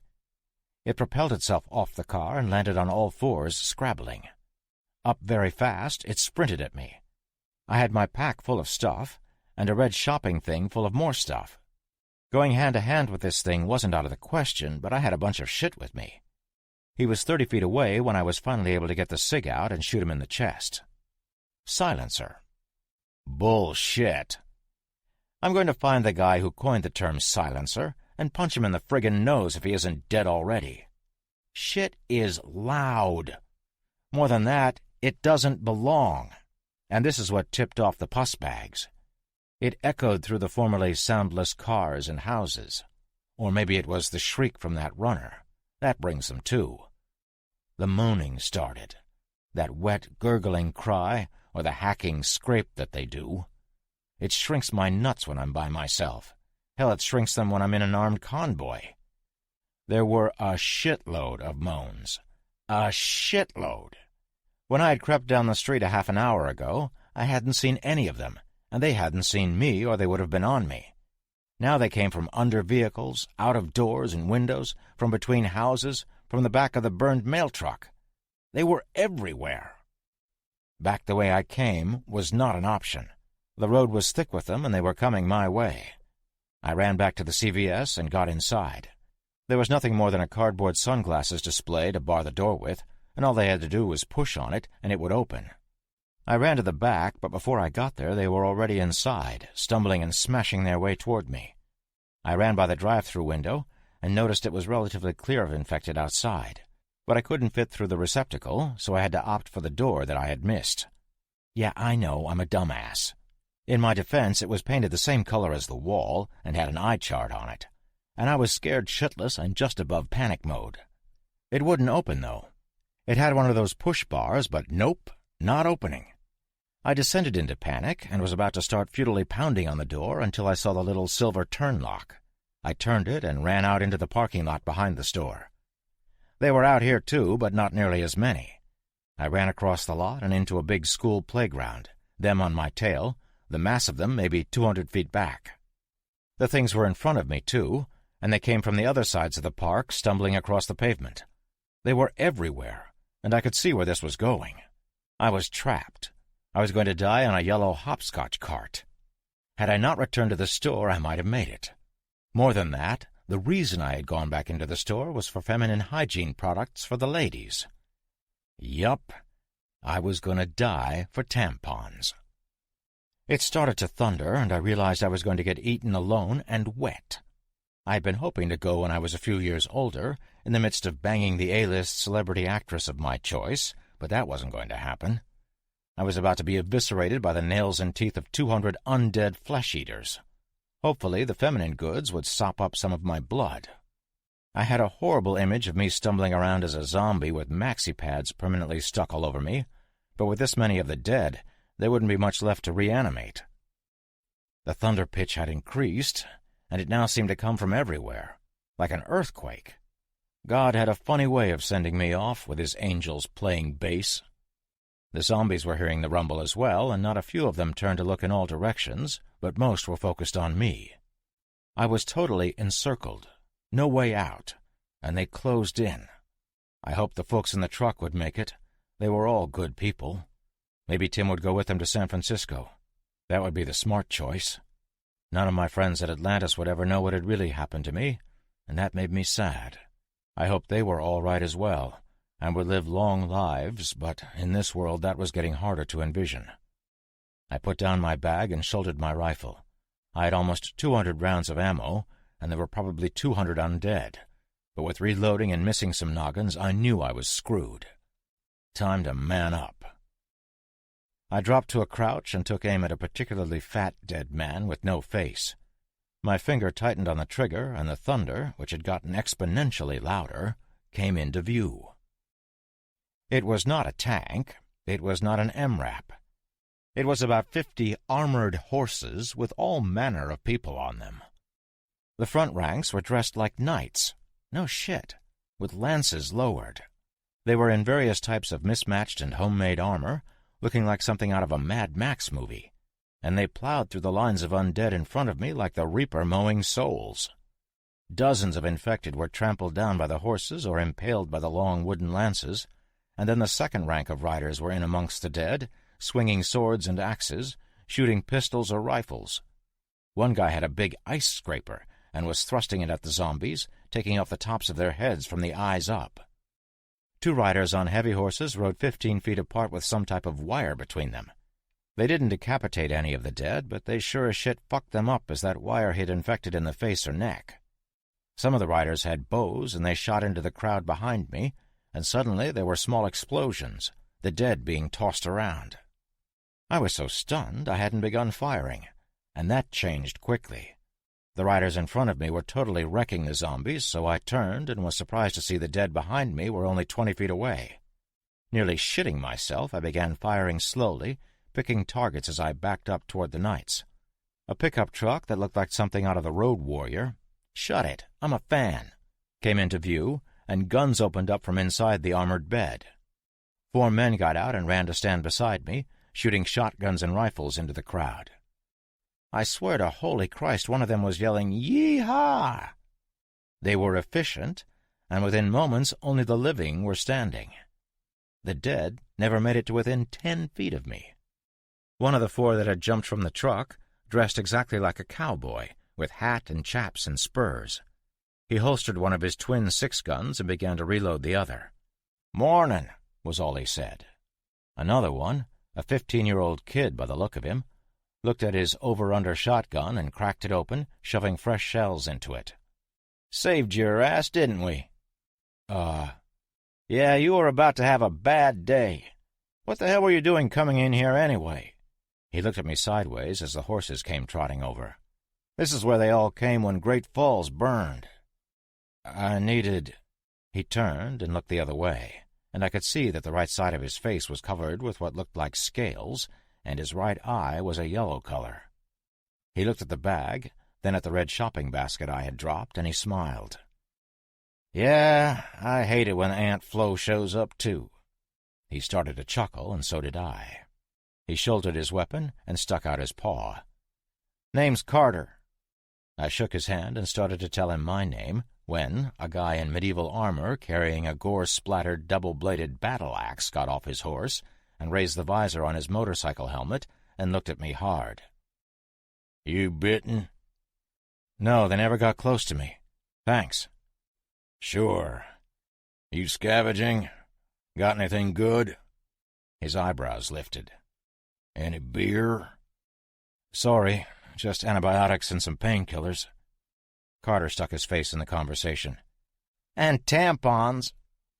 The knight took his helmet off, and a gunshot made everyone turn toward the south. We can't stay here. I'm assuming you're with the folks in that armored vehicle a couple blocks over? I really didn't want to answer that question, so I didn't. He smiled and snorted. I don't blame you. Trust is a hard thing to come by these days. He looked back towards another gunshot from the same direction, and then a radio chirped on his belt. He picked it up, and we all heard through the radio that another sizable horde of dead were on their way. Copy that, Mark. Stay high. We'll come back for you in 2 days. Out. He looked back at me.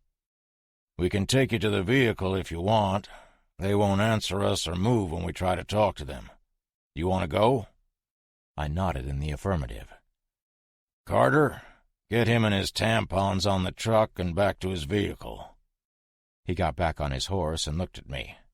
You're welcome to come home with us, or you can be on your merry way. If I wanted you dead, you'd be dead, so consider that. We'd love to have you, but if you want to stay, you have to contribute. He turned his horse and trotted off with the rest of them back toward the west. Carter looked at me sideways. You're taking this well. Whenever we meet somebody new, they kind of freak out at our little group, at least at first. We moved to the pickup. Well, it is a little odd, he finished.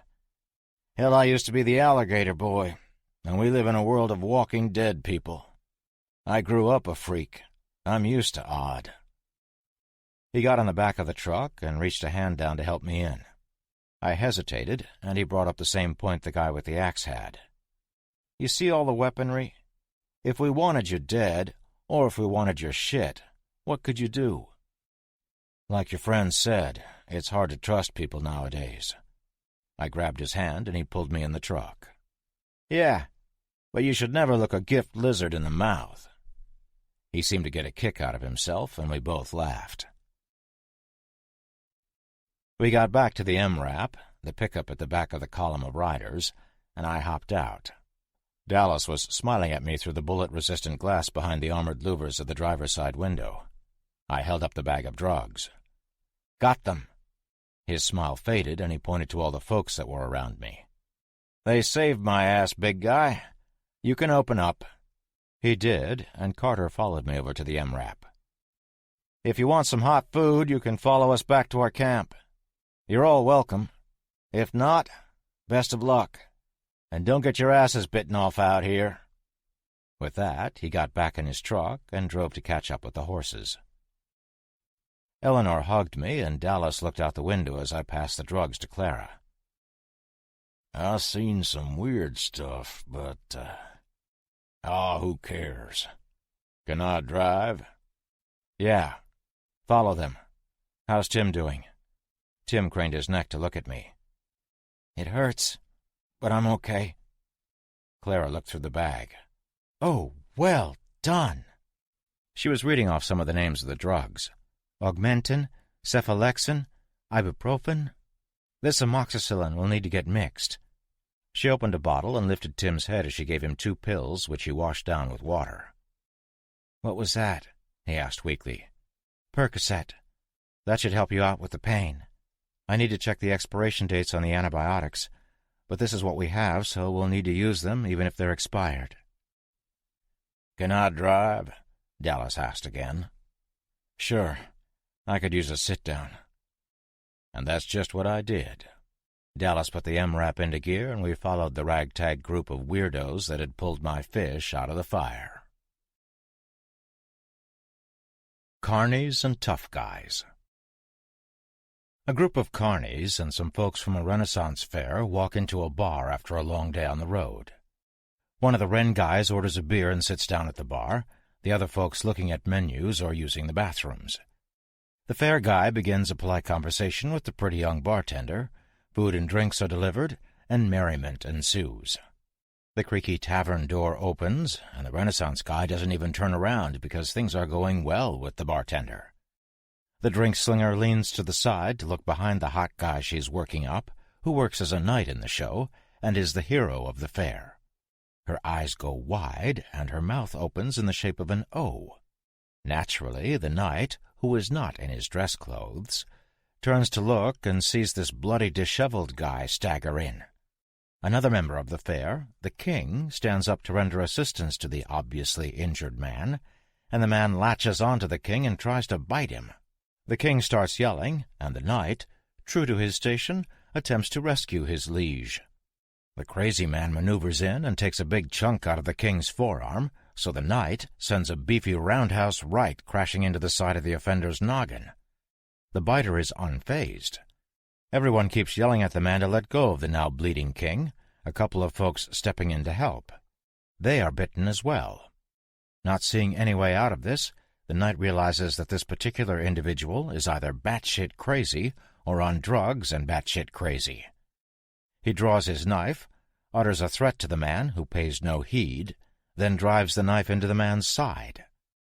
While the man is still unfazed, the rest of the bar is extremely fucking phased, and they all realize there is more at work here than bath salts. Benny the dwarf, one of the carnival workers, decides he has had enough, puts down his cigar, pulls out his .32 pistol, and drills the guy in the forehead. Benny calmly sits down and says to the bartender, "Might want to call your sheriff for this one." The pretty bartender removes her hands that were covering her mouth in shock and replies, "That was the sheriff." Shitty punchline, I know. But there isn't a lot that's truly funny anymore. I was sitting around a campfire with a bunch of carnies and fair folk and people they had taken in. We were swapping stories about our time post-plague. Most of the folks told exactly the same story with little nuances in the details. When my turn came along, I related what had happened. Of course, I left out the minor detail on why the government wants me. They didn't need to know that. When Dallas related his tale, one of the guys that didn't look like he belonged with a group of carnival people scoffed and said one word. "Bullshit." What was that? I said bullshit. There's no way you traverse the entire country from west to east, then halfway back again. I've been out there. I've seen what it's like. The guy stood, chucked his coffee in the fire, and stormed off. "Don't mind him," Carter told us. "He's one of our military guys, and as such is skeptical that you were able to make it as far as you did." I looked at Carter. Military guys? I don't have to tell you that where there are army guys, the government isn't far behind. "Oh, yeah. You don't think we could have done all this without help, do you?" He spread his arms out, indicating his camp. The camp housed almost 200 people. Built into the side of a mountain, they had augmented a natural cave system to fit their needs. There were dozens of rooms, including a great room where everybody gathered for meetings. The cave was complete with hot and cold running water in the form of an underground stream and geyser. Outside the caves was a fort-like structure, the likes of which you may have seen if you watched old movies about cowboys and Indians.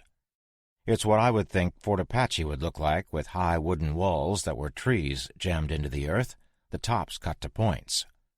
3 towers made of the same wooden poles were at mismatched intervals down the wall, catwalks running between the towers. The whole thing encompassed a motor pool area with several cars and trucks, including 2 buggy-looking things that I had never seen before. One of the guys called them flips. They were armored and looked really cool. Also in the large area was a huge circus tent, under which we now had our fires. These people had done well for themselves. Dallas looked at Carter, then at the back of the guy who was walking away. "I guess I can see his point." A big guy came and sat down on the spot the army dude had just left. It was the guy who had been riding the horse and had saved my ass earlier. He had presided over the inspection of our bodies for bites when they brought us in. Absolutely everyone that came back on the fort remained in a quarantine zone, which was a mini-fort in and of itself, until they were checked out. They had no doctor, but a couple of the military guys had some medic experience. He told us his name was Michael, and he was the knight that had tried to save his king that I mentioned above. He had a girl with him, and she was the cute bartender. They had been traveling, as fair folk do, and hooked up with a carnival out of Florida called Harrod Shows. The plague struck when they were in Mercy's Bar in Great Falls, and they had escaped out of that hell and into the mountains to the west. They had suffered losses, as has everyone, but the biggest loss was their friend and leader, the king. A group of mixed-matched military had stumbled across them, and they had pooled their resources, doing well in the year since the dead had begun walking. "Of course, we still have issues," Michael told us. He related a story about how, when the group was on a run to collect and scavenge, they came across a group of bikers calling themselves the Devil's Reapers. Apparently the Reapers were not the friendly type, and moreover did not like to share. So, naturally, a gun battle ensued. The 4 Reapers were killed, but there must have been more of them because since then, on several occasions when the carnies went out on a run, they encountered groups of well-armed Reapers who always shot at them on sight. On one such run, the survivors had seen about 150 bikes riding down the highway. A few of the carnival group had been lost to zombies, and some more to the Reapers, but for the most part this was a thriving camp. I figured this was a good place to hole up while Tim was on the mend, and Clara was a better medic than anyone else in camp, so we decided to stay for a few days. I was able to earn my keep by helping fix some broken-down stuff. Eleanor helped cook, Clara, as stated, helped with the medicine, and Dallas did some repair on the walls. The lion that had attacked us had been one of 2 that were released into the wild when the carnies had reached the Red and White Rangers station in Benton Wildlife Refuge. Michael gave a personal apology to all of us, especially Tim, who had to be under lock and key with constant monitoring for the first 2 days we were in the compound. Michael said they just couldn't leave the lions to die in the cages, but they obviously couldn't bring them along. The carnies had met the hodgepodge group of military guys at the Rangers station as well, which is when they had all decided to throw in their lot together. It had worked out, for the most part. There were questions on who should be in command, and Michael had come up with the idea that all things non-military would be commanded by one of the civvies, and the military ops would be commanded by Captain Barry of MARSOC. MARSOC pretty much means, "Don't fuck with me." They are Marine Special Operations Command.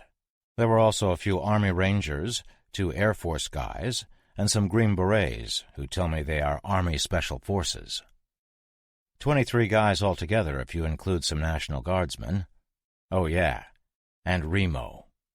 I asked Remo what he did, and he simply replied, "Teacher," shouldered his rifle, and took off.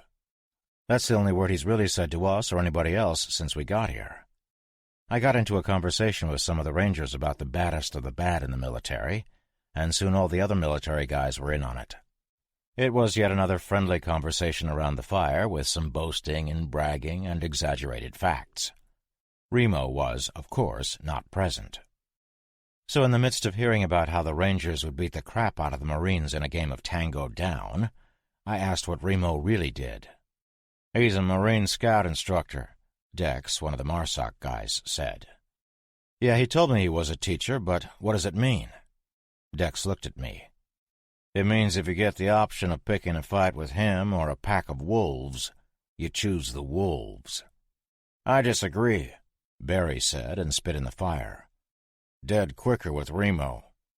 Everybody at the fire nodded in agreement quickly. Dallas joined in the conversation, and we got to talking about how tough truckers are. Everybody was having a good time, and then Dallas mentioned Alcatraz. He had mentioned the prison before, and how there were dozens of people there trying to fortify and make it. But this time he added that there was a group of military there as well. Every single man and woman sitting around the fire stopped talking and looked at Dallas. "What?" he asked, looking around. "What's wrong?" Captain Barry shifted in his seat. "There's a group of military on Alcatraz?" "Yeah, that's why I'm here. I'm collecting the wife of one of them. Clara's Commander McInerney's wife." "There's a Navy commander there?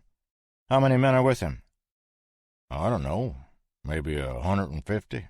The Florida had her own crew, and there was a bunch of SEALs with them." "The Florida? The USS Florida?" "Yes, sir. If that's the same as the sub, then yeah." Then, oh man, did the questions start flying. Why didn't you tell us this before? Do they have communications? Are there any other vessels? What was the condition of the sub and the crew? I felt it best to vacate the premises and escape to go see how Tim was doing. Tim was up and speaking to Clara about his boo-boo.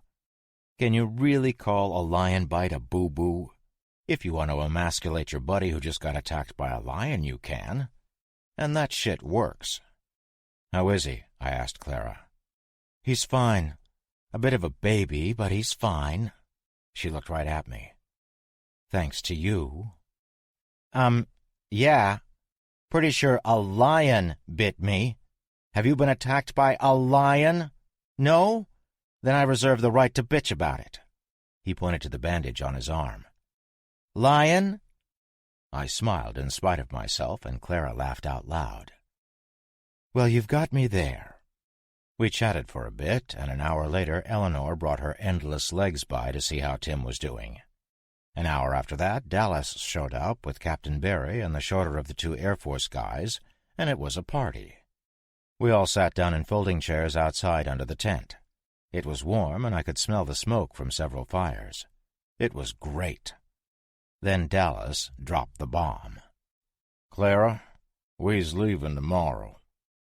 Everyone looked at him except the Air Force guy, who was looking at Eleanor, and Barry, who was looking at his shoes. "We have a plane," he said. "It's a C-17 Globemaster III. It can take a contingent of up to 54 people who want to go to San Francisco." He looked up. "It will have to be tomorrow, though. The Reapers are close to the airfield, and it's only a matter of time until they find the plane. The airfield is hidden as well as you can hide an airfield, but the Reapers are branching out from wherever their base is, and they'll find it eventually. There are also 2 Black Hawk helicopters, but they can't make the trip. Fuel would be an issue. Then there's landing. We don't know where we could land safely." "I do," Dallas piped up. "I know where we can land." Everyone was looking at him again, and he shrugged. "I was on my way there in a different plane when we sat down to find a friend, and I come up here looking for Clara. I know where there's a perfect place to land." "Is it free of infected?" "Don't know." "Is there a clear runway?" "Don't know." "What do you know?" demanded the Air Force guy. "I know where the airfield is." Captain Barry shook his head. "All right, stop it. We have a possibility to link with U.S. forces, one of whom is a senior officer in a secure location." He pointed to Dallas. "And you need to get to Alcatraz. I will send a squad with you, and we can possibly get some communications going." Tim coughed and actually timidly raised his hand. "You will need a communications satellite." "We have several, but with no ground crews or codes we can't access them. We do have access to older ham radios in the ranger stations at Blackleaf and Ear Mountain." Like I knew where those places were. I looked at Tim, and he looked back at me. Would he keep his NSA-ness a secret, or would he pony up the fact that he had access to spy satellites? I have codes." Boom! Barry turned from Dallas. "What? Codes to what?" "I have access codes to the Sentinel satellites. I will need a transmitter capable of—" Barry cut him off. "Sentinel? You mean you can access comsats?" "Well, they're not communications satellites per se, but they can piggyback any signal or bounce between if you need. But I still need the transmitter. Let me worry about that." He went off on how this camp would be able to communicate and coordinate with a West Coast complement of soldiers and sailors, and how it was of the utmost importance to establish links with them because we might be able to coordinate strikes against the infected, and blah, blah, blah. Did I dare tell these guys that there was a manned destroyer anchored next to my house in the middle of the Gulf of Mexico? What would that mean to them? I didn't even know if the destroyer was still there, or what their intentions were with my Atlantis friends. Shit, what's a boy to do? In the end, I thought about what had happened to me and why. I had been stolen from my friends because I might have some type of cure or vaccine from this plague inside of me. I also remembered thinking that I had to live. Not just to see my friends, but to work on this plague vaccine thing somehow. Fuck it. "Captain," I'd interrupted him from his tirade on saving the good old US of A. He looked at me, and I sighed. "There's a destroyer that looked like it was fully manned anchored off of an oil rig in the Gulf of Mexico." He opened his mouth to ask me a billion questions, but I held up my hand, forestalling him. "That rig is my home, and I don't know anything about the destroyer other than it's there." In the end, it was decided that the Montana group of military guys was going to split up into 3 squads, or groups, or platoons, or whatever you call a small group of military guys. Barry called them fire teams, and that was awesome. The news was brought to the attention of the general populace, and honestly, I thought everyone would want to go. But only 6 civilians decided to take the plane ride. Nobody wanted to come with me on my MRAP ride south, which was great as far as I was concerned. Nobody except 4 military guys and Tim. Clara and Eleanor would go with Dallas, and I found myself sad at the prospect of losing them. I'd only known them a few days, but they were all 3 great people. Plus, Eleanor was shit hot. I gave her a long, perhaps inappropriate hug when it came time to split up the next morning. Clara's hug was much more appropriate, and she thanked me and cried a little. I tried to give Dallas a manly handshake, but he enveloped me in a hug that would have made a grizzly jealous. He put his hands on my shoulders and looked me in the eye. "You saved my life, hoss. I ain't gonna forget that. You also got me to where I needed to be. Won't forget that neither. Be safe." I still couldn't friggin' breathe from when he crushed my lungs a moment ago, but I squeaked out a weak "good luck," and we parted. I liked that guy. With so many dickheads in this post-apocalyptic nightmare, it was great to meet some nice folks. Tim and I were sitting in the MRAP, nose pointed toward the gate, when our detachment of badasses showed up. We got 3 MARSOC guys, and to my utter surprise, Remo. Each of the jarheads had a bag of gear and a bag of supplies, but Remo, who was also technically a jarhead, but his jar was made out of awesome, had 2 bags of gear and no supplies except for a water bladder attached to his tactical vest. I asked him why he wanted to come, and he told me that the main force of the Reapers had been seen moving south. Actually, what he said was, "Reapers are south." That was 4 words I had now pried out of him. I would have pressed for more, but honestly I believe that he could have melted my eyeballs with just a look. I really wanted to see a steel cage match with this guy and Lynch. I would have no idea who to bet on, even though I hadn't seen Remo in action yet. Except Lynch was dead. They opened the wooden gate, and we were off. I saw the 2 buggy-looking things go left with Dallas and company, and we went right. I surely hope I see them again. We drove for a while, talking back and forth, the occasional pus bag in the road. We were in central Montana, coming out of the mountains, and there was really no way past either Butte or Helena, 2 of the larger cities in this godforsaken state. Taking Route 200 southwest, it was our plan to turn south on 141 and hook up with Route 1 south. From there, we would wing it. As it happens, we never made it to 141. Lincoln. We passed the turnoff for Hooper State Park at just before 10 in the morning. We had gone over a small river, and yes, we used a bridge, if you could call it that. The river was called Grofield Ditch, and that's pretty much all it was. A small ditch in the ground with a trickle of water running through it. The bridge wasn't a scary bridge loaded with zombies. It was a 2-lane piece of road laid over a concrete culvert. The streets in Lincoln, the town we were about to pass through in less than a minute, were all numbered as they had been up by Great Falls. So much for originality. Lincoln hadn't escaped the plague, as there were signs and evidence of it everywhere. The abandoned vehicles, broken windows, scattered bones, and burned buildings were a testament to how powerful this epidemic had been. Even a tiny, and I mean tiny, town like Lincoln had succumbed to the evils of the undead. The growl of the MRAP was like ringing a dinner bell, and soon we found the town's entire population of zombies. They came at us with that shambling stagger. Both of them. One was a guy in ragged business suit that was as rotten as you can imagine after a year. The other was a teenage girl, and she was fresh. Didn't make a lot of sense. This whole town didn't make sense. If everybody was dead, where were they? Why didn't they come out? "Stop," Remo said, and that was enough because I couldn't get my foot to the brake pedal fast enough. We slowed, and he shouldered a bag of gear. "Pick me up on the other side of town in an hour." WTF?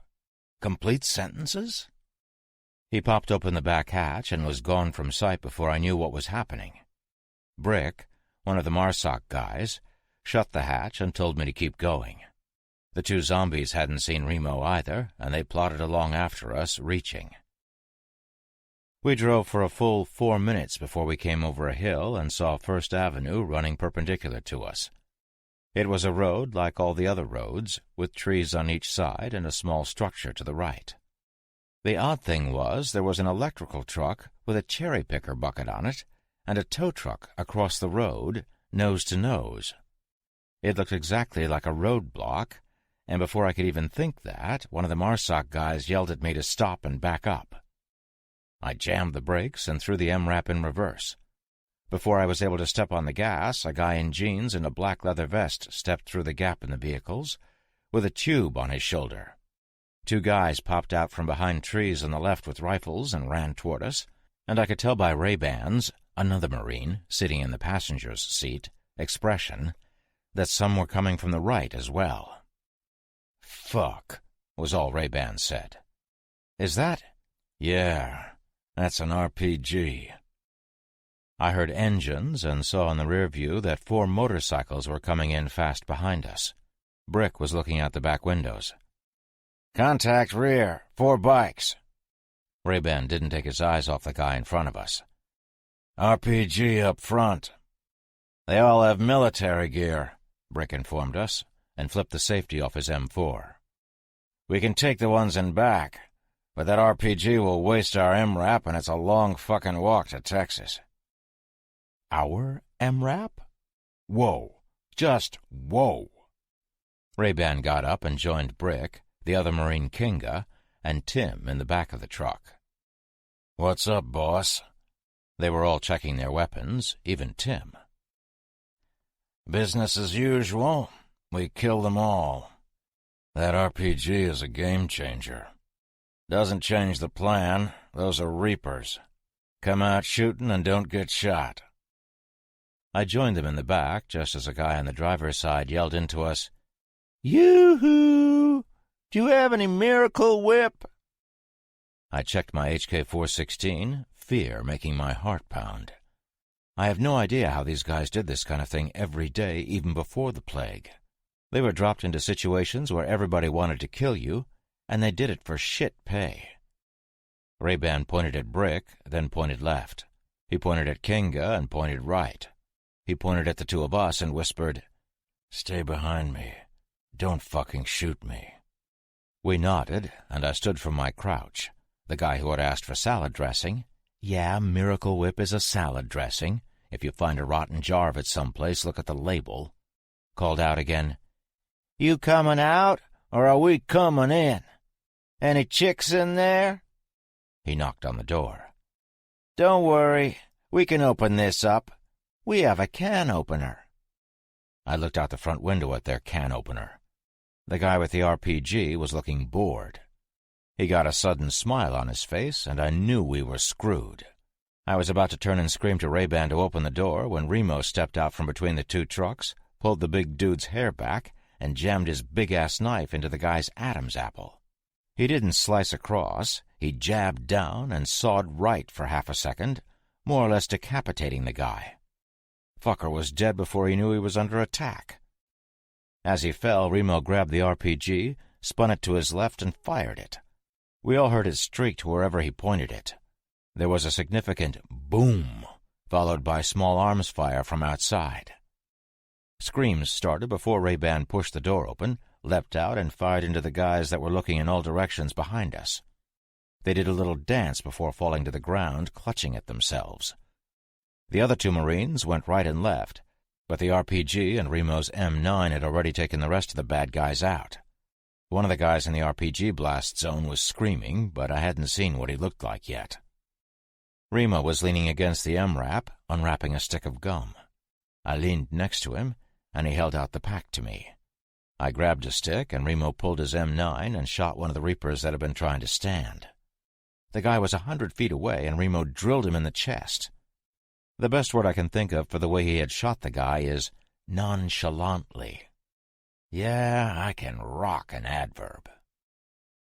"Clear," he said as he chewed his big red.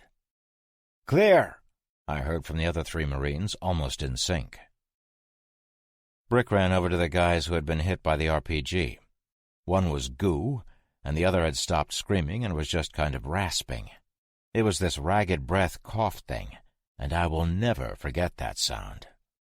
Ray-Ban trotted up to the guys he had shot, and I heard two more shots as I made my way to the RPG guys. It was bad. I had seen this kind of thing before when I had first met my pal Ship, and these redneck douches had been ravaged by a few claymores. I heard retching and turned to see Tim with his hands on his knees back by the MRAP. The goo guy looked like goo. There wasn't a lot left. The other guy was a real mess, but was at least recognizable as human.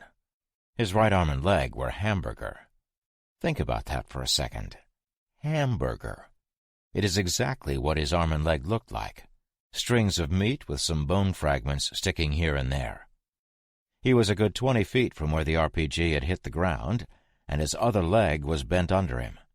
He was holding his guts in with his left hand and was doing a shitty job because a purple loop of intestines slid out and hung like one of those strings of hot dogs you used to see in the deli section of the supermarket. The guy made this sound like "ugh" about 3 times, and he died. Fuck him. What do you think he was going to do to us? I doubt a game of checkers was an option. We checked all the other bodies and took care of them before they turned. One had started to stir, and he put one hand out to push himself up before I drilled him. They all had these cool black vests with a scythe and the words Devil's Reapers on the back in red and white.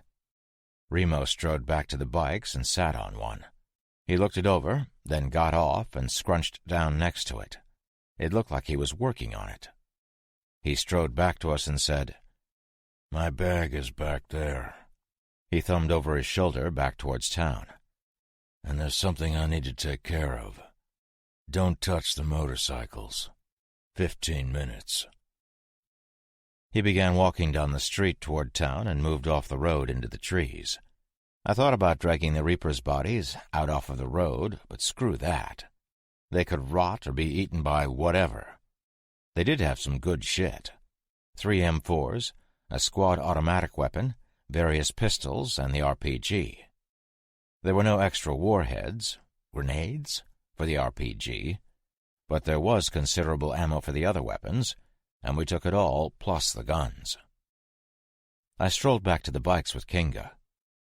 Remo said not gonna, just checking shit out. We got to the bikes and looked at them. I couldn't see anything out of the ordinary, but Kinga got down on one knee and inspected it.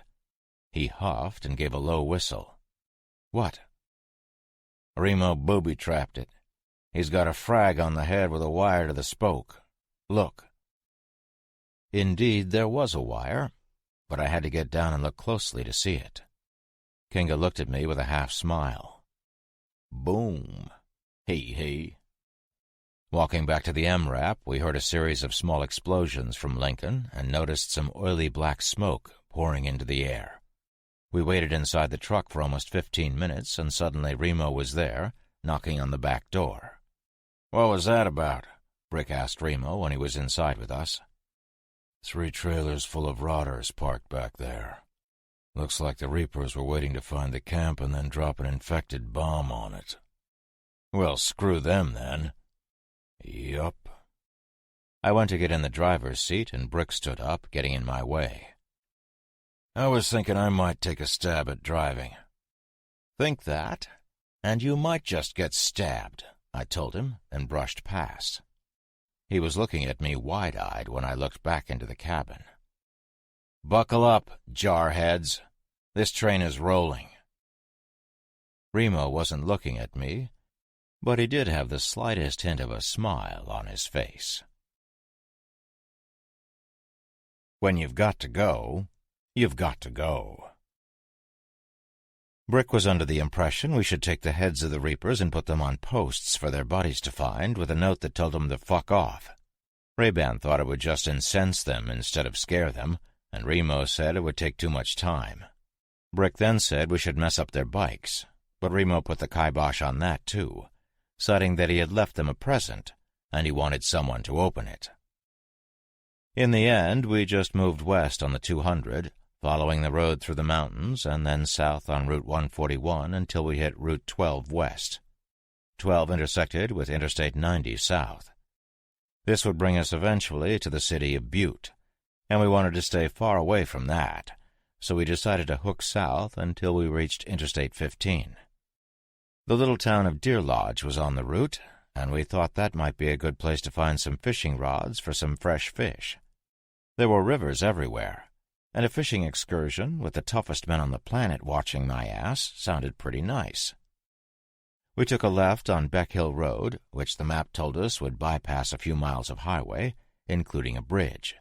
Freeze Out Lane, no shit, continued where Beck Hill turned under I-90, so we took that, and then a few other roads until we saw smoke in the distance. The smoke was coming from behind some low hills, so we parked the MRAP and went forward on foot, Tim and Kinga staying with the vehicle. Ray-Ban, Brick, Remo, and I snuck up the side of a small hill and looked down on the town. The smoke was coming from barrels with fires in them. The entire town looked to be an armed encampment like I had seen in Havre, and my heart actually jumped a little. If 2 pissant Montana towns could hold out, then maybe there were more with many more people. Maybe we could eke out an existence waiting for the pus bags to rot away. I started to stand, feeling some genuine joy for once, and Brick grabbed my load-bearing vest and yanked me back down. I looked at him all pissy, and he pointed to some of the people, obviously human, walking in the town. They were human. They weren't stumbling or lurching. They were walking around like humans would. I didn't get it until Brick gave me his binoculars and pointed again. I peered through the glasses, and then I could see what he was on about. Most of the people walking around had black vests on. This was a Reaper town, probably their home base. I heard, "Son of a bitch," come from Remo. He was looking through his own binocs, and I followed his gaze. 2 of the Reapers were dragging a guy out into the street, hitting him with black clubs. When he would hold his hand up to protect himself, they just clubbed him harder. They hit him and hit him until he stopped moving. Looking at the small town through the binoculars, more of the same was happening, albeit not as bad as the stick beating. The streets were mostly empty, but every now and then some Deer Lodge citizen someone would need something, and they would have to brave the streets to get it. Oftentimes, someone in a black vest would shove them or swat them. There wasn't a zombie in sight. So the Reapers had taken over the town and cleared it, or they had taken it after it had been cleared. Either way, you took your life in your hands walking out into the streets as much from the bikers as from the zombies in another shitty town. 36th and I can see, Ray-Ban said as he lowered his binoculars. It should be tonight, when they're drunk. WTF was he talking about? Yeah, but there could be 100 in the buildings that we don't see. Look there." Brick pointed toward a large parking lot near what looked like a hotel. There were dozens of motorcycles parked there. Maybe Brick was right. Maybe there were 100 bikers.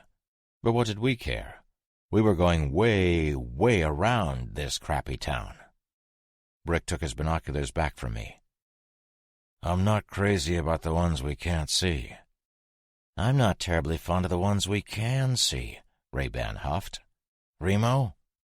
Remo was looking through a larger pair of binoculars. "We fucking kill 'em all." So, I guess we weren't going around the town. We got back to the MRAP a few minutes later, and Kinga was asking how it looked. Now, we had been looking at the place for maybe 10 minutes.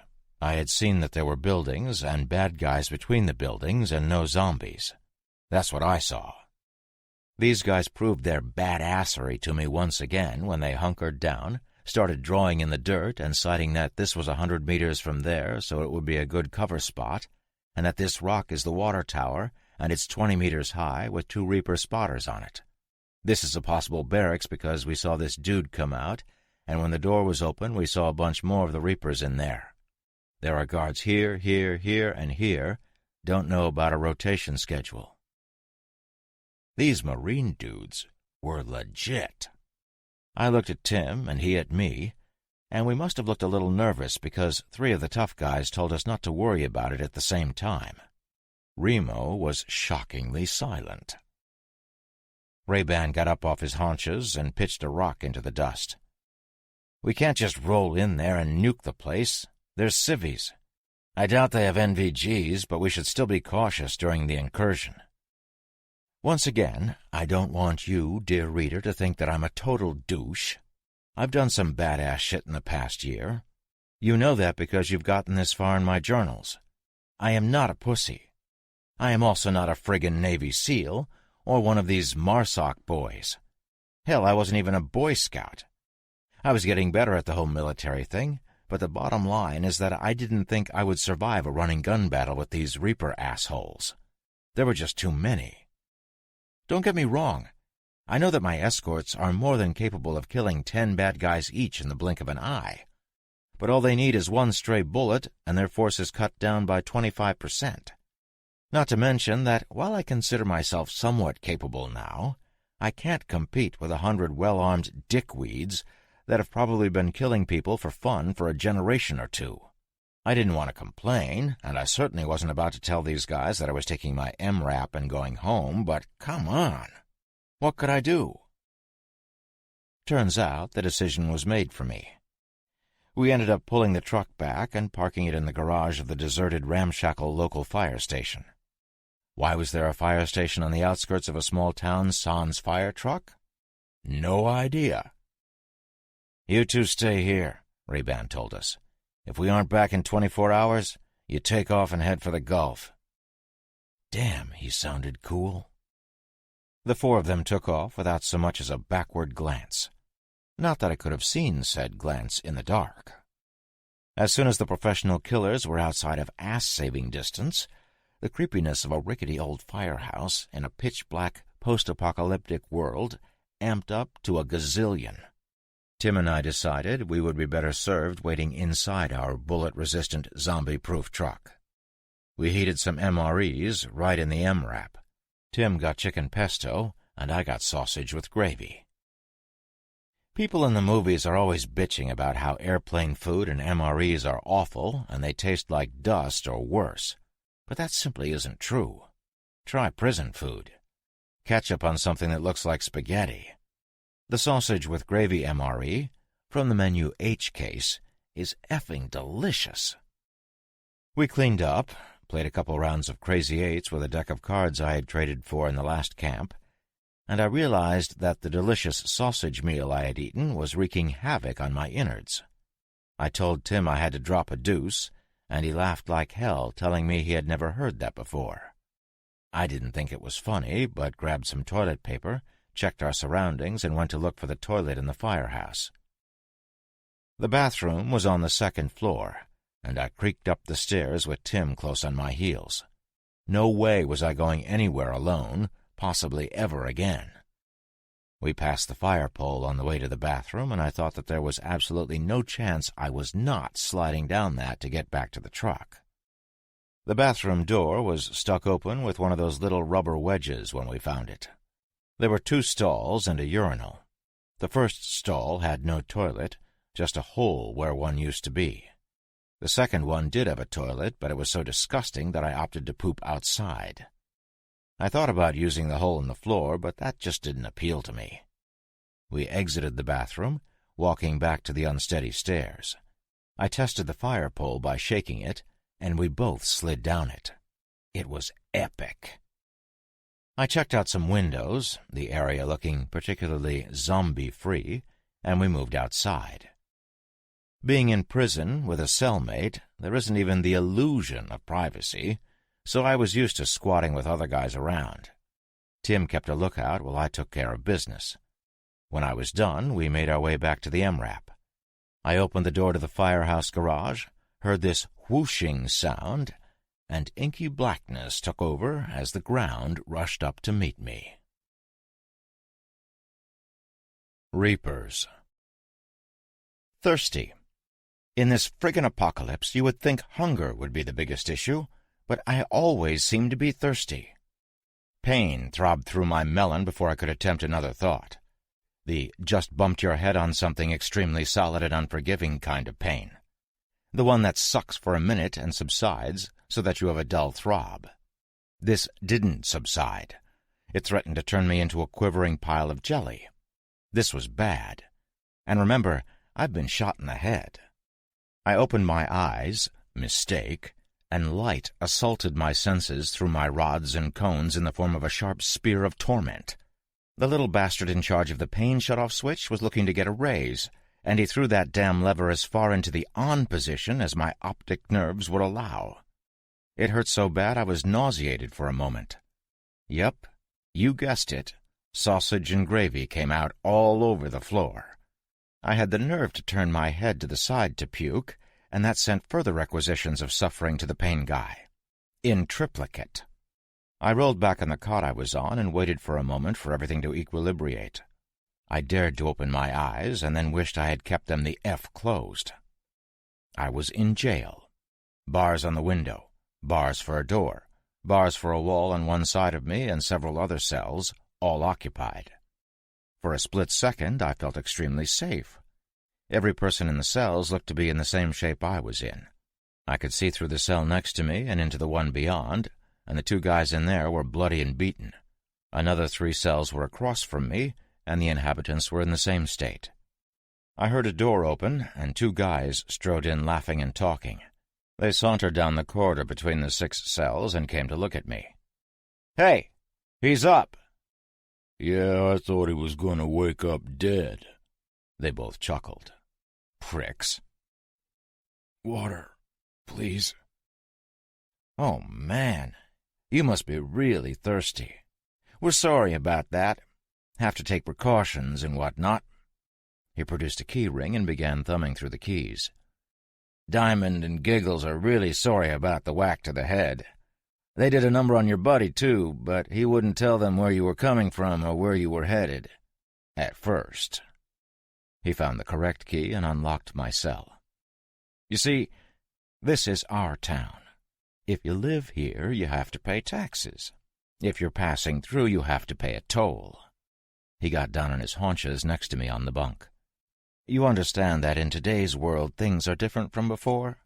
I mean, you get that, right?" "Yeah," I croaked. The speaker, a guy of average size and curiously absent of tattoos, stepped into the cell. The gigantic guy with him leaned against the cell doorframe, looking exceptionally mean. "Here." He passed me a bottle of water. "Drink up." "Thanks." I took the water and took a giant pull on it. It was cold, and that sent spirals of agony through my freshly smacked melon. "So, my boss wants to know a few things. First, what's your name?" "Where's my friend? Is he okay?" "Whoa, pal, that's not how it works. Not only is it rude to answer a question with a question, but I'm the one who needs to report to a higher power here. Any further instances of non-compliance will be dealt with in a manner in which you will not be pleased. Have I made myself clear?" The huge dude snorted. "Yes." He pointed at my arm. "I see by your ink that you've bumped the proverbial head with the law in the past. Where'd you do your time?" "Cedar Junction, Walpole, Mass." It wasn't true. I did my stint in a medium-security prison, and Walpole was for the bad boys. "Ah, May I ask what you were in for?" armed robbery with a side order of beating the shit out of a couple of cops." Again a lie, and I'm sure you can see where this was going and why. Interesting. And why are you riding around in a military vehicle? Where did you get it? Took it off some National Guard in Idaho. They didn't need it. I see. He continued with the questions for another 10 minutes or so, never once asking me about Lincoln or dead reapers up there. He never asked me about Tim, either, and as he got up to leave, I asked him where Tim was. Ah, yes, Tim. You see, I was a litigator in a previous life, a defense attorney. The Devil's Reapers were my largest account. When the dead came, I kind of ran out of clients, and food, and safety. The Reapers took me in and made me one of their own. I realize that the backstory is a little boring here, but it's important. As a lawyer, I was able to spot lies a mile away, and while you seemed to be telling the truth, your friend was as full of shit as a Christmas goose. My brothers were going to persuade Tim to speak by removing his fingernails with a pair of pliers, but I asked them to hold on and found this in his pocket. He held up Tim's Baldy Mountain ID badge. Crap. Young Tim finally acquiesced and told us about his escape from the facility, grabbing that vehicle, and how you saved him from a throng of those things on the road and have been inseparable ever since. Good work, Tim. Miner here, he thumbed at the guy with him, was upset, disappointed. Hurt that I was left out, the huge guy added.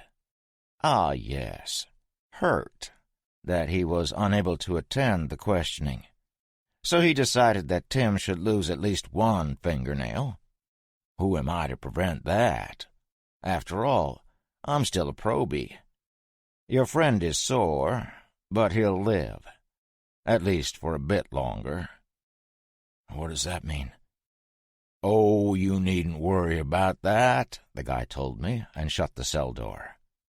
What you should worry about is the next line of questioning.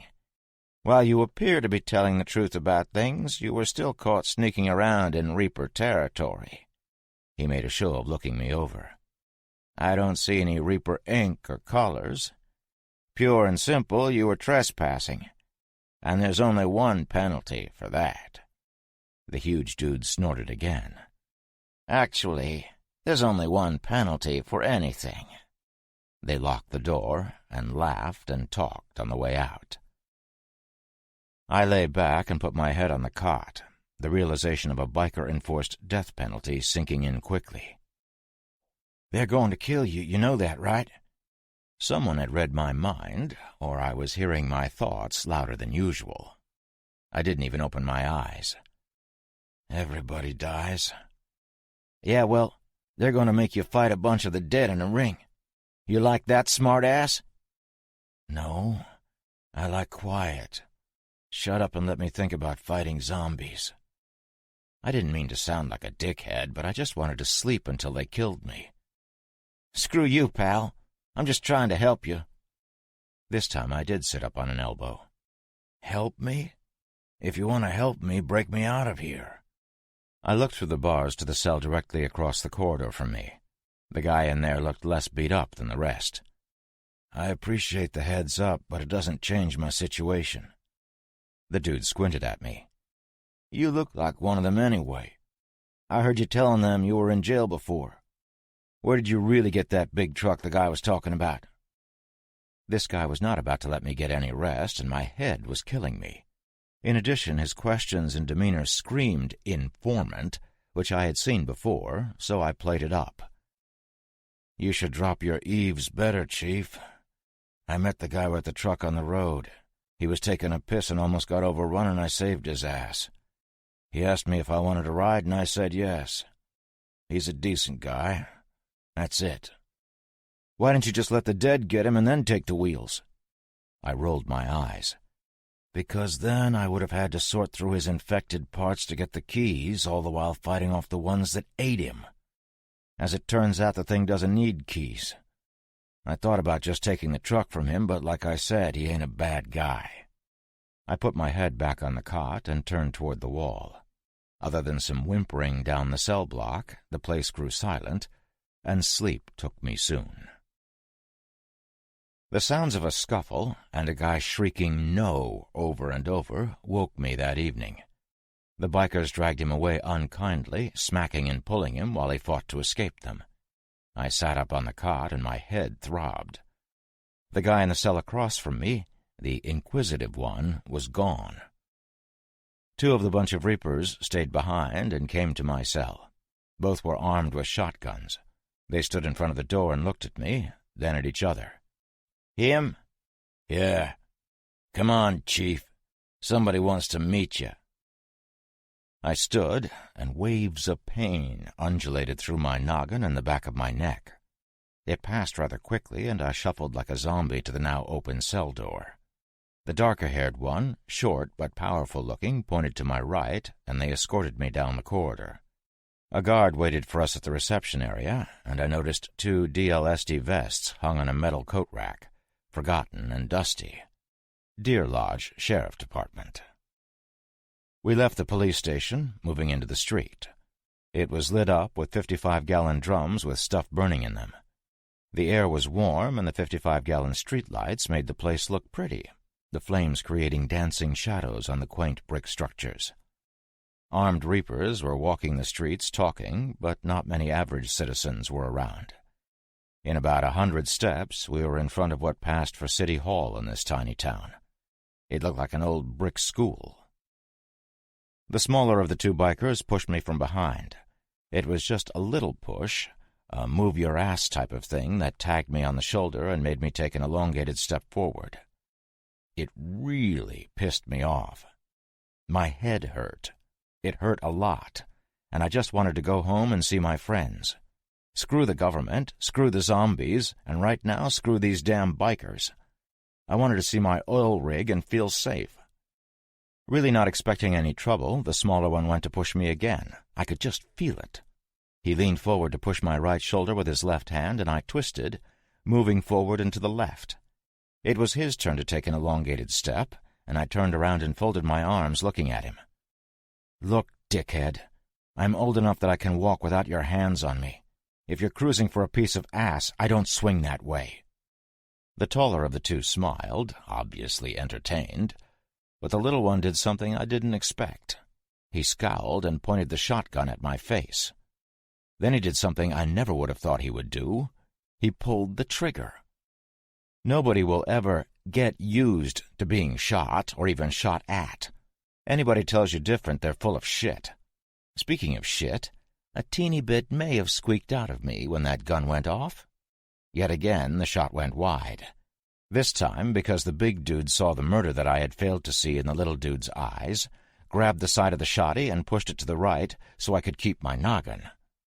So I kept my noggin. Most of it. The barrel of the weapon went off maybe 10 inches from my left ear. It was loud. Fucking loud. I cupped my hand to my head. Remember, I already had a throbbing melon, and fell to one knee. A colossal ringing noise made me think there was a jetliner touching down on my forehead, and then the pain stabbed through harder. Feeling something sticky and wet, I pulled my hand away from my ear, and you guessed it, it came away bloody. "You out your friggin' mind?" the big one asked. "You kill him and Chains'll cut your nuts off." "Fuck that. Brick was trying to escape." I thought I had misheard him, what with my screaming head and newly screwed-up sense of hearing. I hate assholes who can't say escape. It's pure laziness. For Christ's sake, didn't his mother slap him when he said escape? Or nuclear? or ax, like ax me a question? Evil murdering biker assholes are one thing, but being grammatically lax is inexcusable, especially if it's on purpose. I tried to stand, and the little one gave me a shove with his boot.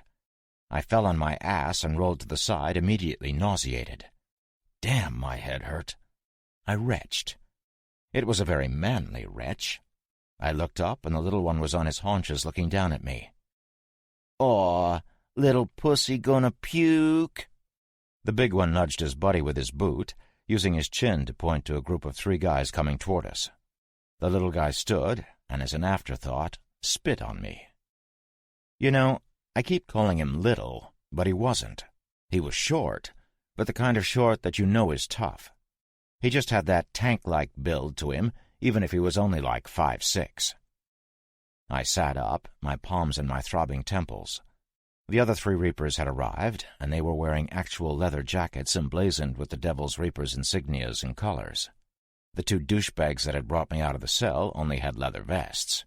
That said something to me, but damn if I could figure out anything with my melon in its current state. The bigger of my 2 escorts said nothing, but Shortstack said, "Chains, this is the guy, right?"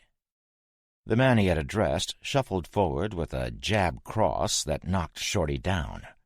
It was like lightning. My dulled senses picked up on the fact that this guy was the leader.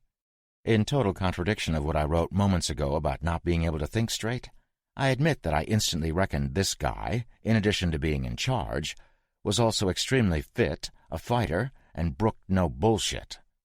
He reminded me of the Marsoc guys. He reminded me of Remo. Then my mind exploded with shitloads of thoughts, synapses firing willy-nilly. Where were the Marsoc boys? Why hadn't they rescued me? Why wasn't this town a smoking ruin with bits of Reapers scattered liberally about? Was Ship okay? Was Tim okay? Was I correct in hating Lynch like I did? Would I ever eat those little cocktail weenies in bourbon barbecue sauce again? All I heard was, "Alive." I looked around for the speaker. It was the boss, Chains. Turning my dome had been a mistake, though, and I leaned over and dry-heaved. "I need him alive, Petey." He shook his head. "Dead is as useless as you." He kicked the guy on the ground, formerly known as the Little One, in the balls so hard I was fairly certain Petey would be coughing them up soon. In a fetal position, Petey did cough, but nothing resembling a testicle came out of him. He just kind of moaned, and I thought immediately of zombies. Cut me some slack, this is a zombie story. "Get him up." I was hoping they were talking about Petey so I could just hang out and collect my myriad of broken thoughts, but alas, it was not to be. The bigger of my 2 escorts and one of the new guys each grabbed an armpit and yanked me to my feet. It was my turn to moan like an infected. I nailed that shit, too, even though I tried like hell to come off tough. I managed to squeeze out a question through my throbbing dome. "What do you want with me?" I sounded like some movie douche that would be in this exact situation. Not tough. Chains didn't even look at me, but he got down on his haunches and looked at a writhing Petey who was cradling his nuts and looking miserable. "That's one." Petey looked scared, but he nodded. Chains turned on his heel, walking into the building we were in front of. The 2 dudes carry-dragged me in after him. Boom. They sat me in a chair across a beautiful oak desk from Chains. He was engrossed in a file folder, some of the contents half spilled across the wood. He put some in a pile, the others he would look at and then put them face down when he was through. He didn't look up when he said, "Get him some water." One of the dudes came back after a moment and tapped me on the shoulder with a bottle of water, which I graciously accepted. "Thank you." The dude shocked me when he told me I was welcome. I didn't feel welcome. The boss came across something in the folder, looked at me, back at the folder, and nodded. He stood and came around to my side of the desk, leaning against it and folding his arms. He reached behind him, grabbed one of the items that was on the desk, and showed it to me. It was a picture of me with a bandage around my head. I was in a makeshift triage area, one that looked familiar. I swallowed my water, probably a little too hard. I remembered where that picture was from. The photo had been taken in Tennessee, probably more than a year ago now. It had been taken by none other than my favorite spy prick, Lynch. Chains raised an eyebrow. "Is this you?" "Nope." He looked at me with simultaneous expressions. One part looked like he was my dad and had caught me lying to him. The other part was undoubtedly the spider looking at the fly in the web. I could see this guy's hunger. He stood, moving his hand slowly toward me. I thought for sure he was going to slap or punch me, but I didn't want to appear the pussy, so I let it come. I was surprised when he used 2 fingers to pull my T-shirt to the side, exposing a healed wound on my collarbone. He looked me in the eye, a half-smile appearing. I looked right back. "It's you." "That guy's fucking ugly," I said, pointing to the picture. "Clearly I'm prettier than he is."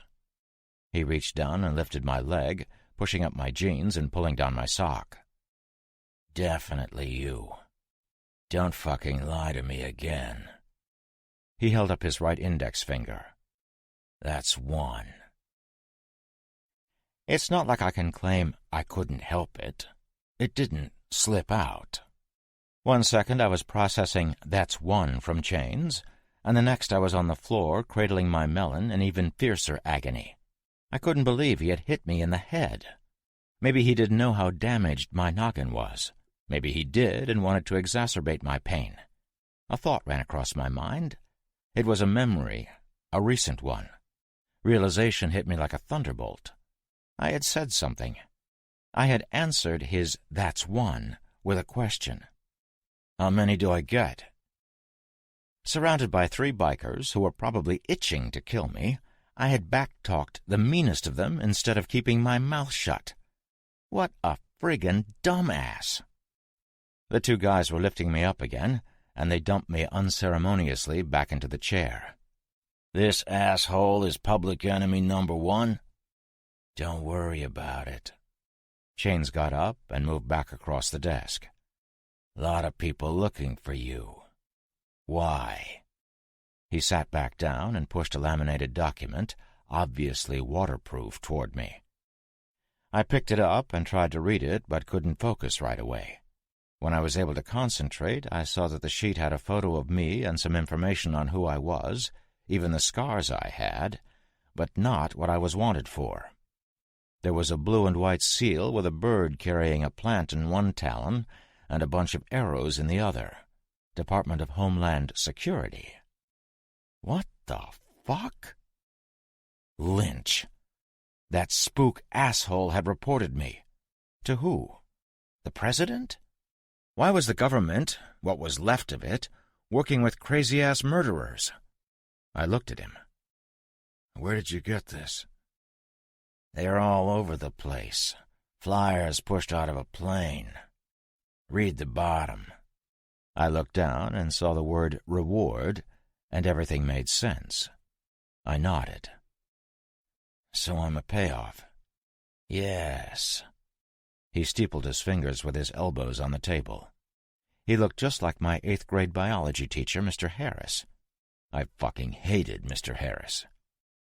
"Why do they want you? What did you do?" I was deciding how to answer that when Chains stood. Apparently I was taking too long to come up with a viable answer. I held my hands up in supplication, and he raised an eyebrow. "I can neither confirm nor deny that I may have appropriated some shit that wasn't technically mine. It was just lying around. How was I supposed to know it belonged to the government?"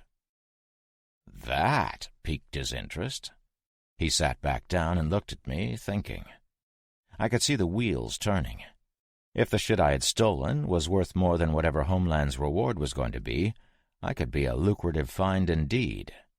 He popped the inevitable question. "What did you take?" "You know, at the beginning I didn't know what it was. I mean, I got some guns and ammo, yeah, but there was this computer hard drive, and that's what they wanted most." My best line of bullshit yet. There was no friggin' hard drive. I'm actually giggling a little as I write this. Where is it now? Baldy Mountain in northern Montana. I got picked up by some Alphabet Agency guys. They never told me which one, and they took me to Baldy. Then the place got overrun and I got out. I found Tim on the road, and then I met you wonderful people. And then you hit me in the head. A lot. I rubbed the back of my neck for emphasis. Tim is the geek you were with? The one with the armored truck? Yeah. He crinkled his face a little. It wasn't dignified. Why didn't the dudes at the mountain just tell the people who chucked out these flyers? He pushed another flyer at me. I got the impression they didn't get along. Something about differing opinions on how to run what's left of the country. About who should be in charge. Apparently they didn't like the president's orders. President's dead. Nope. Not as of a week or so ago, anyway. I had no idea if the president was alive, eaten, or just mostly eaten, but I wanted to sow as much confusion as possible. So do we need this prick or not? That had come from behind me. One of the apes with guns. You do, I said immediately. The assholes looking for me don't know the hard drive is lost at Baldy. Chains raised his eyebrow again. And the guns? They took 'em. But there's a shitload of guns at Baldy, and 100 years' worth of ammo. Problem is, there's a shitload of dead fucks in there, too. A gunshot sounded from down the street, then another, then another. Chains didn't look at all disturbed. His eyes flicked from mine to one of the guerrillas. Check it. Be quick about it. He looked from his stooge to me and back. And check the pens. Pens? Writing implements? WTF was he talking about? The guy left, and the boss leaned back in his office chair and looked at me hard. You met my lawyer. He can smell bullshit a mile off, and he says you're on the up and up. He folded his hands. You also met Six-Pack. He was planted in the cell next to you. I knew it. Told you. And he says your story didn't change. This was looking better for me. Problem is... Uh-oh. I just don't trust you. Another gunshot. Chains looked at the window. The second guerrilla moved toward the window, looking down at the street. Got one down there. Where's our guys? An explosion ripped through the night. It was down the road some, but still close enough to shake the building. Guerrilla number 2 turned from the window. That came from the west. I don't know if... The top of his head, all of a sudden, ceased to exist. Actually, the sequence of events went something like this. He said, dunno if. His melon popped like an overripe grape, spraying his dome back across the floor and ceiling. The window he had been in front of blossomed a hole, then shattered. He dropped, and I leapt for his gun. I know the hole in the window came first. I do, but I swear that's how it looked. I spun the weapon to get the drop on Chains, but he wasn't there. He was on his belly on the floor, a huge pistol pointed at me. Don't. What the fuck is happening? How should I know? I'm a hostage, remember? The door opened, and 3 guys came running in. One was Petey. Get down, the boss yelled. The 3 of them dropped to the floor and army-crawled over to us. Chains, one of the dudes, not Petey, said. We've got deaders, and somebody is shooting at us. So shoot back. His giant gun was still pointing at me. How many deaders? I don't know, but Danny and Big Red ain't answering the radio. Everybody was yelling, and then Petey dropped the bombshell. So this asshole shows up in his armored truck, and we suddenly have people shooting at us? Why does he have a gun? Now everybody was quiet and looking at me. Yeah, it's the fucking SEAL team I had hidden in the glove compartment, asshole. They were stashed next to the zombies that are hitting us. Airstrikes are next, you douche crust. I rolled my eyes, perhaps a little overdramatically. I was going to help you pricks, but screw. Take your gun. I slithered across the floor to Chains, who stared at it for a second. I had thrown the us in there to see if I could buy some trust. Fat chance, I know, but still.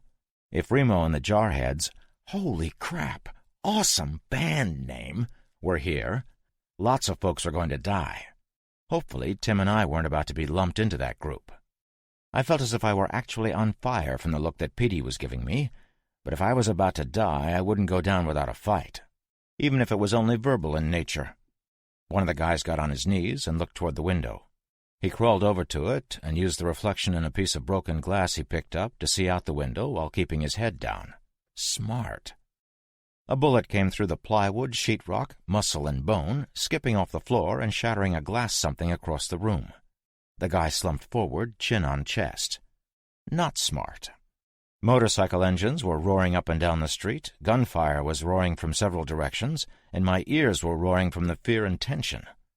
Another round came into the room, and it was way closer than I would have liked. Petey looked up at me, eyes wide, and began backing up. He rolled over next to the guy who had just bought it, his shotgun pointing at the ceiling. I didn't think this was overly smart, but I also didn't think Petey was overly smart, and I didn't like him either. A third round hit the desk, and Chains yelled something. I heard a bike crash, and then more screaming, as the remaining douche belly-crawled over to Chains, who was now talking into a radio. "Danny? Red? Where are you two assholes? If you're high, I'm gonna kill both of you, I swear to Christ!" Chains continued to yell obscenities into the walkie-talkie until screaming began from inside the building. The last guy suddenly rose quickly, bringing the desk with him, standing it up on its end. It was a big desk, but this was a big dude, hopped up on adrenaline and who knows what else. He began shoving shells into his shotgun, but he only got 2 before he was out of ammo. "Nobody's answering." The boss looked at the radio. "They're either dead or they're going to be.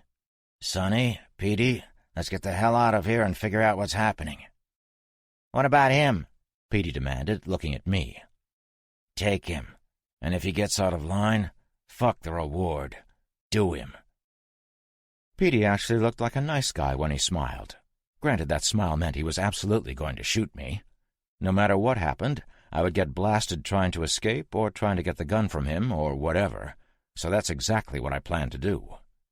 The smart guy, the one with the big hole in his chest, opened his eyes and expectorated a large gout of blood. His next move was to grab for Petey, but the live guy was having none of the dead one and deftly brought the butt of his shotgun up under Mr. Holy's chin. The dead guy's teeth clacked together, and he bit off half of his tongue. Petey quickly reversed the weapon and turned the deceased biker's head into mist. What with bullets flying from an unseen enemy, bikers shooting dead bikers, and undead moving about in their secure town, Chains looked only mildly annoyed. "Out the door, down the stairs, out the back." Oh, and explosions. Forgot the explosions. Another large blast came from somewhere close. Dust fell from the ceiling, as did some of Gorilla No. 2's gray matter, and Chains was the only one of us who didn't look around like his ass was on fire. He reminded me of every tough military guy I had met since leaving prison. He reminded me of Remo. He reminded me of Lynch. I had to wonder if he was military-trained, and probably would have, if gunfire, screams, and a few more smaller explosions didn't scare me. I didn't hear moans, so I was hoping that whatever undead force was on the hunt wasn't sizable. A few dozen infected would cause chaos, and I might be able to escape in the ensuing confusion. A few hundred, and I was most likely chow. The 4 of us inched our way to the stairs, then made our way down. The back door was made of wood, with a glass window taking up most of the top of it. The shade was drawn, and Sonny, the bigger of Chains's 2 goons, moved forward and peeked out past the shade. He backed up quickly, 2 sets of arms bursting through the glass to grab a snack. Petey fired his shotgun into the 2 pus bags trying to gain entry, and to his credit, he got both with his buckshot. Zombie A and Zombie B tumbled backwards, and nothing else came in. Sonny looked out the window and looked back at us. Now Chains looked a little nervous. "Is it clear?" "No." "How many?" "Looks like a Raiders game just ended and everybody's heading for the parking lot." Holy shit. I mean, holy shit. What a fantastic analogy. Why did these bikers have to be evil bikers? Why couldn't they be bikers that brought you cake? With analogies like that, Sonny and I could hang. We could be buds. Petey had that adoring smile, and Chains with his nonchalant attitude to his world falling apart. Well, these guys were akin to people I like to be around. Don't get me wrong, I was going to have to kill them all, but still, the point is valid. Well, we can't stay here. They'll tear this place down around us. Chains moved past us and out the door. He looked right and shook his head. Not that way. We all exited the building and ran left. We were in kind of an open alley with a Harley on its side. That drag mark you've seen countless times came from under the bike and moved off into the bushes. Why some infected just hork a guy down where he falls, and others like to drag their victims off, is still a mystery to me.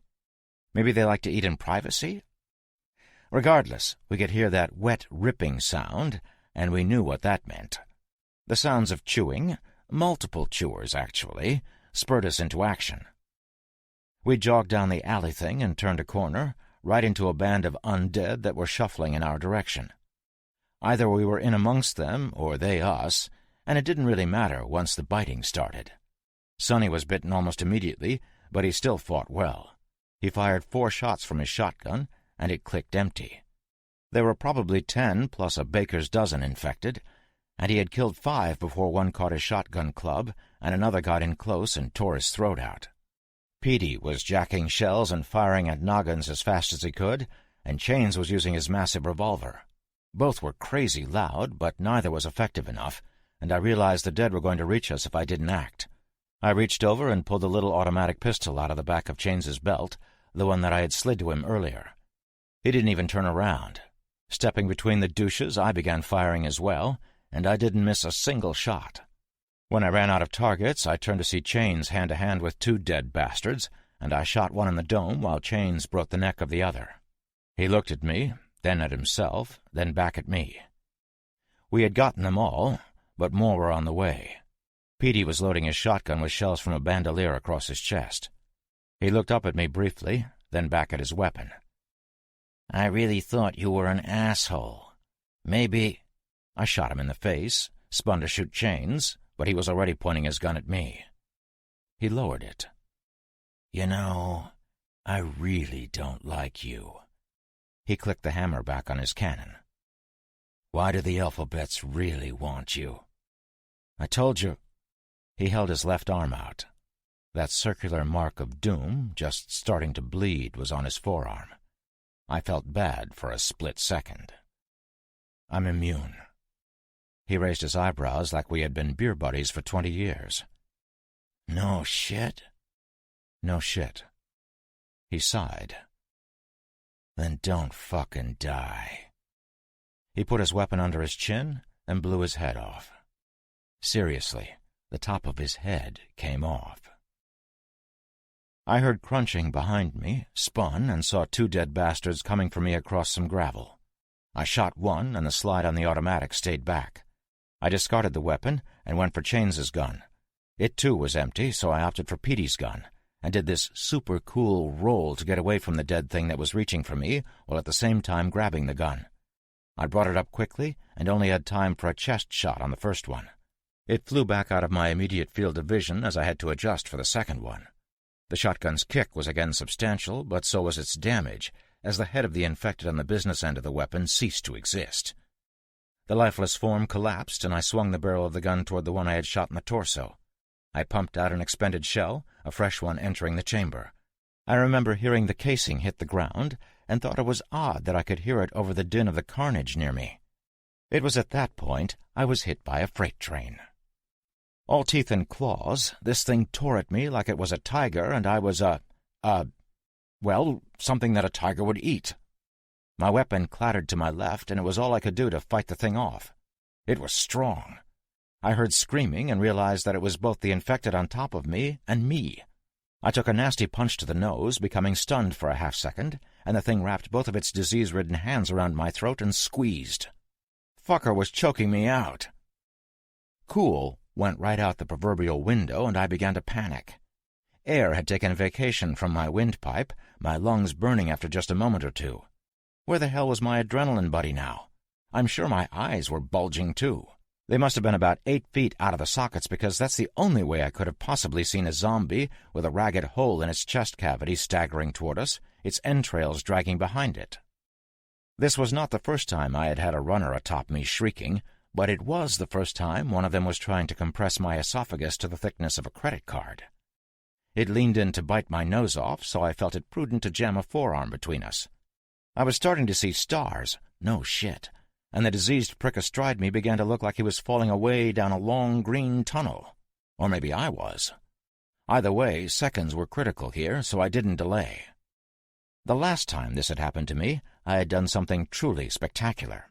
This time I was in worse shape, so I brought my left hand around, grabbed the side of the prick's noggin, and jammed my thumb in its eye. It was my turn to squeeze, not that this asshole had let up, and I felt the eyeball go under the onslaught of my digit, goo squirting down on my face. Aqueous humor, if you remember from Baldy Mountain. Dickhead could have cared less, and actually squeezed harder if it were possible. I noticed the dead one had gotten close enough to get down on his knees, and was looking at me like an entree when everything went black. Pain. Ow! Thud, thud, thud. Ow! Thud, thud. Ow, damn it! Thud, thud, thud. For fuck's sake, ouch! Is he bitten? I don't know, but he's damn heavy. Pussy. Screw you. You carry him. He's dead weight. I can carry me. What? That was him. Put him down. The guy that had been running with me over his shoulder put me down. I was ecstatic to see that it was Kinga. I looked left, and through my haze and the darkness I could see Brick. Well, 2 bricks. I was seeing double. That shit can happen. I put my palms over my throbbing eyes. My head was throbbing, too. Hell, everything was throbbing. My neck was sore and my throat dry. I tried to clear my head by blinking and realized that I couldn't see out of my right eye. That was unsettling, so I reached up to probe it with my fingers. I found it was crusted with blood, which is when the cuts on my face started to sting. Not for nothing, but the damn zombie apocalypse really sucks. What the hell took you assholes so long? The 2 Marsoc guys looked at each other. Brick thumbed at me and spoke to Kinga. This fucking guy. He looked at me, smiling. They were both smiling. We ain't the ones who got our asses handed to us by a teenage girl. Nope. No. I did not battle a girl. It was a man infected with the most horrible disease ever. This particular man was the exceptionally massive mutant spawn of a couple of Lees, Bruce and Muhammad Ah. Okay, so you didn't get that. Bruce Lee and Muhammad Ali. It was funny, you're just dumb.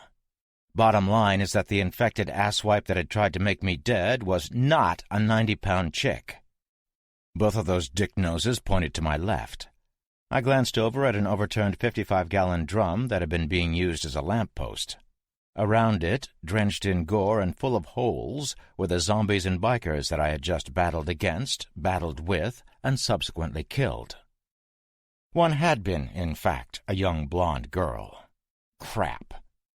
The fight felt like it was 5 years ago and 5,000 miles from here, but the carnage was a mere 50 feet away, and the proximity spoke as to the time as well.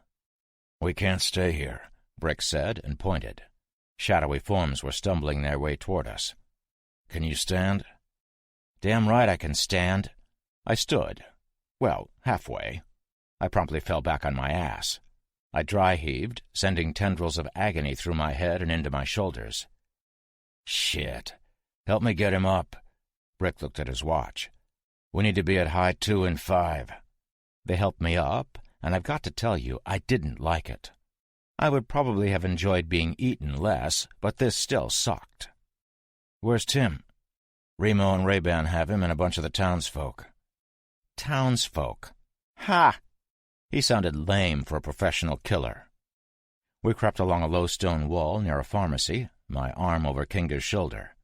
Brick looked in all directions at once, and it still awed me how these guys were so calm. My cracked melon had a thought, and it was that these guys aren't afraid because they don't know how to be. They're true heroes, and if whoever finds this journal, and is undoubtedly standing over my eviscerated corpse, was ever in the military, I would just like to say thanks. Thanks for everything, and I hope you make it. A small group of stumblers shuffled past us while we were crouched in the shadows, and I decided that I had been carried enough. I removed my arm from my date's shoulder, and he nodded, passing me a pistol butt first. There were plenty of dead roaming about, but we seemed to be running low on bikers. Apparently the reapers had been reaped. We crossed in front of a few of those big green recycle bins when Brick, moving like lightning, grabbed something, beating the shit out of it with about 3 quick punches. A gun went off, not in our direction, and then the thing was on the ground. It had been the thing's gun, and it was now disarmed. Brick simultaneously aimed his weapon at a new noggin while checking the new weapon. Kinga looked around. "They'll have heard that. Let's bug." Brick made to shoot the man on the ground, but he put his hands up in supplication. "Please, I'm not one of them.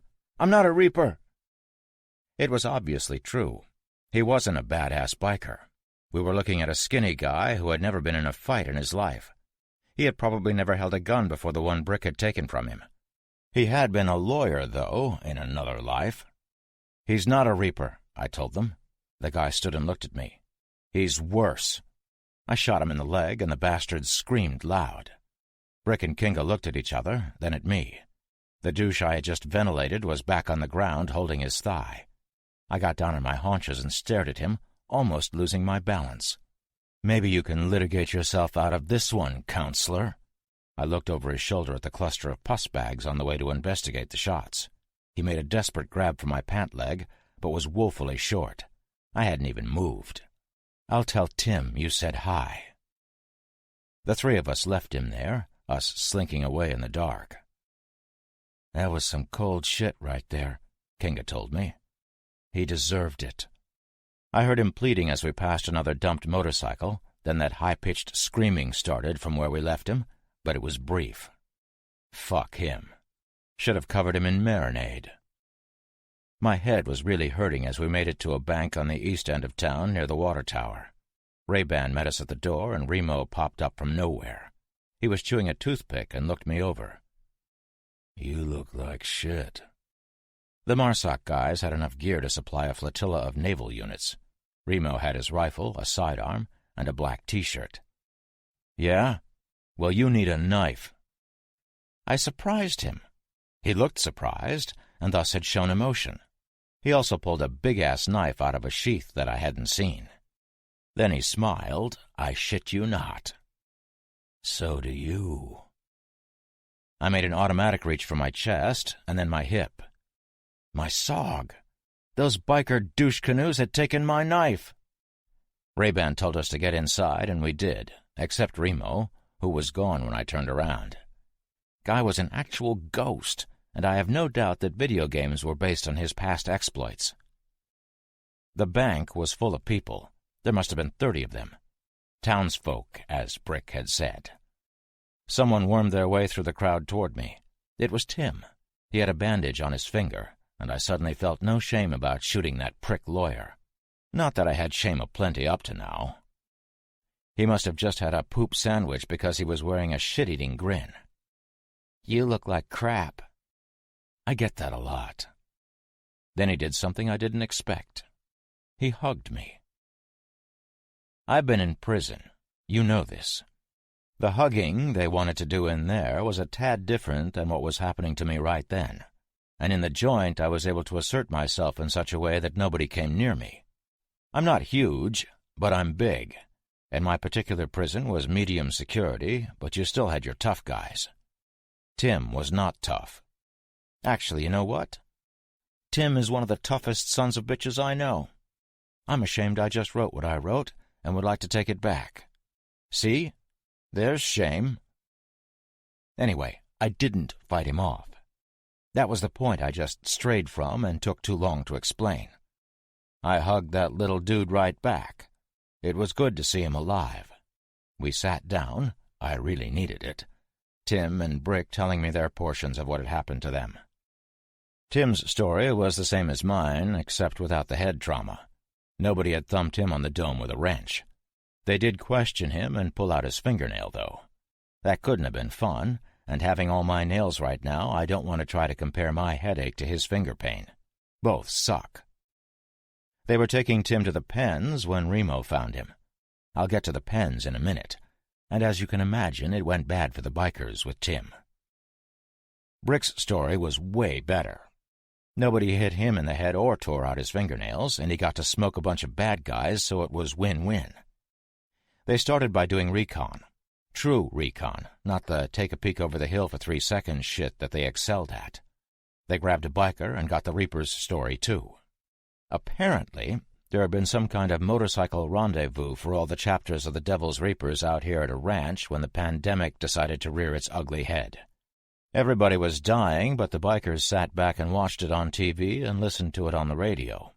After the cops were either dead or running, the bad guys came out in force and grabbed up what they could, arming themselves and killing anyone that got in their way or looked funny or was minding their own business.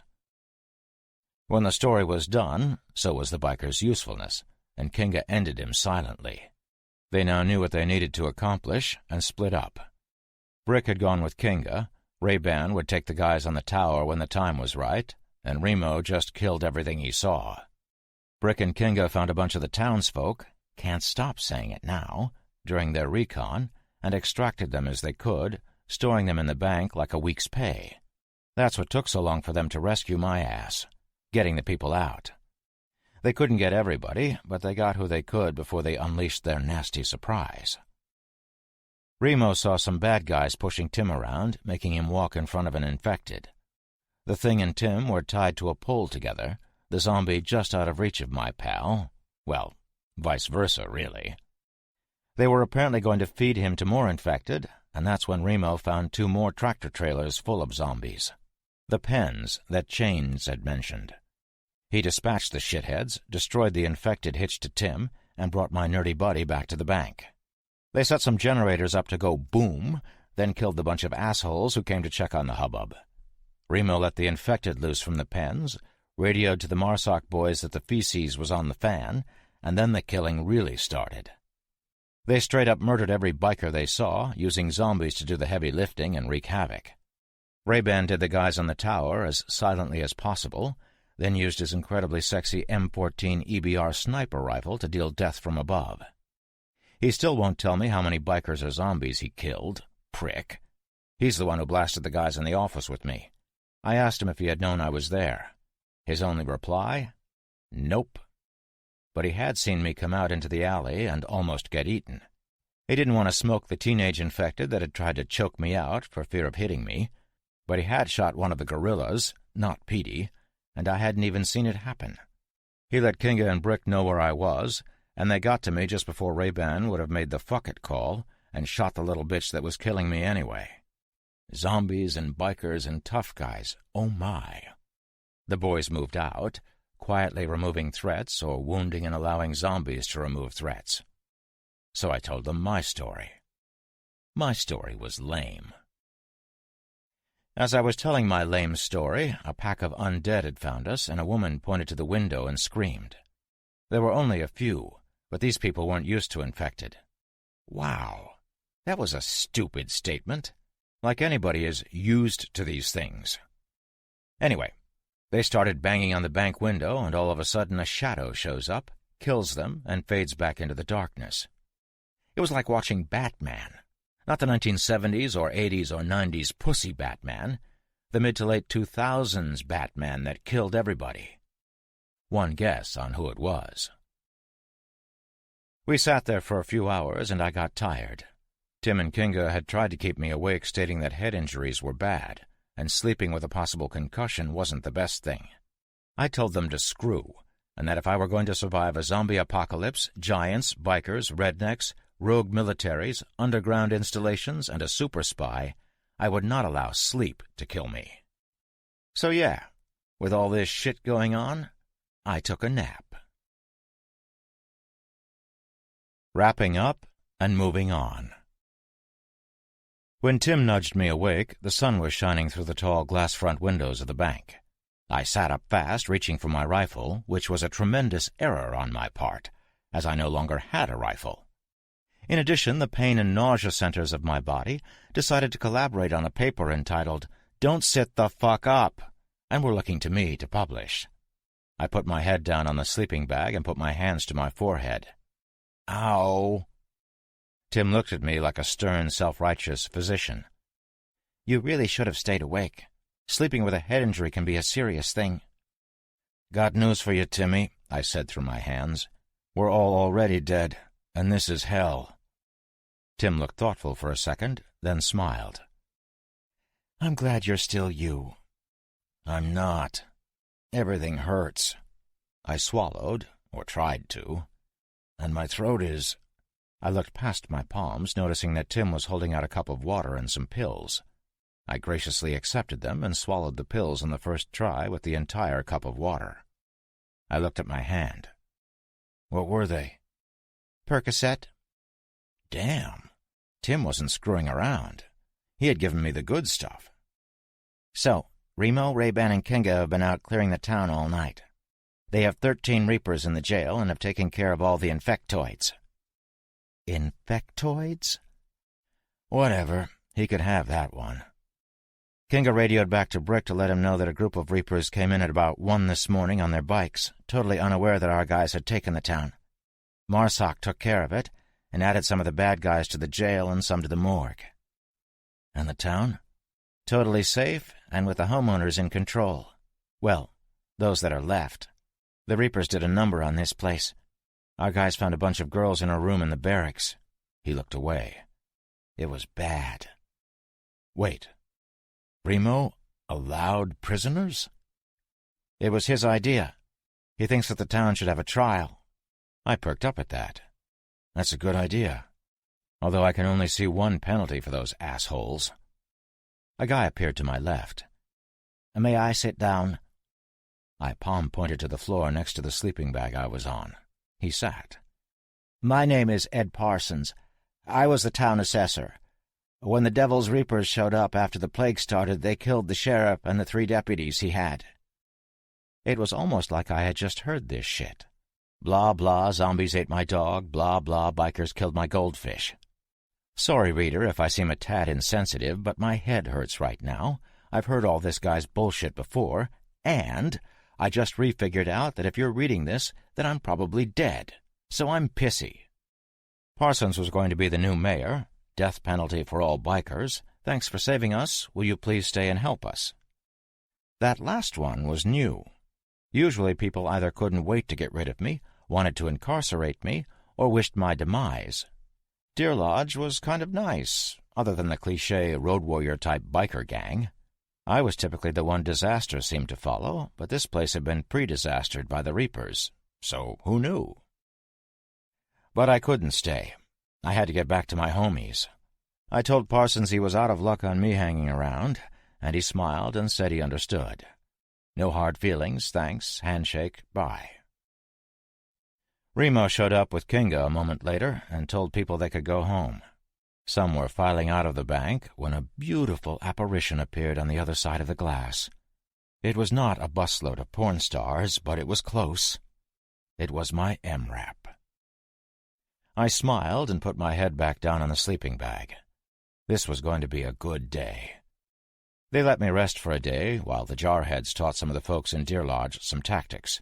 The bikers had appropriated an incredible arsenal, and the military guys showed the ordinary folks how to shoot as well.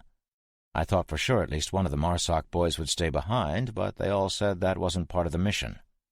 Brick had radioed to the Carney camp to let the other military dudes know that the Reapers had been dealt a huge blow. They weren't completely gone, but their numbers were now significantly lower. Brick wouldn't tell Deer Lodge where the camp was, but he told the camp that Deer Lodge could use some help. My noggin felt better the next day. Kind of like a bad hangover, but not the throb session it had been. Baldy Mountain had seemed like 1,000,000 years ago, but it had been only a few weeks past. All those people, all the people here, the death just kept coming. Our gear and weapons had been stored at the sheriff's office, so I got most of it back. My .416 was fully loaded with my extra 6 magazines. I laid her out on the sleeping bag and cleaned her before it was time to leave. All the stuff from the MRAP was still in it, and the grateful folks of Deer Lodge gave us some more supplies, and we now had a shit-ton of ammo. I was sad I didn't get my SOG back. That was as important to me as my rifle, or even the truck. I didn't really know anybody, as I had slept while the Leathernecks schooled the townsfolk. Damn, hard not to say that now. So I didn't really have anybody to say goodbye to. That was good. I waved and got in the truck. Remo was on one bench chewing a piece of gum. Ray-Ban looked back from the driver's seat, not a little chagrined when he saw the look I gave him, but I smiled and told him the driver's seat was all his today. He nodded, and when the door slammed behind us, he fired that mother up and we drove off. I-90 sunk south through the map for about 20 miles. I wanted to sound cool and write clicks right there, but I don't know what a click is. I will have to ask the boys. Then hooked to the east, and in another 10 or so miles went right through Butte. Butte once had a population of about 35,000, the atlas told me, so we decided to head south on I-15 prior to heading into that particular nightmare. I-15 had been bombed. Nothing else could have accomplished the destruction we were seeing. The highway was simply gone. We saw the occasional car and the occasional stumbling corpse, but no crowds. Passing signs for Beaverhead National Forest, we saw a group of about 30 live people. They were heading down the forest road on foot and hid in the grass when we drove by. We left them alone and within the hour passed into Idaho. We stopped the first night after Deer Lodge about 15 miles north of Idaho Falls. It was dark, and we decided to eat outside with a real fire, as there wasn't anything around us but the flat landscape for miles. We were tired of the MRE heaters, and had some of the provisions that the folks in Deer Lodge had given us as a going-away present. We pulled a big log, which had no business being anywhere around here, as there wasn't a tree in sight, over onto the side of the road and sat on it. Brick built a fire out of some trash and a few choice pieces of wood hacked off the log. Remo was chewing on a piece of jerky when he sat down next to me. He looked at me and nodded, then reached into his webbing and pulled something out. He handed it to me, and even in the firelight I knew what it was. It was my SOG. This jarhead bastard had had my knife the whole time. Everybody, even Tim, started chuckling. Sons of bitches! Of course I started laughing too, and soon we had a great guffaw. Then we talked. Not about our current world, but about shit before. We talked. It was great. These guys were guys I would have hung out with prior to this little tiny undead issue, except I had been in prison. Brick told us about his surfing buddies in California. He told us about endless parties and tanned legs before he left for the Navy. Kinga was on the opposite coast and was at Holy Cross in Massachusetts before serving. Ray-Ban had joined the military right out of high school. He's 21 years old. Tim told us what I already knew. He had worked for the NSA as a computer nerd for 10 years now. We were all laughing and joking when I caught Remo staring at me. "What?" I asked between chuckles. Everybody stopped talking and looked at us, the laughs slowly subsiding. Remo reached into his vest, pulled out something, and passed it to me. It was a laminated piece of paper. I looked at it, and then at him. He put a toothpick in his mouth, an elbow on one knee, and a hand on the other leaning forward. Then he raised his eyebrows.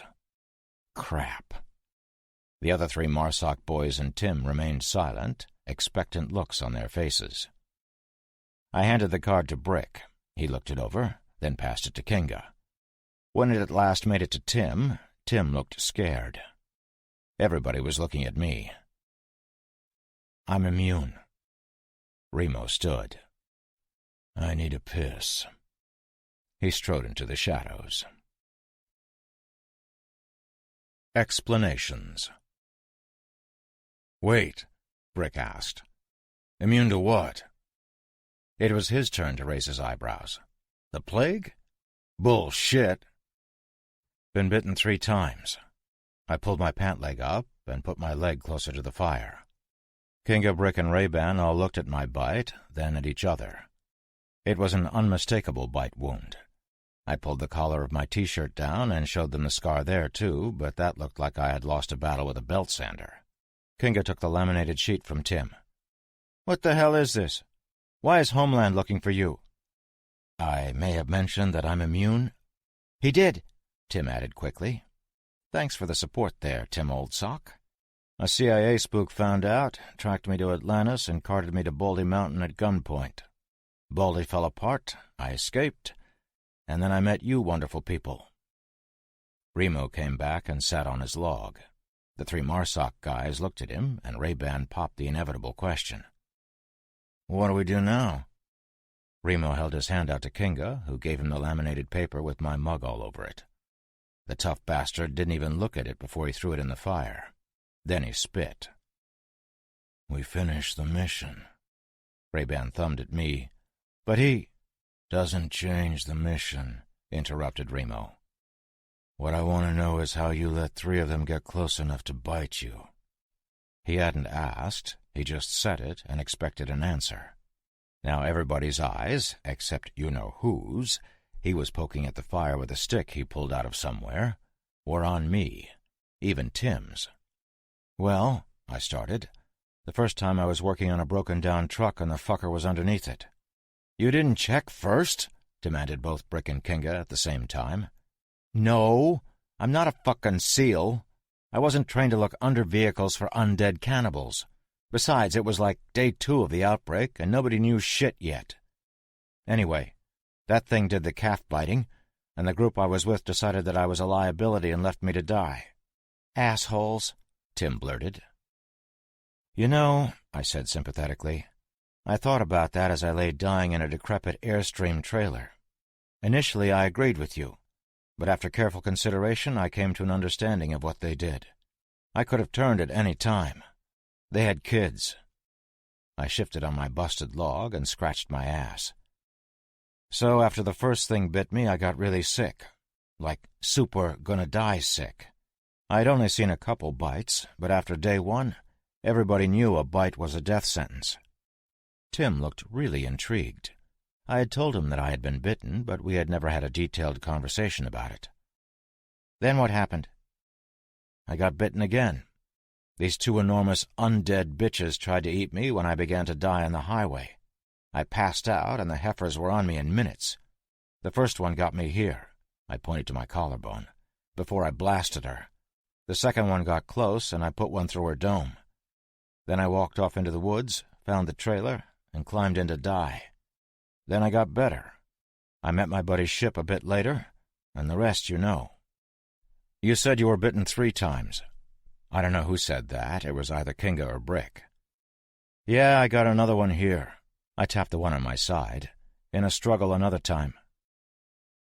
I got sick every time I got bit, and when I was incarcerated at Baldy, they actually injected me with zombie goo to see if I would die. Things like those bastards and fuckers and assholes blurted out from everybody. Even Remo stopped his fire poking and looked up at me. He looked pissed. Well, I didn't die. But are you a carrier? Demanded Tim. Apparently not. The Baldy doctors, and there were a lot of them, told me that none of my fluids, and they took them all, had any trace of whatever this is. My liquids are the same as everybody else's. Then there's the fact that I bit one of the doctors. Remo whipped his head up at that one. He whipped it. And he didn't die. Well, at least not from my bite. Tim's eyes were the widest, but it was Brick that asked, What did you bite him for? He was a dick, and he was talking shit. All that stuff is in here. I pulled out my first journal, and then the one I'm currently writing in. Read it if you want, but I need it back. Tim looked at me funny. You're keeping a log? Yeah, why not? I'm still having a hard time believing the whole immunity thing, Kinga said. Everyone, absolutely everyone, dies from a bite. He was shaking his head. Sorry, brah, not everyone. Do you think I made those damn laminated wanted posters up myself, then littered the countryside with them so some military dudes would think I was cool? Don't brah me, bro. Remo reached for my first journal, nodding in acceptance when I gave it to him. I'm going to get some rack. He stood up and got on the MRAP. What a line of bullshit. This guy was so tough I'm sure he thought sleep was for pussies. Now the MRAP, having 2 fold-down stretcher bays and 2 banks of seats you could sort of stretch out on, was somewhat accommodating for sleep, but only for whoever got into a stretcher first. There were 6 of us, so 5 guys could sleep lying down if one guy was on the floor between the benches, but somebody had to sit in a driver's seat for the first watch. I volunteered. I had gotten a good snooze with my busted head back in Deer Lodge. Tim said it was a good idea that I didn't sleep too much, even though I had gotten some sack time, if not quality, already. We finished eating and got back in my truck. Remo gave us a nod as we entered. He was stretched out and reading on the left side bench seats with a small light. Brick, Ray-Ban, and Kinga threw 1 or 2 fingers, and Brick was the odd man out. He got the floor. Tim and Kinga took the stretchers with Ray-Ban on the opposite bench from Remo. Everybody was asleep in minutes. It's boring and lonely when you're alone with your thoughts with nothing to do for a few hours. Reminded me of prison. I thought about my friends back on Atlantis and couldn't help but wonder about the destroyer that I had seen tied up to her when Tim and I had used the spy satellite. I thought about Lynch and what had happened at Baldy, both what they had done to me and the clusterfuck they had pulled on themselves. Lynch made me think about Dallas and his spooks. Dallas's Lynch and mine couldn't have been a coincidence. Then I went off on a me tangent. Did I have the right to keep myself away from those who could use me to figure out what the hell was going on and how to stop it? With all the tests the doctors and nerds did on me at Baldy, they had never come up with anything. One of the doctors had said that if this thing was a virus, it was damn difficult to figure out where it was. It had to be in the bodily fluids, but they couldn't find it even in captured undead specimens. They had looked for odd bacteria and fungi in addition to viruses, and had found nothing. That was about the extent of what I knew, but I still mulled it over until Remo scared the ever-loving shit out of me with a tap on the shoulder. He handed me the journal. That was some funny shit. How much of it really happened? I was groggy, but I got what he was asking. All of it. And that Lynch guy was a real badass, huh? He was. He called himself an asset. I prefer ass-hat. If you read the second journal, somewhere in there I say I wouldn't have minded seeing you and him duke it out. Huh. He nodded to the side like he wanted me to follow him. What's up? Time you learned some shit, he said, and moved to wake up Brick for second watch. I got up and followed him out of the MRAP as Brick woke up with alarming alacrity and took my seat up front. Nobody else even stirred. We closed the door and it locked behind us. He pulled his giant knife and handed it to me hilt first. "Kill me," he said. Planning. I lifted an eyebrow and looked at him in a no-way manner. I may be dumb, but I'm not stupid. I try to stick you with this thing, and shortly thereafter it resides in my anus. Exactly. Don't you want to learn how to do that? Guy had a point. How had I lived on Earth so long without learning the skill to put a big knife in some dude's pooper? How would you come at me? Do it slow. I held the knife so I could come at him with a downward stabbing motion and did just that. He put his hands up in a sort of an X and caught my wrist. Ever so slowly, he rolled one hand over the other, gripping my wrist with his right hand and using his left forearm to push down just above my elbow. He did it gradually so as not to hurt me, and show me what he was doing at the same time. Grip the wrist here and exert pressure above the elbow.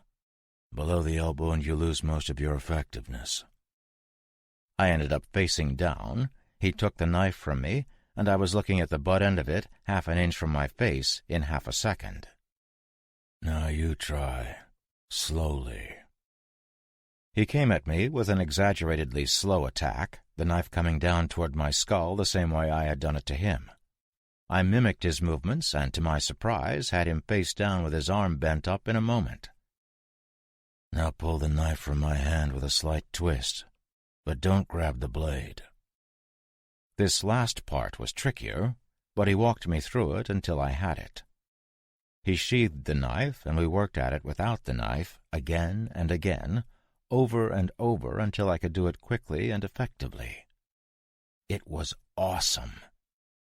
We worked a few more techniques, as he called them, until I could defend multiple forms of knife attack. He taught me to attack the weapon, not the man, if I could. He said that club attacks were almost the same thing, and we would learn those as we moved south. And we did. We moved overland to bypass Idaho Falls to our east. Like almost everywhere else, the dead had claimed it. The Reapers may have been more evil than this plague, but at least they had kept Deer Lodge zombie-free. Moving southwest, we crossed over Route 26, west of a town called Blackfoot, then did the same at Pocatello, where we crossed over Interstate 86, then swung south. There were small rural roads that we took until we reached Interstate 84. We stopped there to have a powwow. Salt Lake City was to the south, then Provo. Two big cities for the middle of nowhere. Provo had about 100,000 people pre-plague, but Salt Lake City, when you figured in all the surrounding boroughs, was a headliner with about 1.2 million. We hadn't seen any infected in 2 days. We were cooking chow when we decided that we would have to go overland to the west, then hook south and run parallel with Interstate 15. That was about 200 miles of flatland to the west of the Rocky Mountains. State parks all over. That could be good or bad. Last time I had stopped at a state park, we had been attacked by lions. Lions were better than a million zombies, though, and Remo continued to instruct me on how to defend myself and kill bad guys at each stop. Another issue popped up as well. We would have to swing east at some point, as I-15 moved right through Sin City. Las effing Vegas. We ended up deciding on south to Route 89, then east just north of Grand Canyon National Park. We would be immediately north of Arizona by then, and ironically, that's where we ran out of gas. Diesel, actually, but you get the point. Big Water was the town. It had a population of less than 500, but it had diesel pumps. This shit place was about 3 miles from Lake Powell, and that was a big tourist trap. All 500 Big Water people seemed to have better places to be, and not a soul, living, dead, or undead, was in the area except us. Yes, dear reader, I realize that the undead have no souls, but kindly shut it, this is my story. We didn't recon the buildings, as anything in them would come toward us anyway, and we had no intentions of entering any of them except the gas station. We spotted the gas station on Route 89 just before noon. It looked like it had been buttoned up for the weekend, not the better part of a year. No signs of distress, no signs of anything. We did a quick circuit of the joint and pulled over. Remo was the first one out of the MRAP, and we all followed him except for Kinga, who remained behind to charge the batteries on 3 of the spare ANPRC 152 radios, using the in-vehicle charging station. I busted out the map, and Tim helped me spread it across the asphalt. The wind was such that we couldn't keep it on the ground, and we opted for a quick recon of the station itself. Brick banged on the door 5 times, and we waited for the obligatory stumbler to come, well, stumbling. Nothing came. Using a crowbar from an outer container on the MRAP, actually it was a military tool that looked really fun to play with, Ray-Ban busted us into the place. We cleared it in under a minute. It wasn't that big. It was also completely untouched. No power, so all the milk and other refrigerated items from the convenience fridges were gone over, but there was tons of other stuff, including, you guessed it, Mountain fucking Dew. I grabbed a 20-ouncer and did half of it in one tilt. Nectar of the gods, I shit you not. I put the dew down on one corner of the map that Tim was spreading on the counter by the cash register. I snapped into a Slim Jim, and we studied the chart. Route 89 to 98, overland to 264, through the Hopi Indian Reservation, south on 87, west on 40. Holy shit! I remember Dallas talking to me about traversing the U.S. from west to east, and that took 3 months. We were going north to south, and I had been away 5 months at least already. I looked out the window at the MRAP, then back at the scale of miles on the map. Shit. "Team huddle," I said aloud. Everybody perked up and came over. I passed out Slim Jims. "We need a plane." They all looked at me, then at the map, then back at me. It was friggin' funny. We have another 1,000 miles to go, give or take, and we're averaging about 40 miles per hour when we get good road. That's... I started counting on my fingers, but Tim piped up damn quickly, 25 hours. I couldn't believe it. Is that all? "Yeah, but the further south we go," Brick said, "it will be much harder to stay away from populated areas." Better think on a couple of weeks if it all goes well. That's if we can keep in the diesel. "Speaking of which," Ray-Ban dangled a set of pump keys from his fingers, but with no power we would have to figure out a different way. "Place has got to have a generator," Tim said. "I'll go check out back." Brick grabbed his arm. "Not alone. Actually, even with the wind, it's quiet here. I don't want to start up a generator and tell anyone or anything we're here unless we have to. Let's see if we can find some hand pumps." Tim nodded, and he and Brick moved off to look for a pump. "Hey," I said. "I wasn't done." They all looked at me expectantly. "We should think about flying.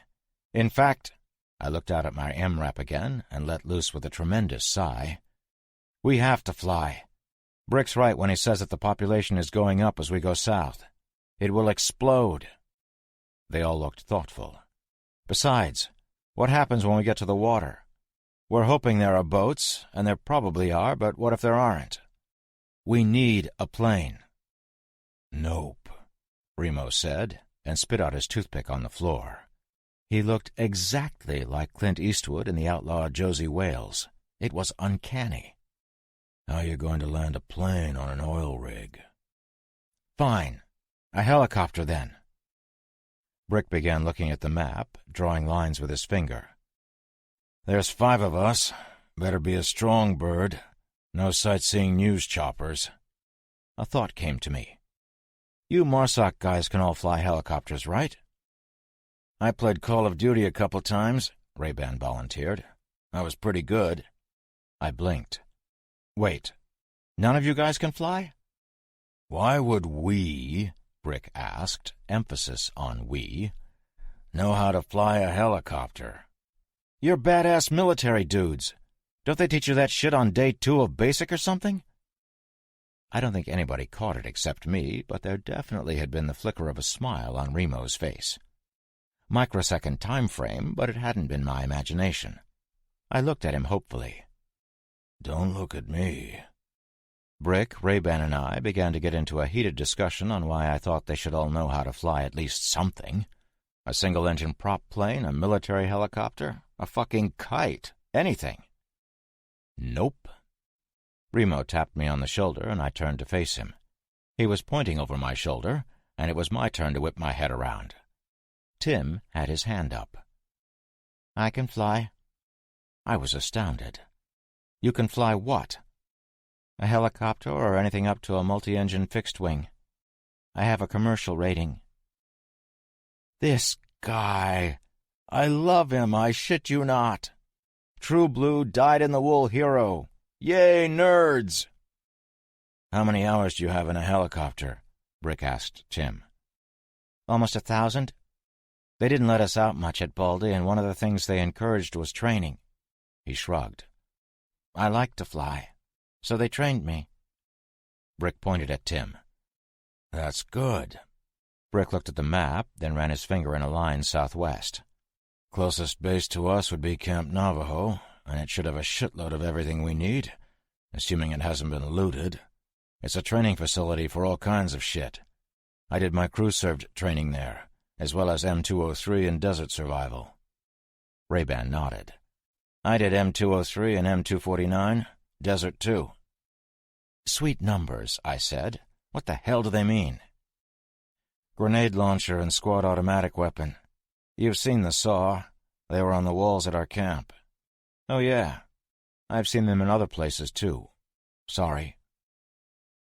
"Yeah, but Navajo is right outside of Flagstaff. Remo said. "That's a city with more than 100,000 people. Some of them must have tried to get to the base for safety, and that base is huge, so I don't see the base personnel being able to keep them out. When we did our desert training out in the middle of nowhere, the only deterrent I saw was a threatening sign on a chain-link fence as we drove in. No way Navajo could possibly defend the entire perimeter." Holy shit! Remo had said all that at once. An entire paragraph. I mean, I think I got it all correct, but still, just writing it freaks me out. This was unnatural. "So it will be a tough incursion. We'll have to plan and—" "There's another base." Tim had interrupted Brick mid-speech, a small breach of etiquette, but it looked like Brick was going to overlook it. "Joint Base Jackson Gray." Everybody was looking at Tim now. "It's here." He put his finger on the map, just like Brick had. "Just north of Tuba City, Arizona. We're—" Tim looked at the scale of miles on the map. 100 miles away, give or take. City had a population of about 8,000, but the base is north of it, and it was a quiet area. We could head due south on Route 89 and be there in a few hours if 89 is clear." "Never heard of it." Brick's brows were furrowed as he looked where Tim had touched the map. Ray-Ban shook his head. "Me neither." I looked at Remo expectantly. He nodded in the negative. Back to his silent self, apparently. We all redirected our gazes back at the Timster. "It's there.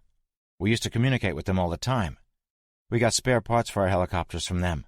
They have a huge machine shop way bigger than we did at Baldy. But I was ordered to check on them using my Sentinel sats when they didn't respond to us a few months ago." He sighed. "It looked abandoned." He perked up a little. "There were several helicopters there, though. 4 Chinooks and some other smaller birds." Ray-Ban looked at Brick. "Operational range of a Chinook is about, what, 200 miles?" "Yeah, easy. And," he looked at me, "it can carry your pimp-mobile." He thumbed at my MRAP. I got an instant stiffy. Not only would we be flying over hostile infected territory, but we would be taking my baby with us? Best day ever. "Yes, but carrying that," it was Tim's turn to thumb at my MRAP, "will seriously, and I do mean seriously, deplete the fuel. The Chinook is a transport helo and can carry up to 28,000 pounds including cargo and crew, but heavy loads should only go for short distances. Also, I've never flown with a slung load." He looked at me and looked down, saying in a weak voice, "I wouldn't recommend carrying the truck all the way. Besides, what are we going to do, put it on the oil rig?" There are several ways to just straight-up wreck a Woody. One is cold water. Another is imminent danger. The third is when the group's smarty-pants nerd tells you that you have to leave your sexy, zombie-proof armored vehicle behind when a certified killer has just told you it can come with us. Well, shit. "Okay," I said. "The MRAP stays at this base, then. That's a bitch, but I think flying is the way to go." Brick and Ray-Ban nodded. "Agreed," they both said at the same time. Remo got up and left. I didn't see his face, but I knew he liked the truck as much as I did and was sad to see it go. The 4 of us talked logistics for another 2 minutes or so until a loud thud came from the plate glass window right next to us. I can admit a little pee might have escaped right then. Yes, it was an infected. Yes, it was a runner. And yes, Remo dispatched it in about 3 seconds from behind with his knife. He yanked its hair back and drove his knife down into its esophagus as it pounded on the glass, a great gout of thick crimson spurting onto the pane. Rather than fall to the ground and bleed out in a matter of seconds, as etiquette demands, the thing spun and launched itself at our buddy. Nobody, not even Remo, saw this coming. The thing grabbed him by his T-shirt and tried to gnaw his face off. The uninfected got his forearm across the infected's ruined throat, and in only a few terrifying seconds we could see through the blood-smeared window that the thing's strength was spent. It collapsed/was thrown to the ground, no doubt gurgling before we could get outside to help. Before we could react at all, really. My eyes were still wide from the initial impact of the thing against the glass. We got to him as he was coup de graceing the infected by driving his blade into the creature's eye. He stood, a disgusted look on his face. "Ripped my shirt." He went to drag his forearm across his face, and I screamed at him, "Stop!" which he immediately did. Frozen with his arm in midair, he looked at me. I pointed at his appendage. It was literally dripping with tainted blood. He looked at his arm, then at me, giving me a curt nod. "Let's wipe that shit off of you, okay, Chief?" He nodded again. That was about the time we heard the screaming. Big water. Population? Lots. When I was a kid, maybe 8, I went to stay with my grandfather for a week in Maine. It was a great trip. He lived alone on a lake in the middle of nowhere. We went fishing and hiking. We swam in the lake, and he showed me how to make a fire and which plants were edible. I got to see some great wildlife that you just don't see in Massachusetts. Round about 9 o'clock on night 2, we're sitting around the campfire, just he and I, cooking the fish we had caught in the lake earlier that day. Not a lot tastes better than landlocked salmon and largemouth bass that had been swimming around not 5 hours before, especially when you had caught them with your granddad. So I reach over to grab a Coke out of the cooler, and I hear this caterwauling scream that scared the ever-loving shit out of me.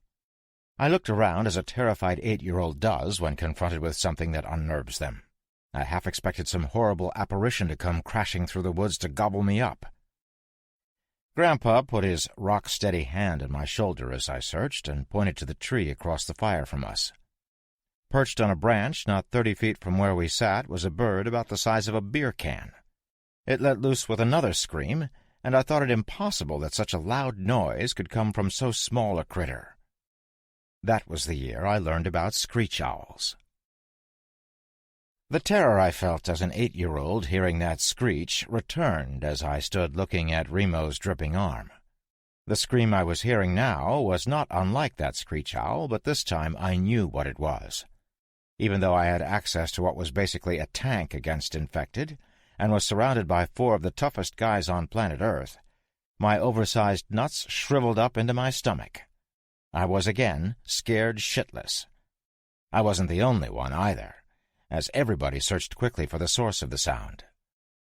The scream was answered by another, then 2 more. It seems we were surrounded by invisible runners. The really scary thing is that, up to right then, I had thought they were mindless. The calls they had just made certainly seemed like coordinated hunting calls, and answering hollers as well. But how could mindless infected be smart enough for that? I didn't have time to contemplate this, as the first of them came sprinting around the garage side of the service station and headed right for us. Good thing Tim hadn't gone looking for a generator. 1 came from the other side and 2 from a house down the road. More shapes were loping toward us from the distance. Brick dropped the first one with his HK-416. Single shot, center mass. Then Remo and Ray-Ban started firing as well. They moved into a triangular formation with Tim and I in the center. The MRAP isn't overly loud, but it's still a big truck. So why hadn't we been attacked instantly upon arrival? They must have heard us. In addition, we have all figured out that runners aren't dead. They're infected humans that have lost the ability to reason or think rationally at all. Moreover, if these things weren't dead, that meant that either they had recently been infected, or they had been eating steadily. I instantly remembered the runner that had taken a bite out of one of the dead ones back in Havre. Thing had chewed and swallowed, and that had been new. All interesting topics to discuss with the boys if we made it out of here alive. We hadn't even gotten the gas yet. I know, diesel. My 416 was brought to bear, but I had been trained in the past few weeks only to fire if the MARSOC boys didn't see, something, or when they were reloading. Oddly enough, even though I felt my nuts clench with every runner's scream, I didn't feel that panic I usually felt creeping in. A group of 6 of them were dashing toward us from town, and Ray-Ban picked that moment to shout, "Loading!" I stepped up next to him, took aim, and fired at an older woman with running gear on. She had been prepared, I guess. I could see her blood-red eyes from 200 feet. I missed the first shot, but got her with the second. She fell, but got up and started back toward us much more slowly. She wasn't dead, but the round had fucked her up. I fired twice more, nailing another woman in the shoulder and spinning her, and missing with the last round. Ray-Ban shouted, "Ready!" and got back on the line. The dead ones were beginning to come out, and I had to wonder again why they hadn't attacked when we first pulled in. "Negative," I heard Brick shout. "Stay inside. If we need a quick out, we can fall back to you. Cover the back." He must have been shouting into the radio to Kinga, who was still in the MRAP. "Loading," Remo said almost casually, and I stepped up to his position. He did this tactical reload that was so fast it was almost done before he had finished speaking. I hadn't fired a round. Tim was standing in the center of us with his pistol, and to his credit he looked as not terrified as I felt. In about a minute, all the runners were down. Not all dead, but hurt enough that they could no longer run. Brick switched magazines. "Pack it up and let's refuel before they get here." Several dozen undead were on the way, and it was then I realized that Big Water was as dead as every other place we'd been to. It just looked better. These dead things had flair.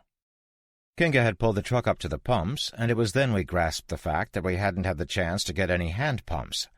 Remo and Ray-Ban ran off to find a generator, Brick, Tim, and I setting the jerry cans out and removing the caps. The vanguard of the dead would be on us in 30 seconds. Brick grabbed an entrenching tool off the side of the MRAP, passing it to me, and he hefted his crowbar-like apparatus. Tim grabbed a piece of pipe that was lying next to one of the pumps. "Don't get too close," Brick told us. "They're damn fast when they get near you," I reminded him. He nodded. The first to reach us, a fat guy and a thing so mauled I couldn't tell what sex it had been, received equally as deadly thumps on the noggin from Brick and I. I'd used the side of the shovel end of the tool so as not to get it stuck in Fat Dude's head. We got through about 6 more before we realized that this wasn't going to work. There seemed to be many more undead coming from the surrounding area than the 500 or so that were supposed to make up this town. The 3 of us heard shots, and soon Remo and Ray-Ban were running back around the side of the station. They both skidded to a stop when they saw what was shuffling toward us. "We are leaving!" Brick yelled. We were sprinting back to the MRAP, Kinga waiting with the door open, firing Ray-Ban's EBR. With the sound of the .308 rounds, he couldn't see the dozen or so stumblers that were right on him.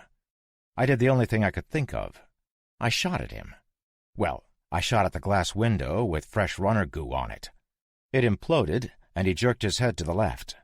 Seeing the pus bags that were already reaching for him, he fired into them and was able to get the door to the truck closed after a brief but victorious tug-of-war with a dead girl wearing only a bikini bottom. The dead bastards began beating their rotting fists against the side of the vehicle until they noticed the 4 meat popsicles in the middle of the road, then started toward us. At the same time, dead began to flood around both sides of the station. We were in some deep shit. The MRAP fired up and Kinga took right off. He barreled down the road, turning anything in his way into bad-smelling strawberry jam. But while I was looking at the new stains on my MRAP, all the stainees and their pals were looking at me. They looked hungry. Except the ones that had come apart at the seams when they got run over. They looked like the aforementioned strawberry jam. It didn't take long for Kinga to turn the truck around and flatten some more pus bags on the way back to us. He made it just as the main force got to us, but we had already dropped quite a few of the vanguard. I had an extra 2 magazines on me, but we were starting to burn through ammo. A particularly skinny woman pushed up to Brick and he hit her with the butt of his rifle. She didn't give a shit and latched onto his forearm with her nasty paws. I was in mid-swing with the entrenching tool when Dead Bitch's head snapped back, goo shooting out of her as Tim's 40 cal round exited her melon. I overswung and took an involuntary step forward, right into the reaching claws of a half-naked young guy with horrible wounds on his neck and shoulder. This guy had no doubt been one of those dickhead tool bags, complete with gold chains and 50 selfies on his phone of himself and the other shitheads he hung out with. Shirtless, muscles flexing, and baseball caps on sideways. The claws were on the left hand only. The right arm was nowhere to be seen. I wonder if he was popping a selfie as the thing tore his arm off. The thing fell forward, teeth first, to rob me of my schnoz. Off balance, I was able to get the blade of the tool in front of my face, and his teeth smashed into the other side of it, both of us going down in a heap. I kicked away and tried to roll back into the relative safety of my friends, but the dead douche grabbed my .416, and the sling choked me when he started pulling me back toward him. I spun and tried to fight him off, but Tim shot this one too, and it let go of my rifle. If anything, there were more of the dead here than 3 minutes ago. Kinga drove right past us and skidded to a halt. The back door to safety opened up, and we rushed over to it, Kinga firing his rifle over us at the closest ones. "Save it!" yelled Brick. "We're good." We piled in the back of the truck, Remo closing the door in a bunch of dead faces. The truck jolted forward a little, and we were off. No, dear reader, I haven't forgotten about the lack of fuel in our vehicle, but driving away from this particular event with almost no diesel in the tanks was better than hanging around being trapped in the MRAP with 1,000 fists pounding on the steel. The only road was the one into town, and we barreled down that for another quarter-mile before the MRAP began to shudder. "Fuck!" Kinga yelled from up front. My mine-resistant baby shuddered a few more times, sputtered, and the engine quit. We were smack dab in the middle of the residential section of the crappy town, and its residents all decided to come out to see us. We grabbed what ammo we could, as the majority of the dead folks were coming from where we just were, and they were slow. We didn't want to hang around, though. Another scream rent the air, and there were scrabblings up front as a speedy infected climbed up on the hood of the truck like a four-limbed spider. It threw its head back and screamed so loud I thought it would pop, then launched itself at the front window, trying to bite Kinga through the bullet-resistant glass. Its vile fluids spattered the window as it tore at the glass. Kinga recoiled appropriately and moved to the back with us.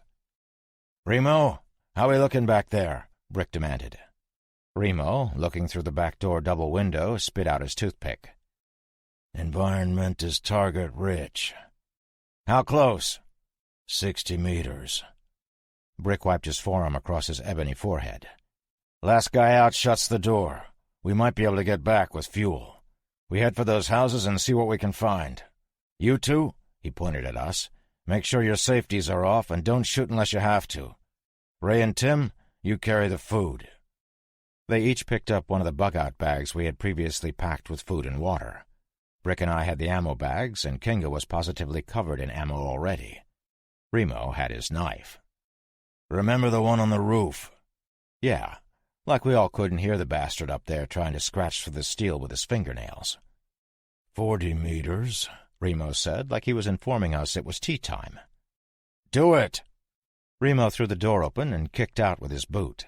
He jumped down, leaned over, and stabbed a pus bag through the eye, then let out with another side kick to the right.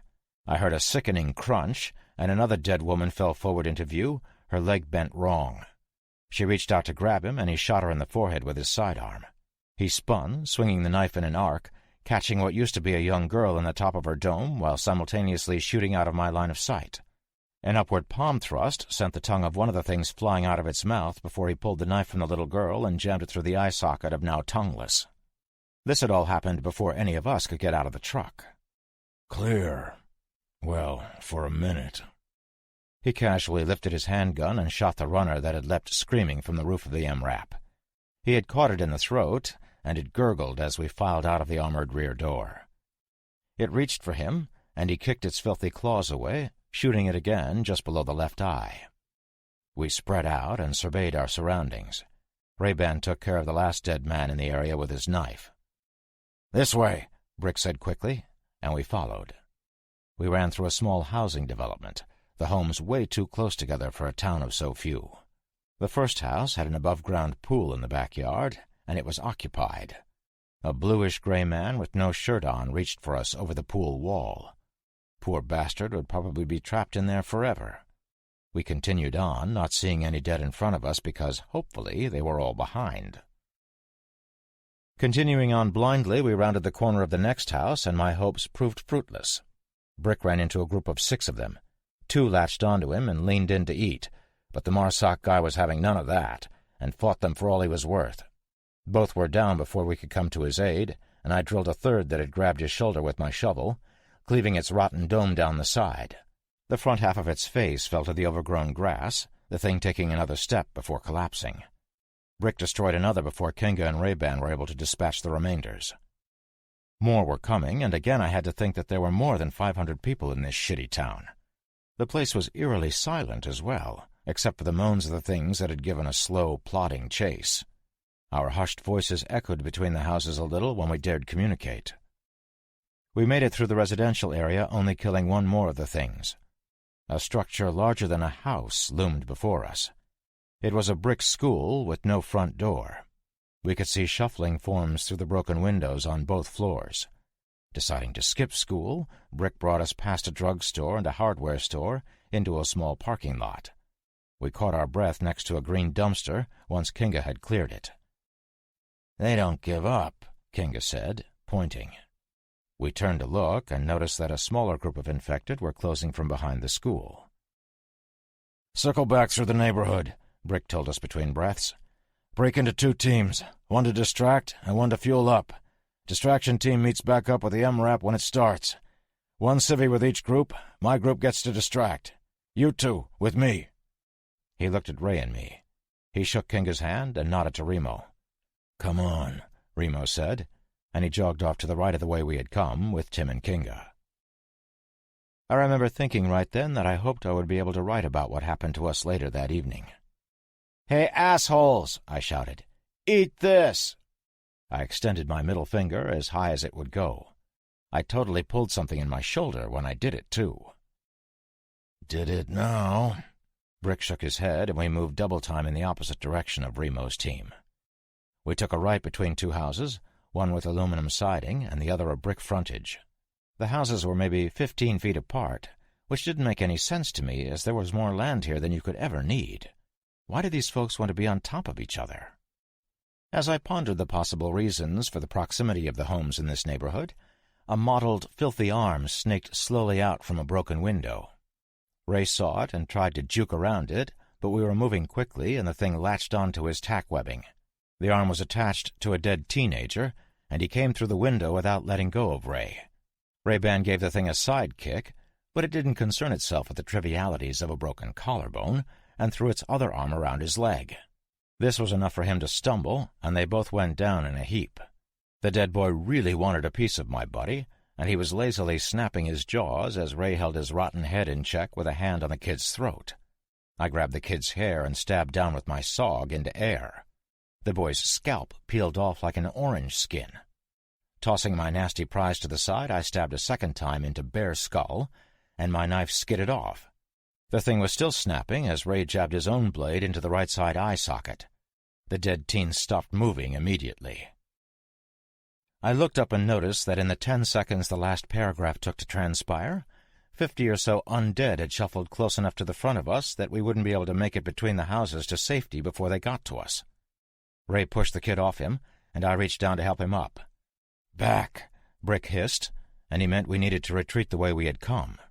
Ray stood and started yelling. The re-killed dead kid wasn't re-killed, and it latched onto Ray's leg. The thing pulled its mouth to Ray's calf and bit him. Ray kicked it off and stomped on its head. My knife had failed to penetrate the kid's dome, but Ray's size 12 made nasty black and gray shit spew out of 3 sides of a crushed skull. Brick began firing behind us, and right then I knew we were all dead.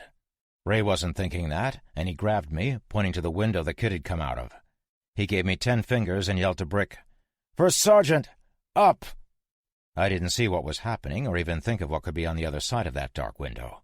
I accepted the 10 fingers and pulled myself into the house, cutting my shoulder on a shard of glass. I quickly cleared the room. It was a bathroom, small, maybe 8 feet by 12, and I was standing in a tub. The door was open, and I immediately closed it, spinning around to help Brick through the window. I got him in and reached out to help Ray. The dead had closed, and they were reaching for him as he reached up to me. Ray climbed, and I pulled like hell, but several hands began pulling him back. Ray didn't look scared, but crazy pissed off as he kicked for all he was worth. Brick leaned out and shot the 2 puss bags that had grabbed our pal, and we managed to yank him through the window, falling on shards of glass that were littering the floor. The dead outside really wanted in, and the ones that weren't fighting each other to futilely gain entrance through the window were beginning to bang on the side of the house. I didn't bother putting my ear to the door to see what was on the other side. I just yanked it open. We didn't have time to dick around. Those infected bastards knew we were in here, which meant they would be in here in short order. I was really hoping the zombie teenagers folks weren't home. A quick pan right and left told me the hallway was clear. I took a step to the right, Ray limping out to the left. "This way," I hissed. seeing the hallway in my direction open into a kitchen. The other way must lead to bedrooms and no door. I moved forward, trusting that my Marsoc buddies would cover my rear. The banging on the house was getting unnerving, but it didn't mask the creak of a floorboard around the corner to my left. I held my left fist up as I had seen these military boys do countless times, and although I wasn't looking at them, I'm sure they froze as I did. I heard that odd rasping sound that the dead sometimes make just before a horror that used to be a younger woman stepped into view. She saw me at the same time and lunged, grabbing me by the shirt and my single-point sling before I could react, even though I knew she had been there. I let go of the rifle and brought my right forearm crashing across my body into her forearms. There was an audible snap as her left ulna broke, and she let go with both hands. I brought my forearm up as her head came forward, and I caught her perfectly under the chin. I gave her a right side kick to the knee, and as she started to fall forward, I brought my left boot up, catching her under her chin again. Her head snapped back, and her frail body followed. She ended up on her back. She tried to stand, and I kicked her as hard as I could in the forehead. Her eyes rolled back in her head, and she stopped moving. I had just used some of Remo's training, and I felt great. So great that I didn't see the second monster until he was pulling my face toward his. The sound of Brick's sidearm was deafening in the hallway, and it was a dinner bell for the critters outside not already aware of us, but if he hadn't shot this thing, I would be missing a large chunk of face. Let's not forget I'm pretty, and I would like to thank Brick right now for preserving my pretty. Destroyed, the thing's legs just evaporated, and it fell straight down. The bastard didn't let go even in second death, and I went with him, landing chest first, technically weapon first, then chest, on his stink. Dead guy was big. I fought with his clenched fingers for a few seconds before I was able to pry them off. We all heard a window break in front of us and knew that we had issues there. Brick pushed past me and into the kitchen, taking a quick recon. He moved left and we followed. The side door, now behind us, was wide open, but we could see what was out there and opted for the front door. What was out there had seen us too and was now doing the moan shuffle in our direction. Brick made it to the front door, but looking through the two small front windows, I could tell it was a no-go. The penguins were waddling fiercely out front. "Shit! Back!" Brick yelled.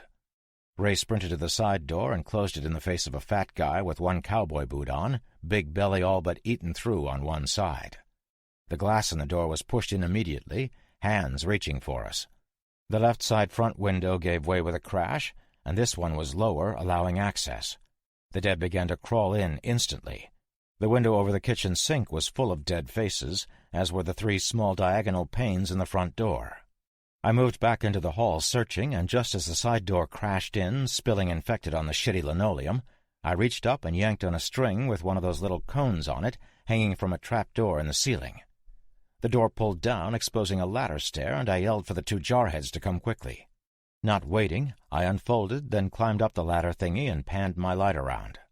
A plywood floor covered the ceiling joists, and there was a cooler, camping light, and two sleeping bags in the corner.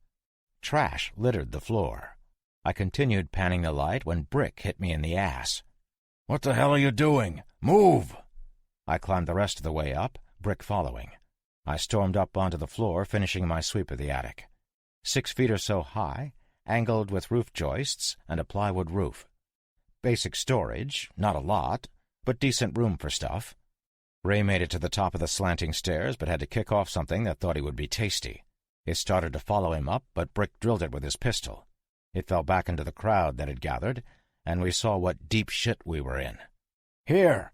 Ray almost yelled, and passed Brick his multi-tool with the Phillips head ready. Ray fired his M9 twice before I was able to join him. Brick got down on his stomach and began to unscrew the access ladder. There ended up being 6 screws on either side, and he was able to get 4 before one of the more industrious creatures luckily juked a shot from both Ray-Ban and myself, pulled itself up, and grabbed Brick's arm. Brick looked into its face and was rewarded with a close-up of its head snapping back when I popped it in the melon. "Fuck this! Get back!" Ray shouted. Brick scrambled out of the way.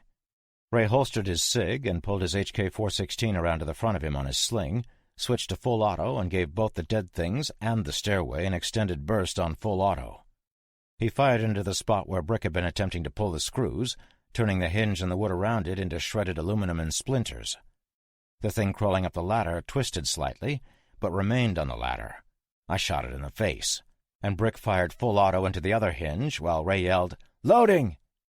I don't know how, but the stairs stayed attached. I got on my ass and began to kick, and on the second kick, the right side came loose, and the access fell away with 2 dead women on it. I looked into the sea of dead faces, and they looked back, hungry. Brick stared down, too. "We're in some pretty shit now." We heard something move behind us over the moans below.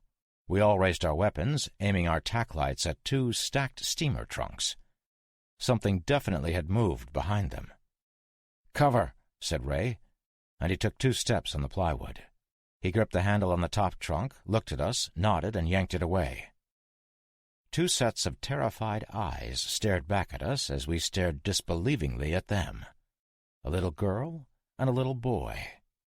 Filthy, skinny, and scared, they held on to each other as they looked at us. "Are they infected?" I let my rifle dangle, then pushed it behind me so it was on my back. "No."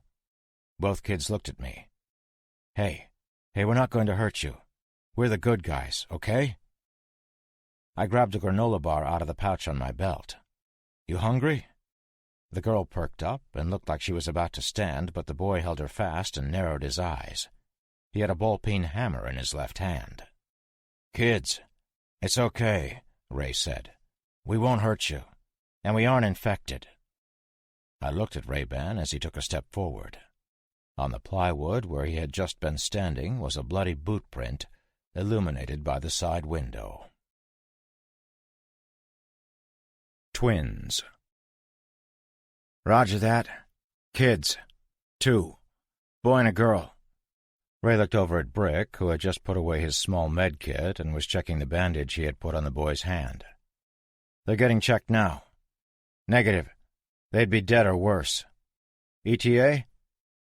"First light confirmed. Rogue One copies, all out." Damn, he sounded like some dude from Star Wars. Ray sat on a steamer trunk and put the radio down. He rubbed his calf. I pointed at it. "Want me to have a look?" "Would it help?" I looked at the floor. "How long?" he asked. "How long what?" "You've been through this. How long till I'm useless?" "I'm a different case." Ray froze me with a glare, and I sighed. "You'll start to get sick in about an hour. You should feel something is off sooner. In 5 hours you'll be wishing for death, but it won't come for another 3 to 5 after that. You won't be able to do much in about 6 hours. I looked at the floor again. Nobody makes a day. Except you. Except me. What's so special about you? I harumphed. Dunno. Been asking myself that since my night in an Airstream trailer a year ago.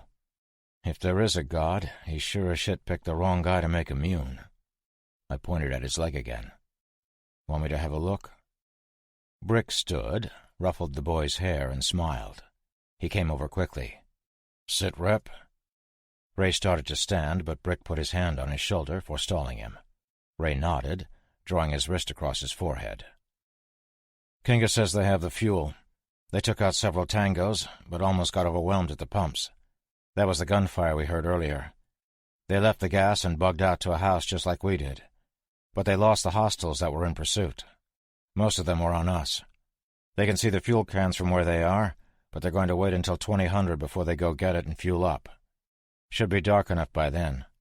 They'll hole up in the MRAP until first light, then make some noise to draw the meatheads. Swing back, pick you all up, and ride off into the sunset on some unicorns. Brick smiled, his hand still on his buddy's shoulder. Want me to do it? Only if I puss out. Ray thumbed at me, says I have a few hours yet. Ray broke out in a smile that would have made a piranha proud and pointed behind us. The boy was standing in front of the open trap door, pissing on the infected. His sister let loose with a giggle. Richie, stand back from there, okay? Brick asked him. The boy nodded, shook off, and sat back down with his sister, who punched him in the arm. "Gross," I heard her whisper. The kids, Richie and Chloe Joseph, were 11 years old. Twins. Their story was the same as everybody else's. Their older brother Tommy had come home from a night at the movies with some friends. He had gotten into an altercation with a drunk in the theater parking lot, and the drunk had scratched him on the neck. He and his friends had pushed the guy away and run for the sheriff. They never did find the drunk, but that night there was something terribly wrong with Tommy, and Tommy's mom, Lucy, took him to the hospital in Page, Arizona. The next morning the neighbors were trying to break in the house. Their dad, a bit of a prepper, had gotten him upstairs and told them not to come down no matter what until he came up into the attic for them. The poor kids had been up in this attic for almost a year. I admired their resolve not to go down and check things out. They wouldn't have made it if they had. The kids were pretty much through their food and drink. 3 cases of bottled water and 88 MREs were all that was left. They would have begun to get thirsty in a week. The boy was prepared to go for a supply run, but they kept hearing movement in the house below them. 2 more days, and Richie was planning on a run anyway. One of the more interesting things about these kids was that they had 2 moms. Tommy's mom was not their biological mother. All 6 people, the twins, Tommy, their dad, and their 2 moms, lived in this house together. They didn't seem to think anything was different about having 2 moms and a dad, and who am I to judge? This is Utah. "The scariest part was that we could hear the zombies making noise all the time," the little girl said. "That sound they make. And some of 'em are fast, too." "Zombies?" I asked. "Yeah," Richie said. "I seen Resident Evil. I know what a zombie is." He pointed toward the open trap door. "Those are zombies. I saw Mr. Magruder from the garage shoot Steve Joseph in the stomach with his Mossberg, and Steve just got up and bit Mr. Magruder when he was reloading. Only zombies can do that." "Saw it how?" The kid pointed to the louvered vent in the side of the house. I moved toward it, and the louvers were the type on little rods and thus could rotate open and closed. I was able to peek outside. The dead were everywhere, spread out and searching. They usually grouped together, and what I didn't understand was why they weren't all in this house trying to get to us. Don't get me wrong, there were a fair amount looking to eat us, but I would think that with the racket the dead beneath us were making, all the others in town would be trying to chew on us. I could see some of them walking in and out of houses all the way up the street, obviously searching. It didn't make any sense. Even if they were looking for Remo's group, everything I knew about them told me that they should all be here where the noise was. I sat back down on an overturned Home Depot bucket. "Do you guys want to come with us when we leave?" "No!" Richie almost shouted. Everybody was looking at us. Okay. We won't make you come. Just think about it, okay?" "We're waiting for someone to rescue us," Chloe told me.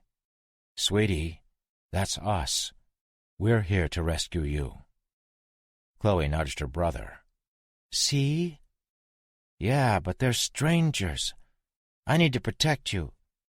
They got guns, Rich, and food and a truck." That seemed to work into the boy's head. He stood up and pointed his hammer at me. "Fine, but you gotta call the state police in St. George and let me talk to them first. I want to speak to Sergeant Reed. He's my dad's uncle."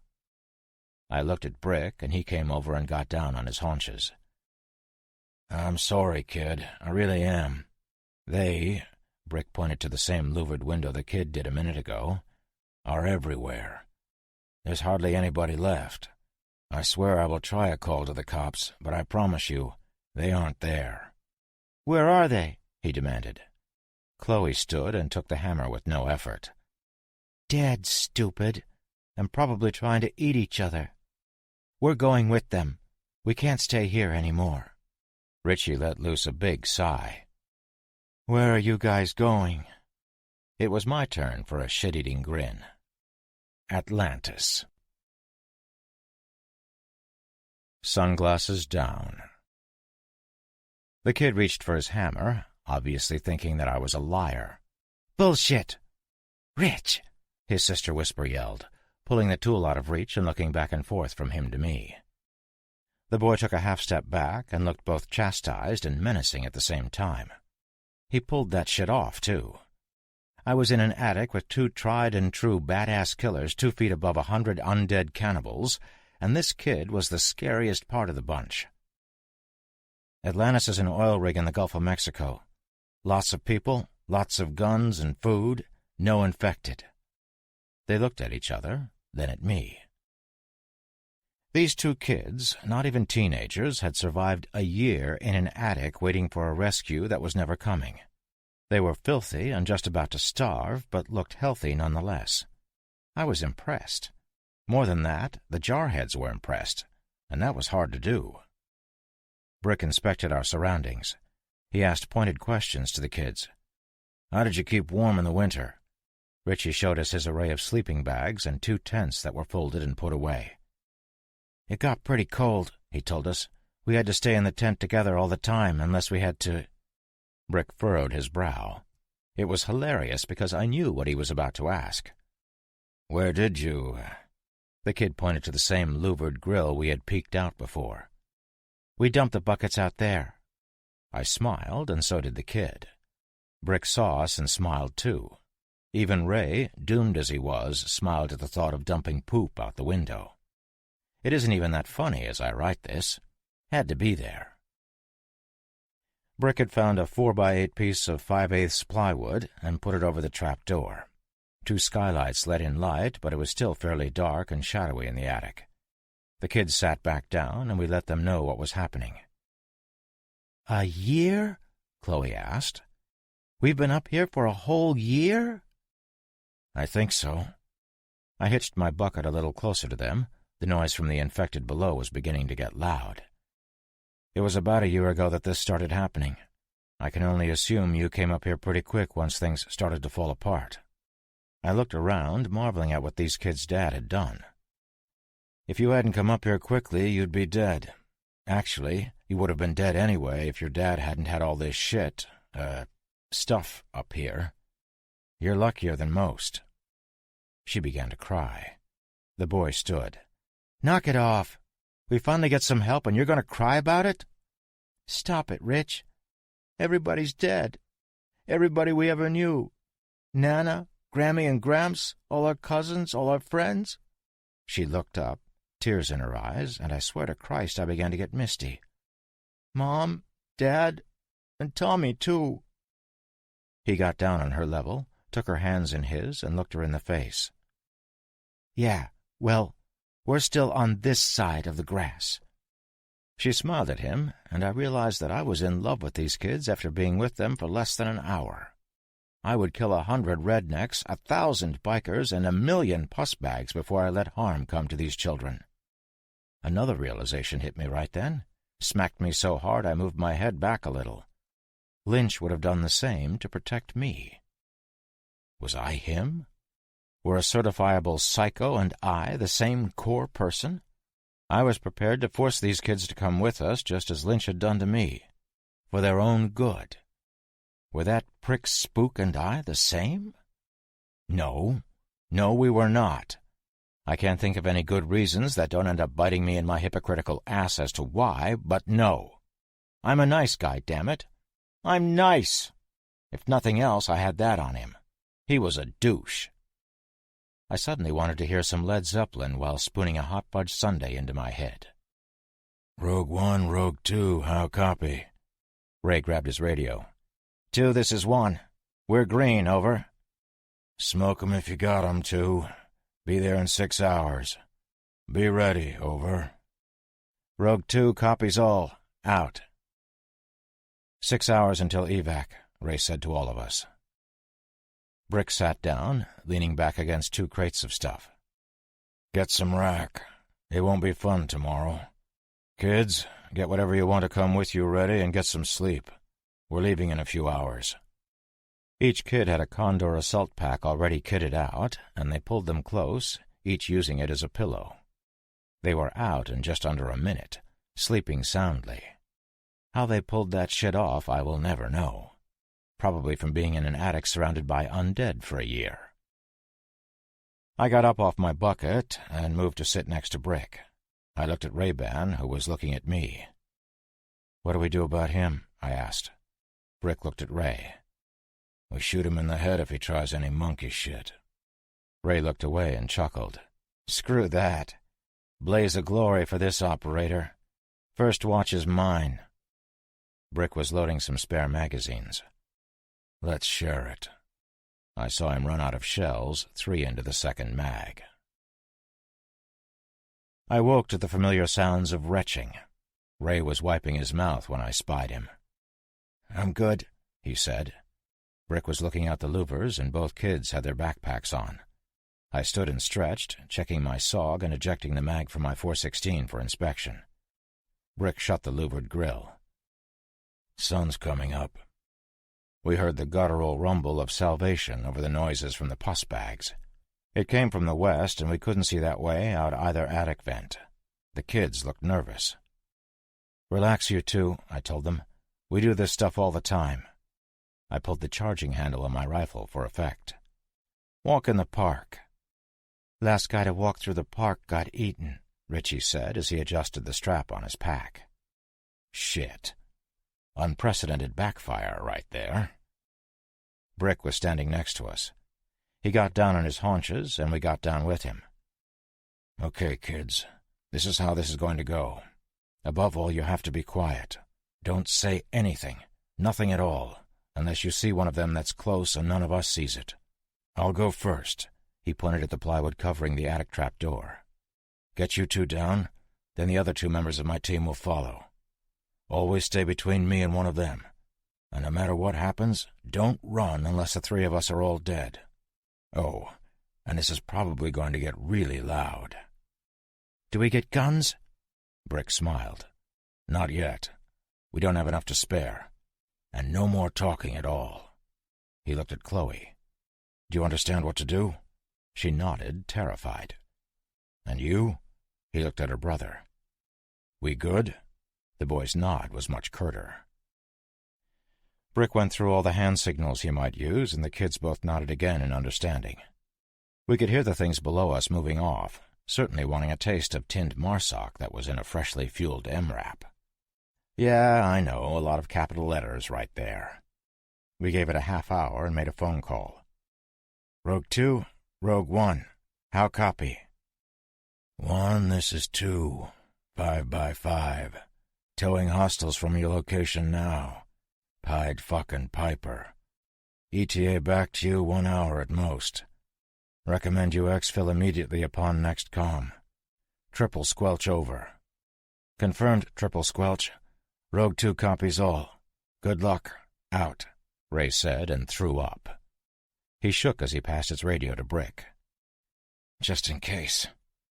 It was hot in that attic, but Ray was sweating a different kind of bullets. He didn't have too much longer before it would be difficult to walk. A few minutes later, Brick and I removed the plywood and looked down into an empty hallway. Well, empty except for the shit the dead leave in their wake. Nasty fluids, chunks of themselves, bits of clothing. You've seen it. Brick snapped his fingers 3 times, and we waited. He looked at his watch and did it again in 1 minute. 1 minute after that, he pulled his telescoping mirror from his tack webbing and checked the hallway. He nodded in the negative, and I had no friggin' idea what that meant. No hostiles or not clear. I mean, I'm kind of new to this whole military thing. I'm learning, but come on. I motioned that I didn't know what he meant, and he looked at me like I took the short bus to school. He pointed down and gave a thumbs up. Way better than nodding, no? What seemed like an eternity later, the radio squelched 3 times. Brick squelched back and turned off the radio. He looked at the kids, put his finger to his lips in a shh motion, and dropped into the corridor. He scanned both directions, looked up at me and nodded, motioning for me to drop him the kids. I passed the boy down first, then his sister. I looked at Ray. He was sitting on the Home Depot bucket, elbows on his knees, looking down. "Ray, we're moving out." "Ray?" He looked up at me. His right eye was blood red. A single tear of the red fluid rolled down the crease between his nose and cheek, seeming to halt for a moment on the crest of his upper lip before dropping to the floor. I watched as the corpuscles in the white of his other eye positively exploded, turning it into a crimson orb almost instantly. "Might stay here for a bit," he said, and looked down. "Good luck. And stay alive." "Good luck to you too, pal.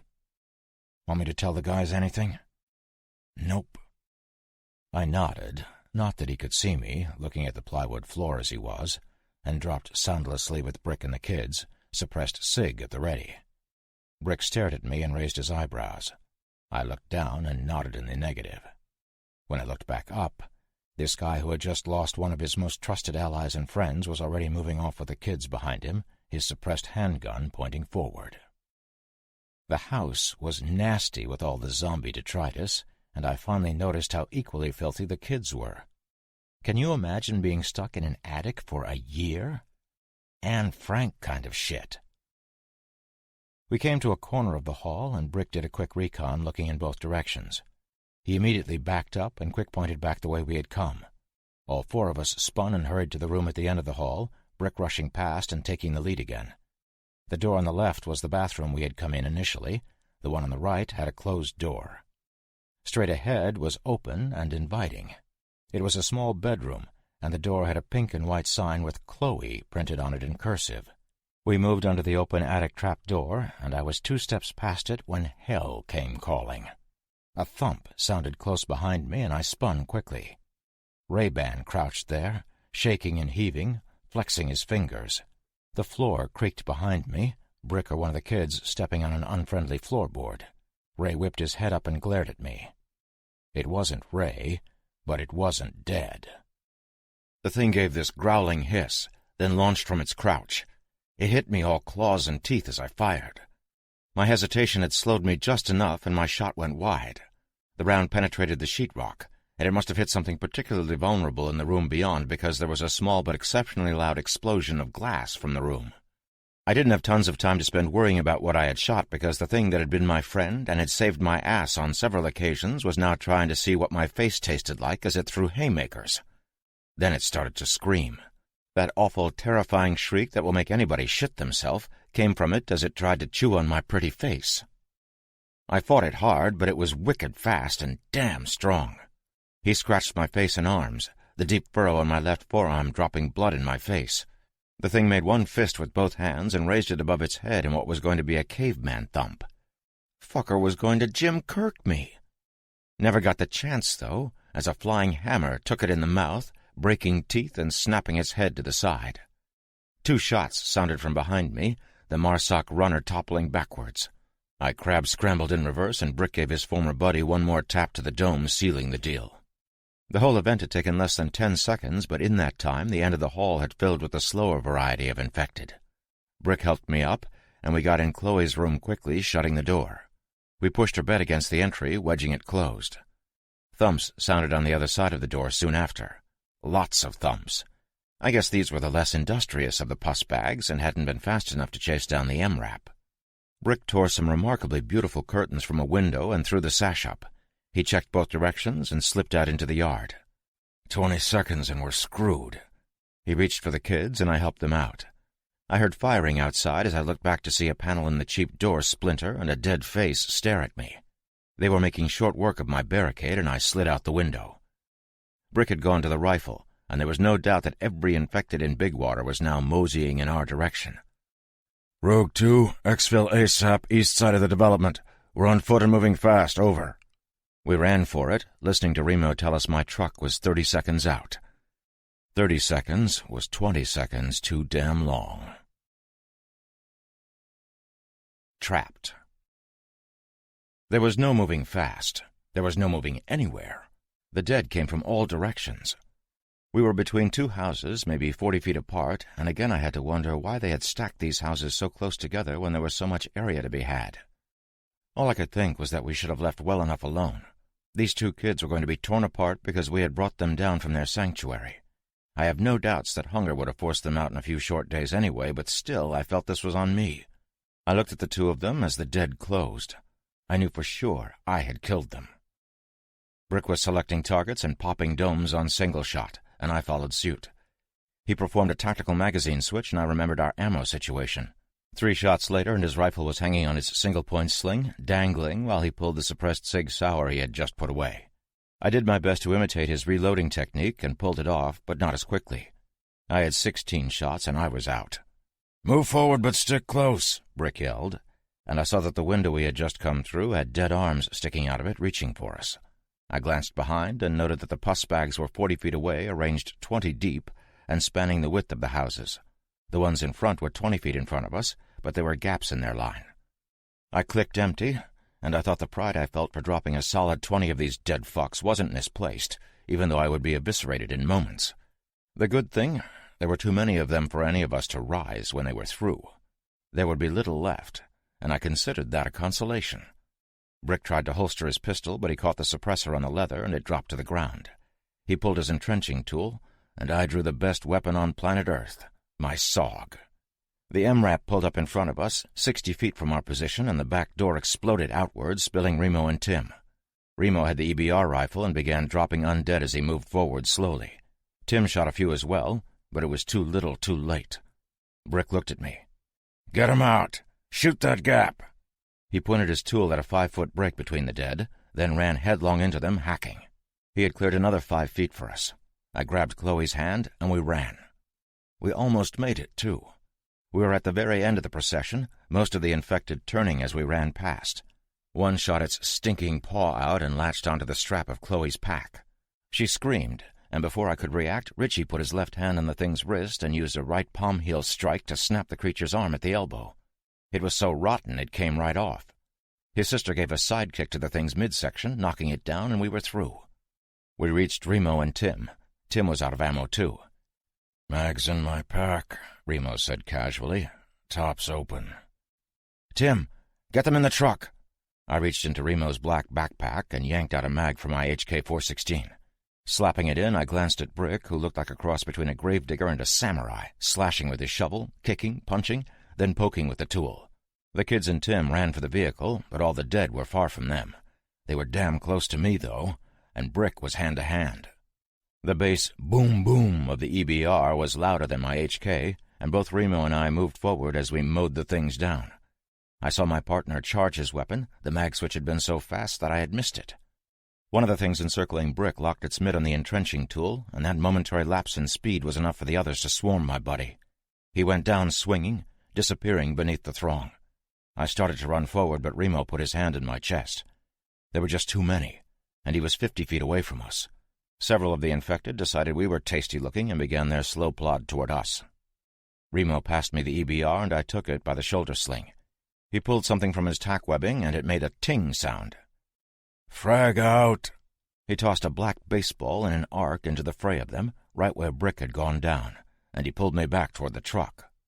We made it all the way to the back door before the grenade detonated with a mighty whoomp, tossing infected like rag dolls and blowing in the unbroken windows of the houses. The blast knocked the ones stumbling after us over on their faces, but they immediately began to get up. "Get in," he said, and I did. He followed, and I looked at the kids, who were hugging each other, sitting on one of the benches and crying softly. The door slammed, and Remo shouted for Kinga to go.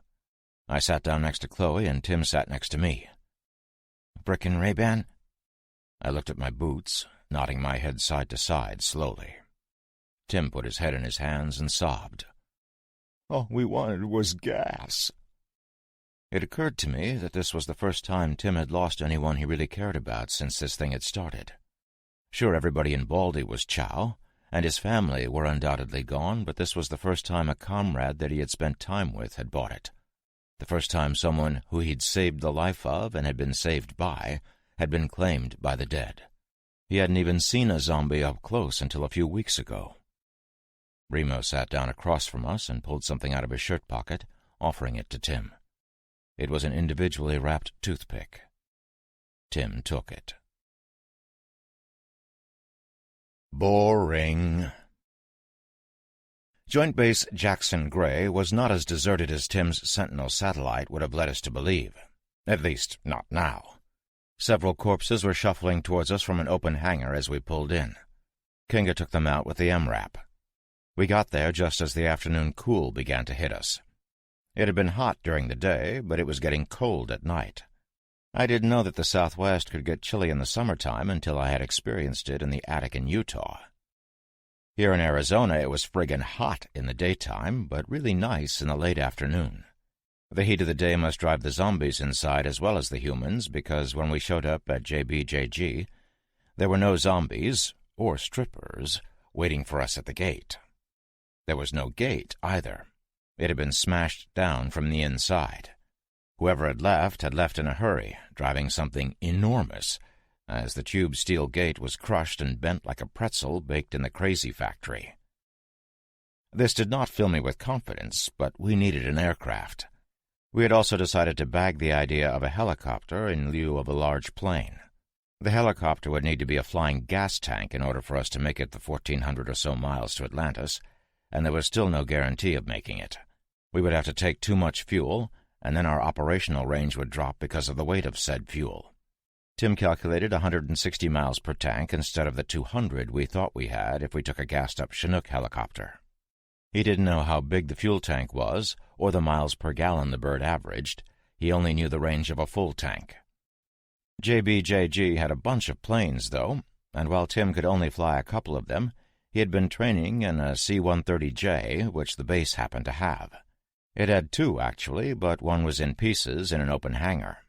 The other one was very much not in pieces, and very much not in a hangar. It had two very undead SOBs in the back of it when we got there, though. They stumbled down the ramp when we pulled up next to it. Kinga backed over them with the MRAP, which was becoming one of our best zombie dispatching tools. When we cleared the area from the safety of our truck, we got out and stretched. "We're going in that?" Richie asked, pointing into the back of the empty plane. "Yeah," said Tim. "Yeah, I hope so." He looked nervous. "Cool." Kinga and Remo walked the perimeter of both our vehicle and the aircraft. They both went up the ramp and checked the rear area out, too. Then Kinga got back out and told us to follow him. We came to the nose of the plane, and there were 7 truly dead people and sporadic spent brass on the tarmac. The dead looked like they had been infected by the wounds on them. They also had holes in their heads. Somebody had shot them. Kinga pointed to the plane. "Look." He nodded at an open window, hinged out on the top side of the nose. "Somebody was in the cockpit and fired on these ones." Chloe looked at the glass panels when she leaned toward Kinga. "What if he's still in there, but, less alive?" "We'll have to check. We can't get in through the cargo hold. The bulkhead door is locked. We're going to have to go in through there." He motioned toward the window that everybody was now staring at. He cupped his chin, feeling his stubble. "How are we getting up there?" Richie actually raised his hand. "Drive your truck around," he said to Kinga. "Climb up on the roof and look in."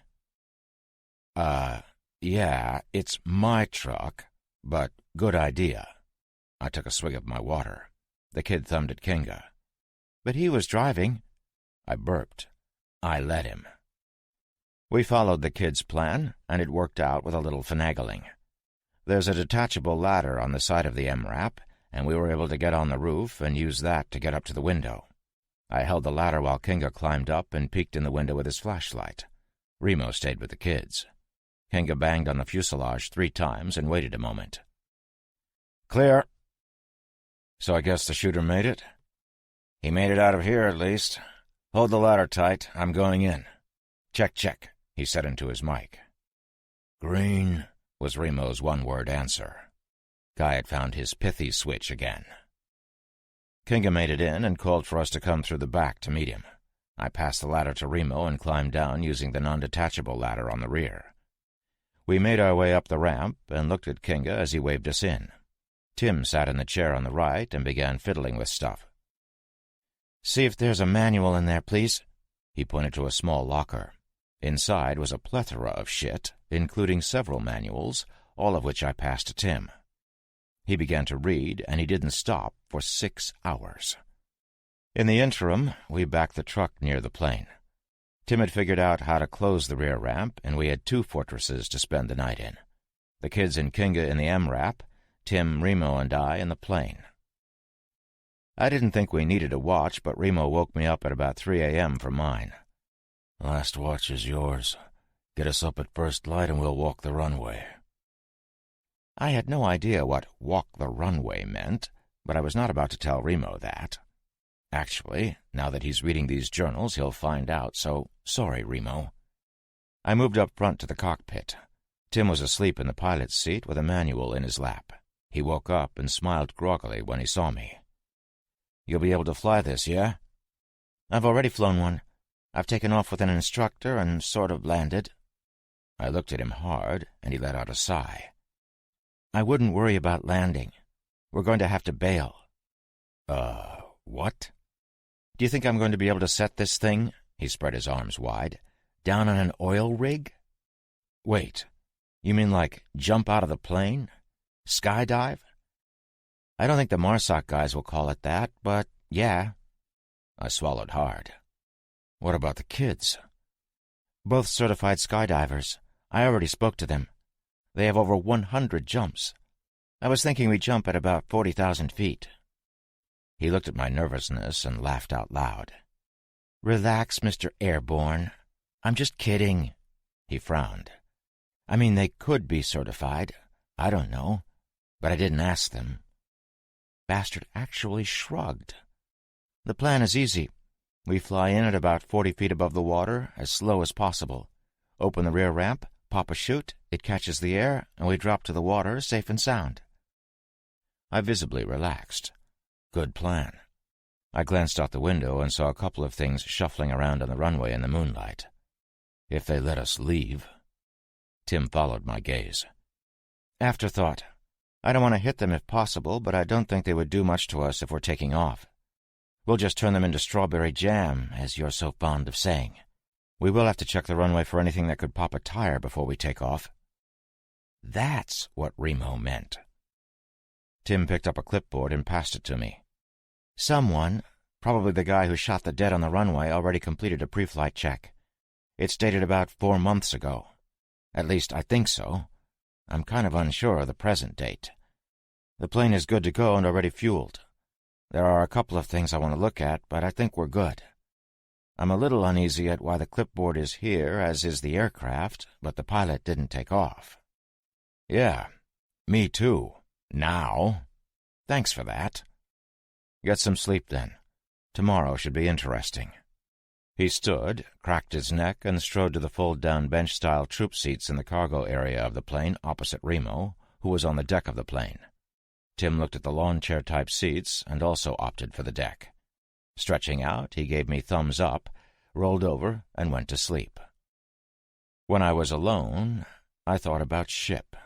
I thought about Cat. I thought about all my other friends on Atlantis and how I desperately wanted to get back there. I hoped they were all okay. I couldn't wait to call them on the radio when we were in range. I really couldn't wait to see them. I wanted to introduce my new friends to my old ones and tell everybody what the country looks like a year into this mess. I wanted to fix stuff again.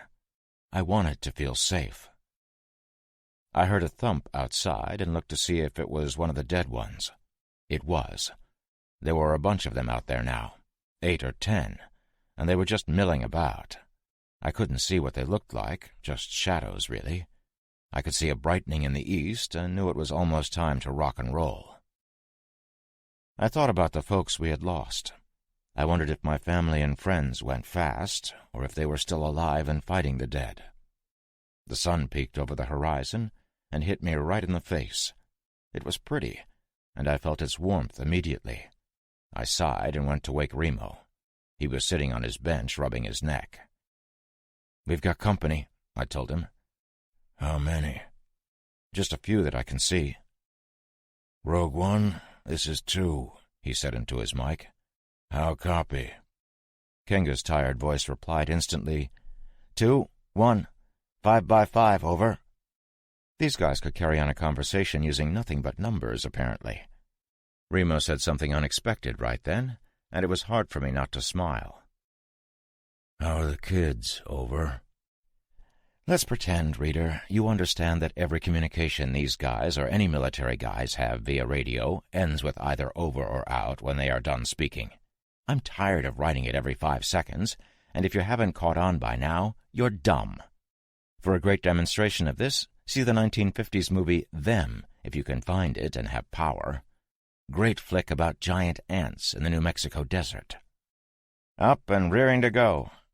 We had some hostiles knocking for about an hour. Nothing to worry about yet. Copy that one. We see and hear them. Actually, I could hear them now. We'll reveille and get on mission. Call you back in 10. I woke Tim, not knowing what the hell reveille was. He sat up immediately, rubbing his arm where the lion had tried to relieve him of it. I must admit I never thought I would write a sentence like that. Tim looked rested, even though he had only gotten a few hours of sleep on a floor. We prepped the inside of the plane as best we could, but that was just trying to clean up the shit the zombies had left behind. I didn't want the kids sitting in any of that crap or having it get on any of us. There was a push broom stuck between two metal braces, and I used that. It was still a bit messy. I was sitting down on one of the foldouts, finally noticing that the plane had a bit of a death odor to it, when Remo tapped me on the shoulder. Time to make the donuts. WTF? Did he just say that? The guy had made a joke? Right then, the weirdest thing happening was not that there were dead people trying to eat us. I nodded and began to check over my gear. I had 1 full mag in my rifle, 1 full mag in reserve, and a mag with 4 rounds in it. I had a total of 7 rounds for my sidearm. Shit was getting bleak, but hey, my knife was beautiful. I told Remo I was ready, and he called Kinga. Rogue One, this is Rogue 2. We are ready for Operation Tow Truck. 2 jokes. The time-space continuum was broken. Rips in the fabric of reality and shit. Rogue One copies. Commencing drag away. Call you back when we're far enough away. Huh. Decidedly unmilitary talk, but hey, what do I know? He called back in 10 minutes and told us we were clear. Tim lowered the ramp, and we walked the runway side by side until the pus bags decided to come back. There were 9 of them. Kinga had run over another few. We dispatched them quickly, one of them getting almost close enough to grab me before Remo shot it. After we dragged the bodies off of the runway, we met Kinga and the kids at the plane. It took 15 minutes to load everything from the MRAP into our new ride, including the kids. I drove my beauty to the open hangar and parked it about 50 feet away from the maw, not wanting to go in there for hell or high water. I had previously written a note and put it in a plastic baggie, which I attached to the door handle with a zip tie. To whoever finds this vehicle, it's yours now. Don't be a dick and use it to hurt people. This thing is completely zombie-proof, but it isn't a tank. Medium arms fire can penetrate the glass. You'll never get a flat tire, and it runs on diesel. I wish you the best of luck, but if you've made it this far, luck has been on your side. Hope it doesn't run out. I was 100 yards away from the aircraft when it started up. It's a fat plane when you're standing behind it, and I liked looking at its butt. The C-130 has 4 props, and they started quickly. I could feel the wash from this far out. They were loud, but the area was clear, and I was enjoying my stroll. I saw Remo dart out of the plane and look around for a sec before he saw me. He waved his right arm frantically, pointing at me. I assumed he wanted me to hurry now that the vehicle had started up, so I started jogging toward him. I was perplexed when he raised Kinga's EBR, aiming it at me. Even more so when he pulled the trigger. LAPES. Lapes. I'm unsure if anywhere in these journals I've ever written, I felt the bullet go right past my head. You probably know by now, if you put in the time to read all of this stuff, that I've actually been shot in the head. Grazed is the word, as it didn't penetrate my skull, but did leave a significant scar. I was shot at pretty much on a daily basis for a while, and I've returned fire, too. Being shot at sucks. Being shot is worse. Hopefully you are reading this while both of us are sitting someplace safe where the infected can't get to us. You're probably also thinking to yourself that these journals are bullshit, and I'm playing myself up to look cool. I'm not. Wait. No, I am cool. I'm just not amping up the story. Everything I've written has really happened. More than likely you have just shot me in my zombie dome and are reading this, but I really do hope it's the first option. Regardless, take your hand, make a flat palm, and move it quickly past your ear. Don't hit yourself or it stings. I know this because I just did it. Do it a few times, and you're bound to hear the sound of your mitt whipping past you. Take that sound, add a whining "soo" to it, and that's the sound of a .308 round almost drilling you in the melon. Now add a half-pound of shit to your drawers, drop to the ground, and the experience is complete. Now, as previously discussed above, I am cool. I do not cower or faint or plead. At least I haven't yet. Not that any of these things make one cool. It's how you act during the times when those actions are not being performed but should that makes you fashionably attractive. So Remo shoots at me, I drop to the ground, fumbling for my weapon, and he shoots again. This second time, I feel more than hear a bit of a thump behind me. Keep in mind that about 250 feet in front of me is a freshly started C-130J Hercules aircraft, and it's loud. I glance at the thump and see two infected, one about 15 feet away on its back, sort of rolling around. The other is also on the ground, on its front, just touching my boot. It has a hole in its right shoulder that if it wasn't spewing infected fluids, I would be able to put a broomstick through. It is a runner, and it is exceptionally messed up. Now these damn things, runners, really don't give a shit about pain. However, where their dead cousins are not bound to the same results of trauma and injury other than to the brain, these speedy sons of bitches will drop or fall over or in some other way go down when shot. At least, usually.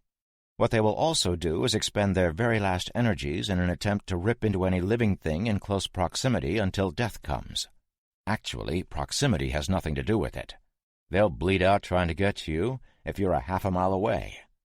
Also, once they expire, they tell death to take a hike, get up, and come for you. Slower, but significantly more durable. The point is, this horrid thing that had its nasty paw on my Ultima Desert boot had no intentions of doing anything other than playing jump rope with my lower intestine. Having a deep-rooted love for and burning desire not to share any or all of my innards, and not wanting to supply the equipment for a game of rope jumping, I hastily withdrew my size 13 from its vile grasp. It attempted to stand, and the top portion of its noggin popped straight up in the air, the creature stiffening and collapsing onto the exact spot I had just scuttled away from. I looked behind it and noticed a few of its undead counterparts making their way toward me from the hangar I refused to enter prior. The other runner was still lying on its back, coughing blood, Remo's shot having taken its center mass. It was time to vacate the premises. I got to my feet and ran to the plane while Remo covered me. The rest of the infected were of the slower variety, so I made it with no issue. Kinga was on the ramp with his rifle and a frown when I got there, and he shook his head in disgust, turning his back on me and entering the aircraft. Remo jogged up the ramp as it was closing, taking a seat next to Richie and Chloe on the fold-out bench seats, checking their seatbelts. "Buckle up," he yelled to me over the prop noise. Kinga returned to us from up forward, carrying 4 sets of headphones and wearing one. He passed them out to each of us, the kids too. Then he lit into me. He pointed at me after he showed me how to switch on the headsets. "Next time you run off by yourself and the infected have you, I'm just going to watch. And for Christ's sake, don't turn off your fucking radio. Ever!" He strode down the cargo bay to the cockpit. I could feel his boots on the aluminum. It was at that point, chastised by the MARSOC guy in front of the kids, that I realized I had royally screwed up. Guess I'm not as cool as I thought. Remo wouldn't even look at me. Damn, what a douche. Me, not him. I had wanted to leave a message with the MRAP, and it almost become a banquet. I should have taken one of the boys with me, or better yet, just left the truck where it was. Cool to fool in under 10 seconds. We felt the plane lurch forward a little, then it began moving slowly. The nose turned to face a different direction, then we all heard the engines speed up. I heard Tim's tinny voice over the radio. "There are a few newcomers on the runway in front of us, and we seem to have gathered a bit of a crowd behind. We're taking off in 30 seconds, so make sure your seat backs and tray tables are in their upright positions." True to his word, the plane shot forward, jerking us a bit. It sped down the runway, and suddenly there was a small thump, followed by two more, then one more. In no time we felt the ground disappear beneath us, and we were airborne. The angle on this takeoff was like nothing I'd ever experienced. It was crazy steep after such a quick departure, and I was a bit nervous after Tim had just told me the day before he was a newbie with this aircraft. The steepness continued for a solid 2 minutes, then Tim leveled us out. Kinga came back to speak with Remo, and I shamefacedly moved to the cockpit to talk with Tim. I sat down in the right side seat. "Well, you got us in the air, buddy." "I did. Yeah." He sounded distant. "Aren't you happy? You're flying this giant plane." I looked around. "Which we're going to jump out of." He looked at me. "You're a dumbass. We get this far and you go and try to get yourself killed." "You're right." I totally disarmed him. He had been expecting a fight. Knowing Tim, he had probably gone over 50 different conversations in his head, but he hadn't accounted for instant acquiescence of dumbassery from me. Yeah, so quit being dumb and stay alive. We need you." "Aw, shucks, buddy." I punched him lightly in the arm. It was the lion arm, and he gave me death eyes while he rubbed his boo-boo. "Sorry." "Jackass." I smiled. "Jerk." At least it wasn't my idea to jump out of a perfectly good airplane. He took in a huge breath of air and turned to face me again. "Yeah, about that. Remo says it's a bad idea. He says the landing will be much harder than I thought, even in the water. He changed the plan." I was quizzical nervous, and he picked up on it. "So what's the plan now, Captain Tim?" "A water landing." "A water landing? You mean like we land in the water?" "Yes." "Dude, what the fuck? Your plan was great. What do these jarheads know anyway?" He put his finger to his lips, like they could hear me over the noise of the plane. "Remo said that a tapes extraction could kill us." "Lapes," Kinga said over the radio. "Low-altitude parachute extraction system. Lapes. And we can hear everything you say. You're on the radio, dickhead." "But I like Lapes," I yelled into the radio. "Lapes sounds good. In fact, Lapes is now my favorite. Do you know why it's my favorite? Because it doesn't involve crashing a goddamn airplane that I am now on into the ocean." Tim coughed. "A crash would indicate the pilot isn't in control. I will be performing a water landing."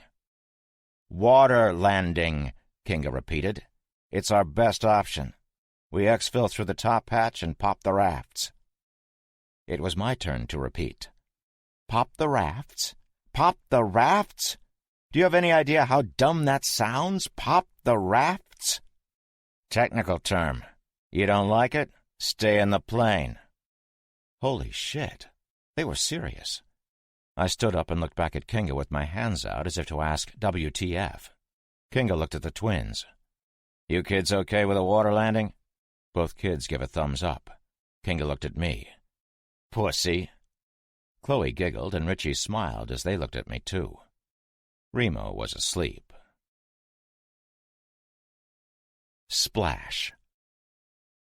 "Our economy speed is about 340 knots, Tim told me. "Yeah, like I know what a damn knot is. Give me that in miles per hour, homie." "Just under 400. 390, I think." I blinked. "But if we were about 1,200 miles away and we're going 400 miles per hour... "Yeah," Tim looked at me. "I know. We've been in the air a little more than 2 hours. We'll be there in under an hour." I was both excited and terrified. Excited to see my friends, terrified to be an integral part of a plane crash.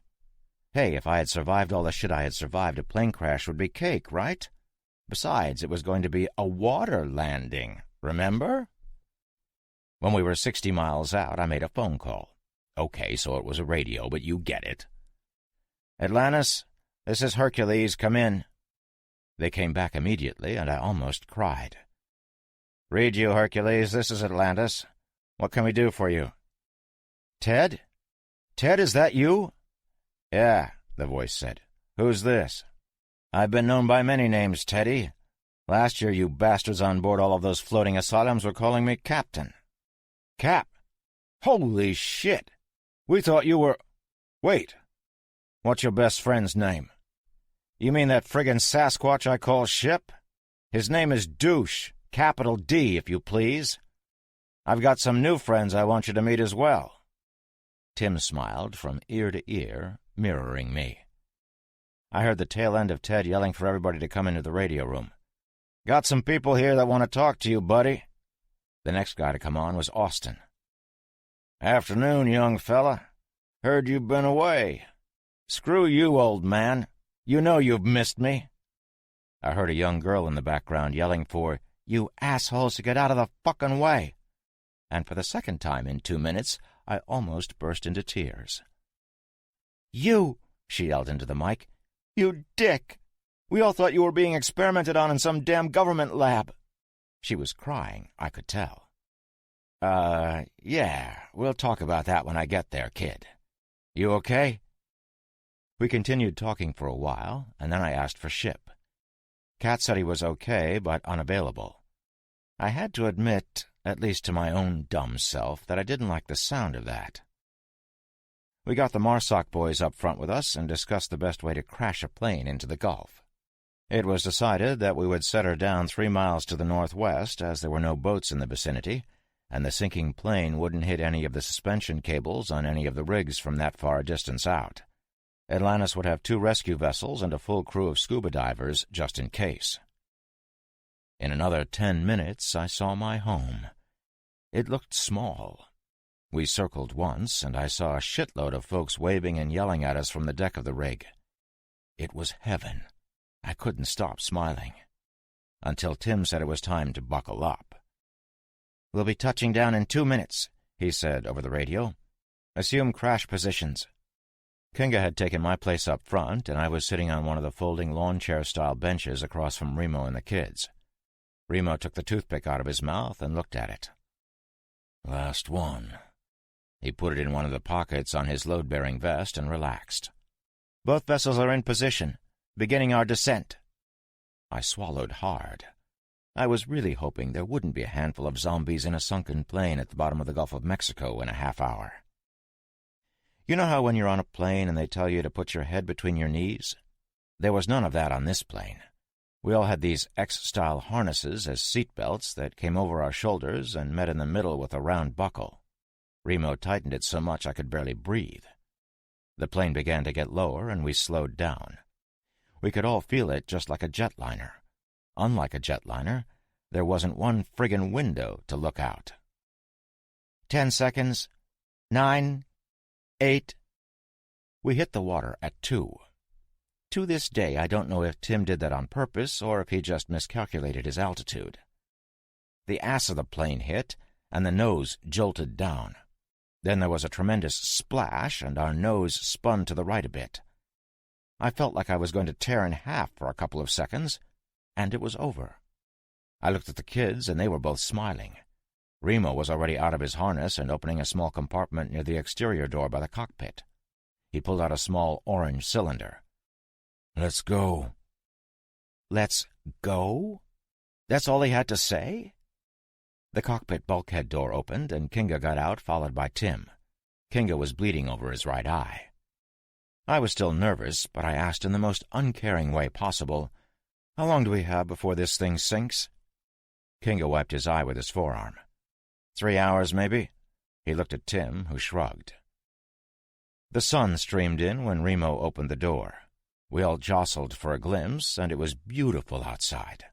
Winds looked light and variable, with almost no chop to the water. I heard, before I saw, the first rigid inflatable boat come zipping around the nose of the plane. 2 more showed up shortly after, and I looked down into the face of my friend Greg, who had a grin so wide on his face he must have just eaten a fecal sandwich. "Yep, you're still ugly." His smile got so wide I thought his face would rip. "I lost the pool on you by a damn month," he yelled. I realized I was mimicking his face splitter. "Pool?" "Yeah. Get in the damn boat and we'll talk about it. Remo tossed our gear to a guy in BDUs that I didn't recognize, but he was with Greg, so he must have been a newbie. Our gear almost filled one of the boats, and it backed off when we were done with our assembly line.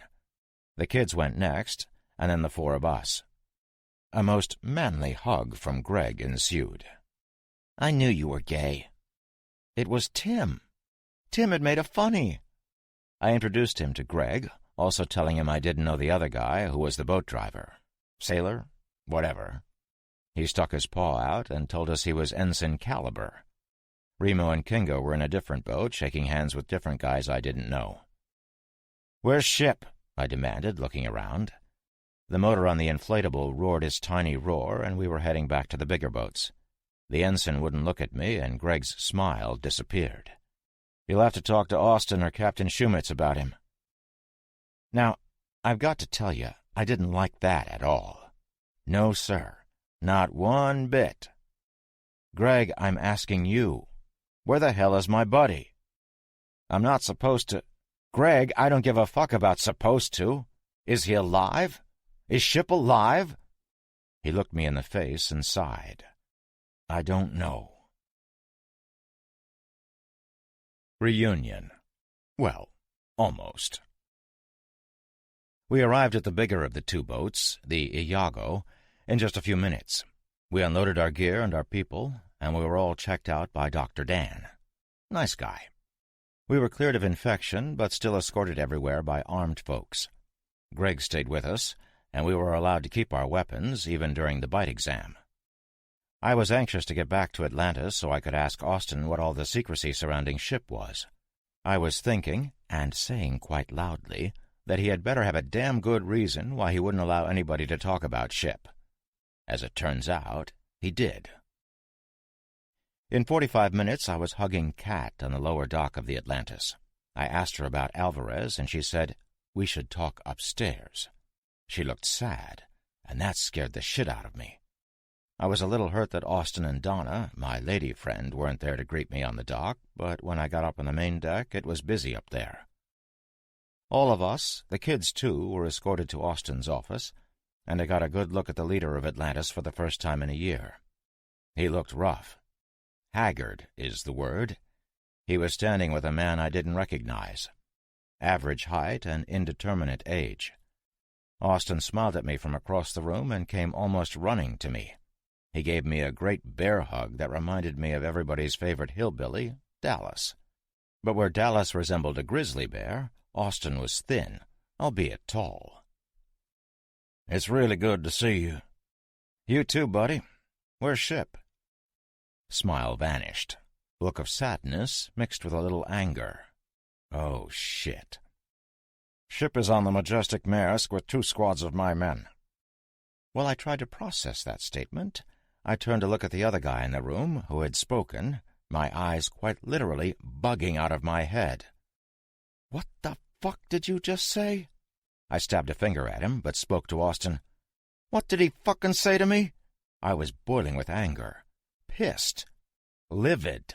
And if I had a damn thesaurus right now, I would use every single word for mad that damn book would provide.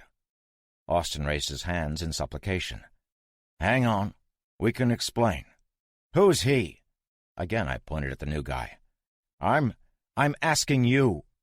I must admit my voice had a hint of scream to it, but I had my reasons, and I was about to lose my shit. Kat put her hand on my shoulder. "This is Captain Shumitz of the USS Destroyer Stockdale," Austin told me. "He's a friend." "A friend who put my friend on board a floating fucking death trap, which incidentally should have been rammed right up Mexico's ass by now."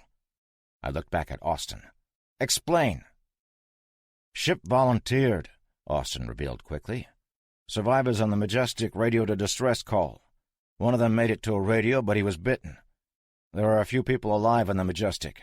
Ship went to go to assist in their rescue. He's well protected."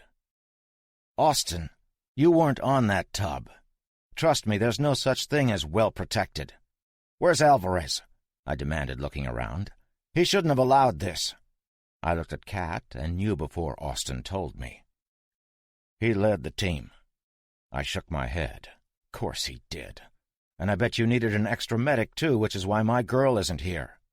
I put my bag down and started going through it, tossing some items I didn't think I would need right on Austin's office floor. Austin, Captain Shumitz, this is Tim, Kinga, Remo, Richie, and Chloe. Tim is a hero, Remo and Kinga are Marsoc, and the other two are the toughest kids on planet Earth. I looked at the kids, and they were beaming. I glanced at Tim, and he was too. Find them rooms or stick them in mine, assuming you haven't given it away. Listen, son, began the captain. Nope. You listen, shithead. I'm not your son, your soldier, or your friend. I just crossed the U.S. of fucking A to get back to my family, and I find out that 3 of the 4 of them are now in the worst place possible. You're going to stand there and tell me it was to save some survivors, and I'm going to agree to disagree. I bet Bob did find some people, but I also know that they're your second priority. There's another objective that you didn't tell half your team about, and that's what's going to get them killed. The captain looked at Austin, who was smiling. Told you. Shumitz sighed. There's something on that boat we need. Me too. And you sent them there. I shouldered my pack and noticed that Remo and Kinga were sorting through their packs as well. Captain, I need 6 magazines for my HK and another 100 rounds loose. I'll also need 4 mags for my SIG.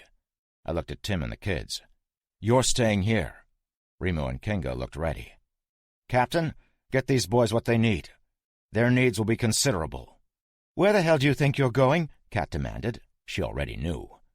I'm going to that ship to get, well, ship. Son, I'm sure they're fine. Probably just a communications problem.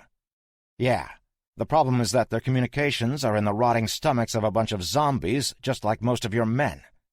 If you're lucky, very, very lucky, then my friends are not. Please don't call me son again. I liked my father. Are you going to give me the shit I asked for? Oh, I will also need their position in a boat. Boat won't get there soon enough. I cut him off. Then I'll fucking swim. But we have a helicopter. Even better. These 2 jarheads have some info for you, Captain. As soon as it's been transferred, I want to go. You can have a team of... Don't want 'em. You already sent 2 teams. Them, I pointed at my Marsoc buddies, and me. That's it. Oh, and a pilot. That's it. What is it you sent your men to die for? Shumitz honestly didn't know what to make of me. I could see it on his face. May we have the room, gentlemen? Austin, please remain. Everyone but the captain, Remo, Kinga, Austin, and I left. Kat was pissed. Tim looked hurt, but he had been through enough. Captain Shumitz put his hands on the desk and looked up at us. There's data on that boat that I need. A colonel from USA MRIID had some journals that I want, but more than that, she has one of these. He pulled a little red key from around his neck. It was shaped oddly, with ridges and depressions. You mean a Dr. Colonel called Callus? She's dead. Shumitz blinked. How? Been on the Majestic, Captain. Remember? I read the ship's log. Captain by the name of Peterson. He wrote how you assholes took over his ship, carted throngs of infected on there for study, and how they, shockingly, got loose and killed everybody. The Marsoc boys looked pissed. They put infected on a ship to study them? Asked Kinga.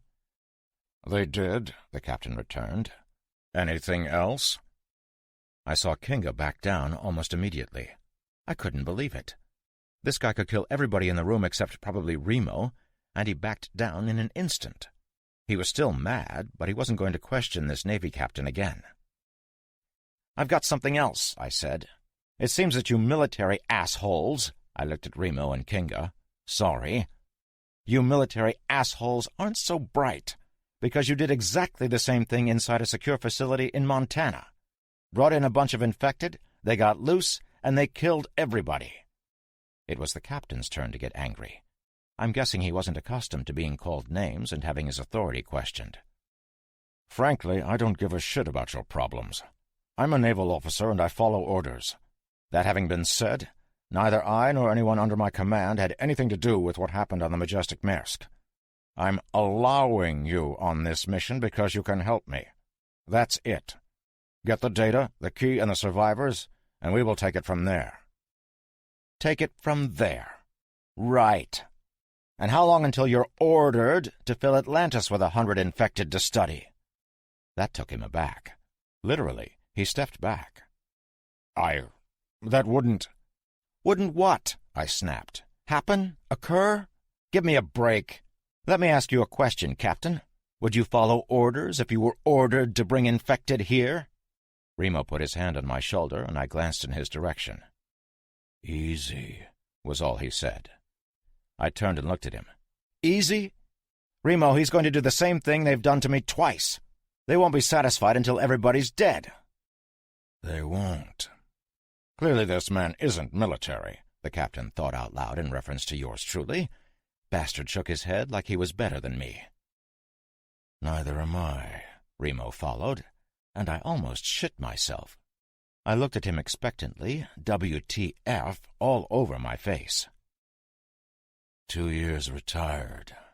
I was on base dealing with some insurance crap when the shit hit the fan. Hooked up with these boys, he thumbed at Kinga, and now I'm here. Shumitz looked at me. "I have no plans on bringing infected to Atlantis, son." "But you would if ordered." "Forget it. Let's just go. You and I can talk when I get back."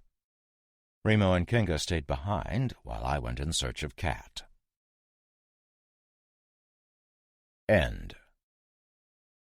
It took almost an hour to get to Cat. Everybody wanted to know how I was and what was done to me and how I escaped and everything else. My friends and folks I didn't even know stopped me to ask me those questions. They asked others, too, like how were the roads and did I pass through insert state and town here, and how many infected had I seen and killed. I answered patiently, even when one of the roughnecks, Bear, grabbed me around the middle and hoisted me in the air like a sock puppet, telling me how good it was to have me back. I got to my room, and Cat was waiting with Tim and the kids. "You're not really leaving, are you?" asked Chloe, a bit scared.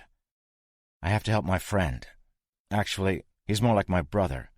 And if Richie was in trouble, wouldn't you want to go help him?" She looked down and nodded. Cat had already packed a bag and was checking her shotgun. "Cat." She didn't look at me. "Cat." She looked up. "Don't. I'm coming. Cat, I need you and Tim to watch out for the kids while I'm gone. I don't trust that Shumitz guy as far as I can throw him." "But No, Cat. No, I need you here." I grabbed her hands in mine. She was still holding the shotgun, so it was weird. "This isn't me trying to keep you safe. It's me trying to keep everybody safe. You're a badass, and that's what I need right now.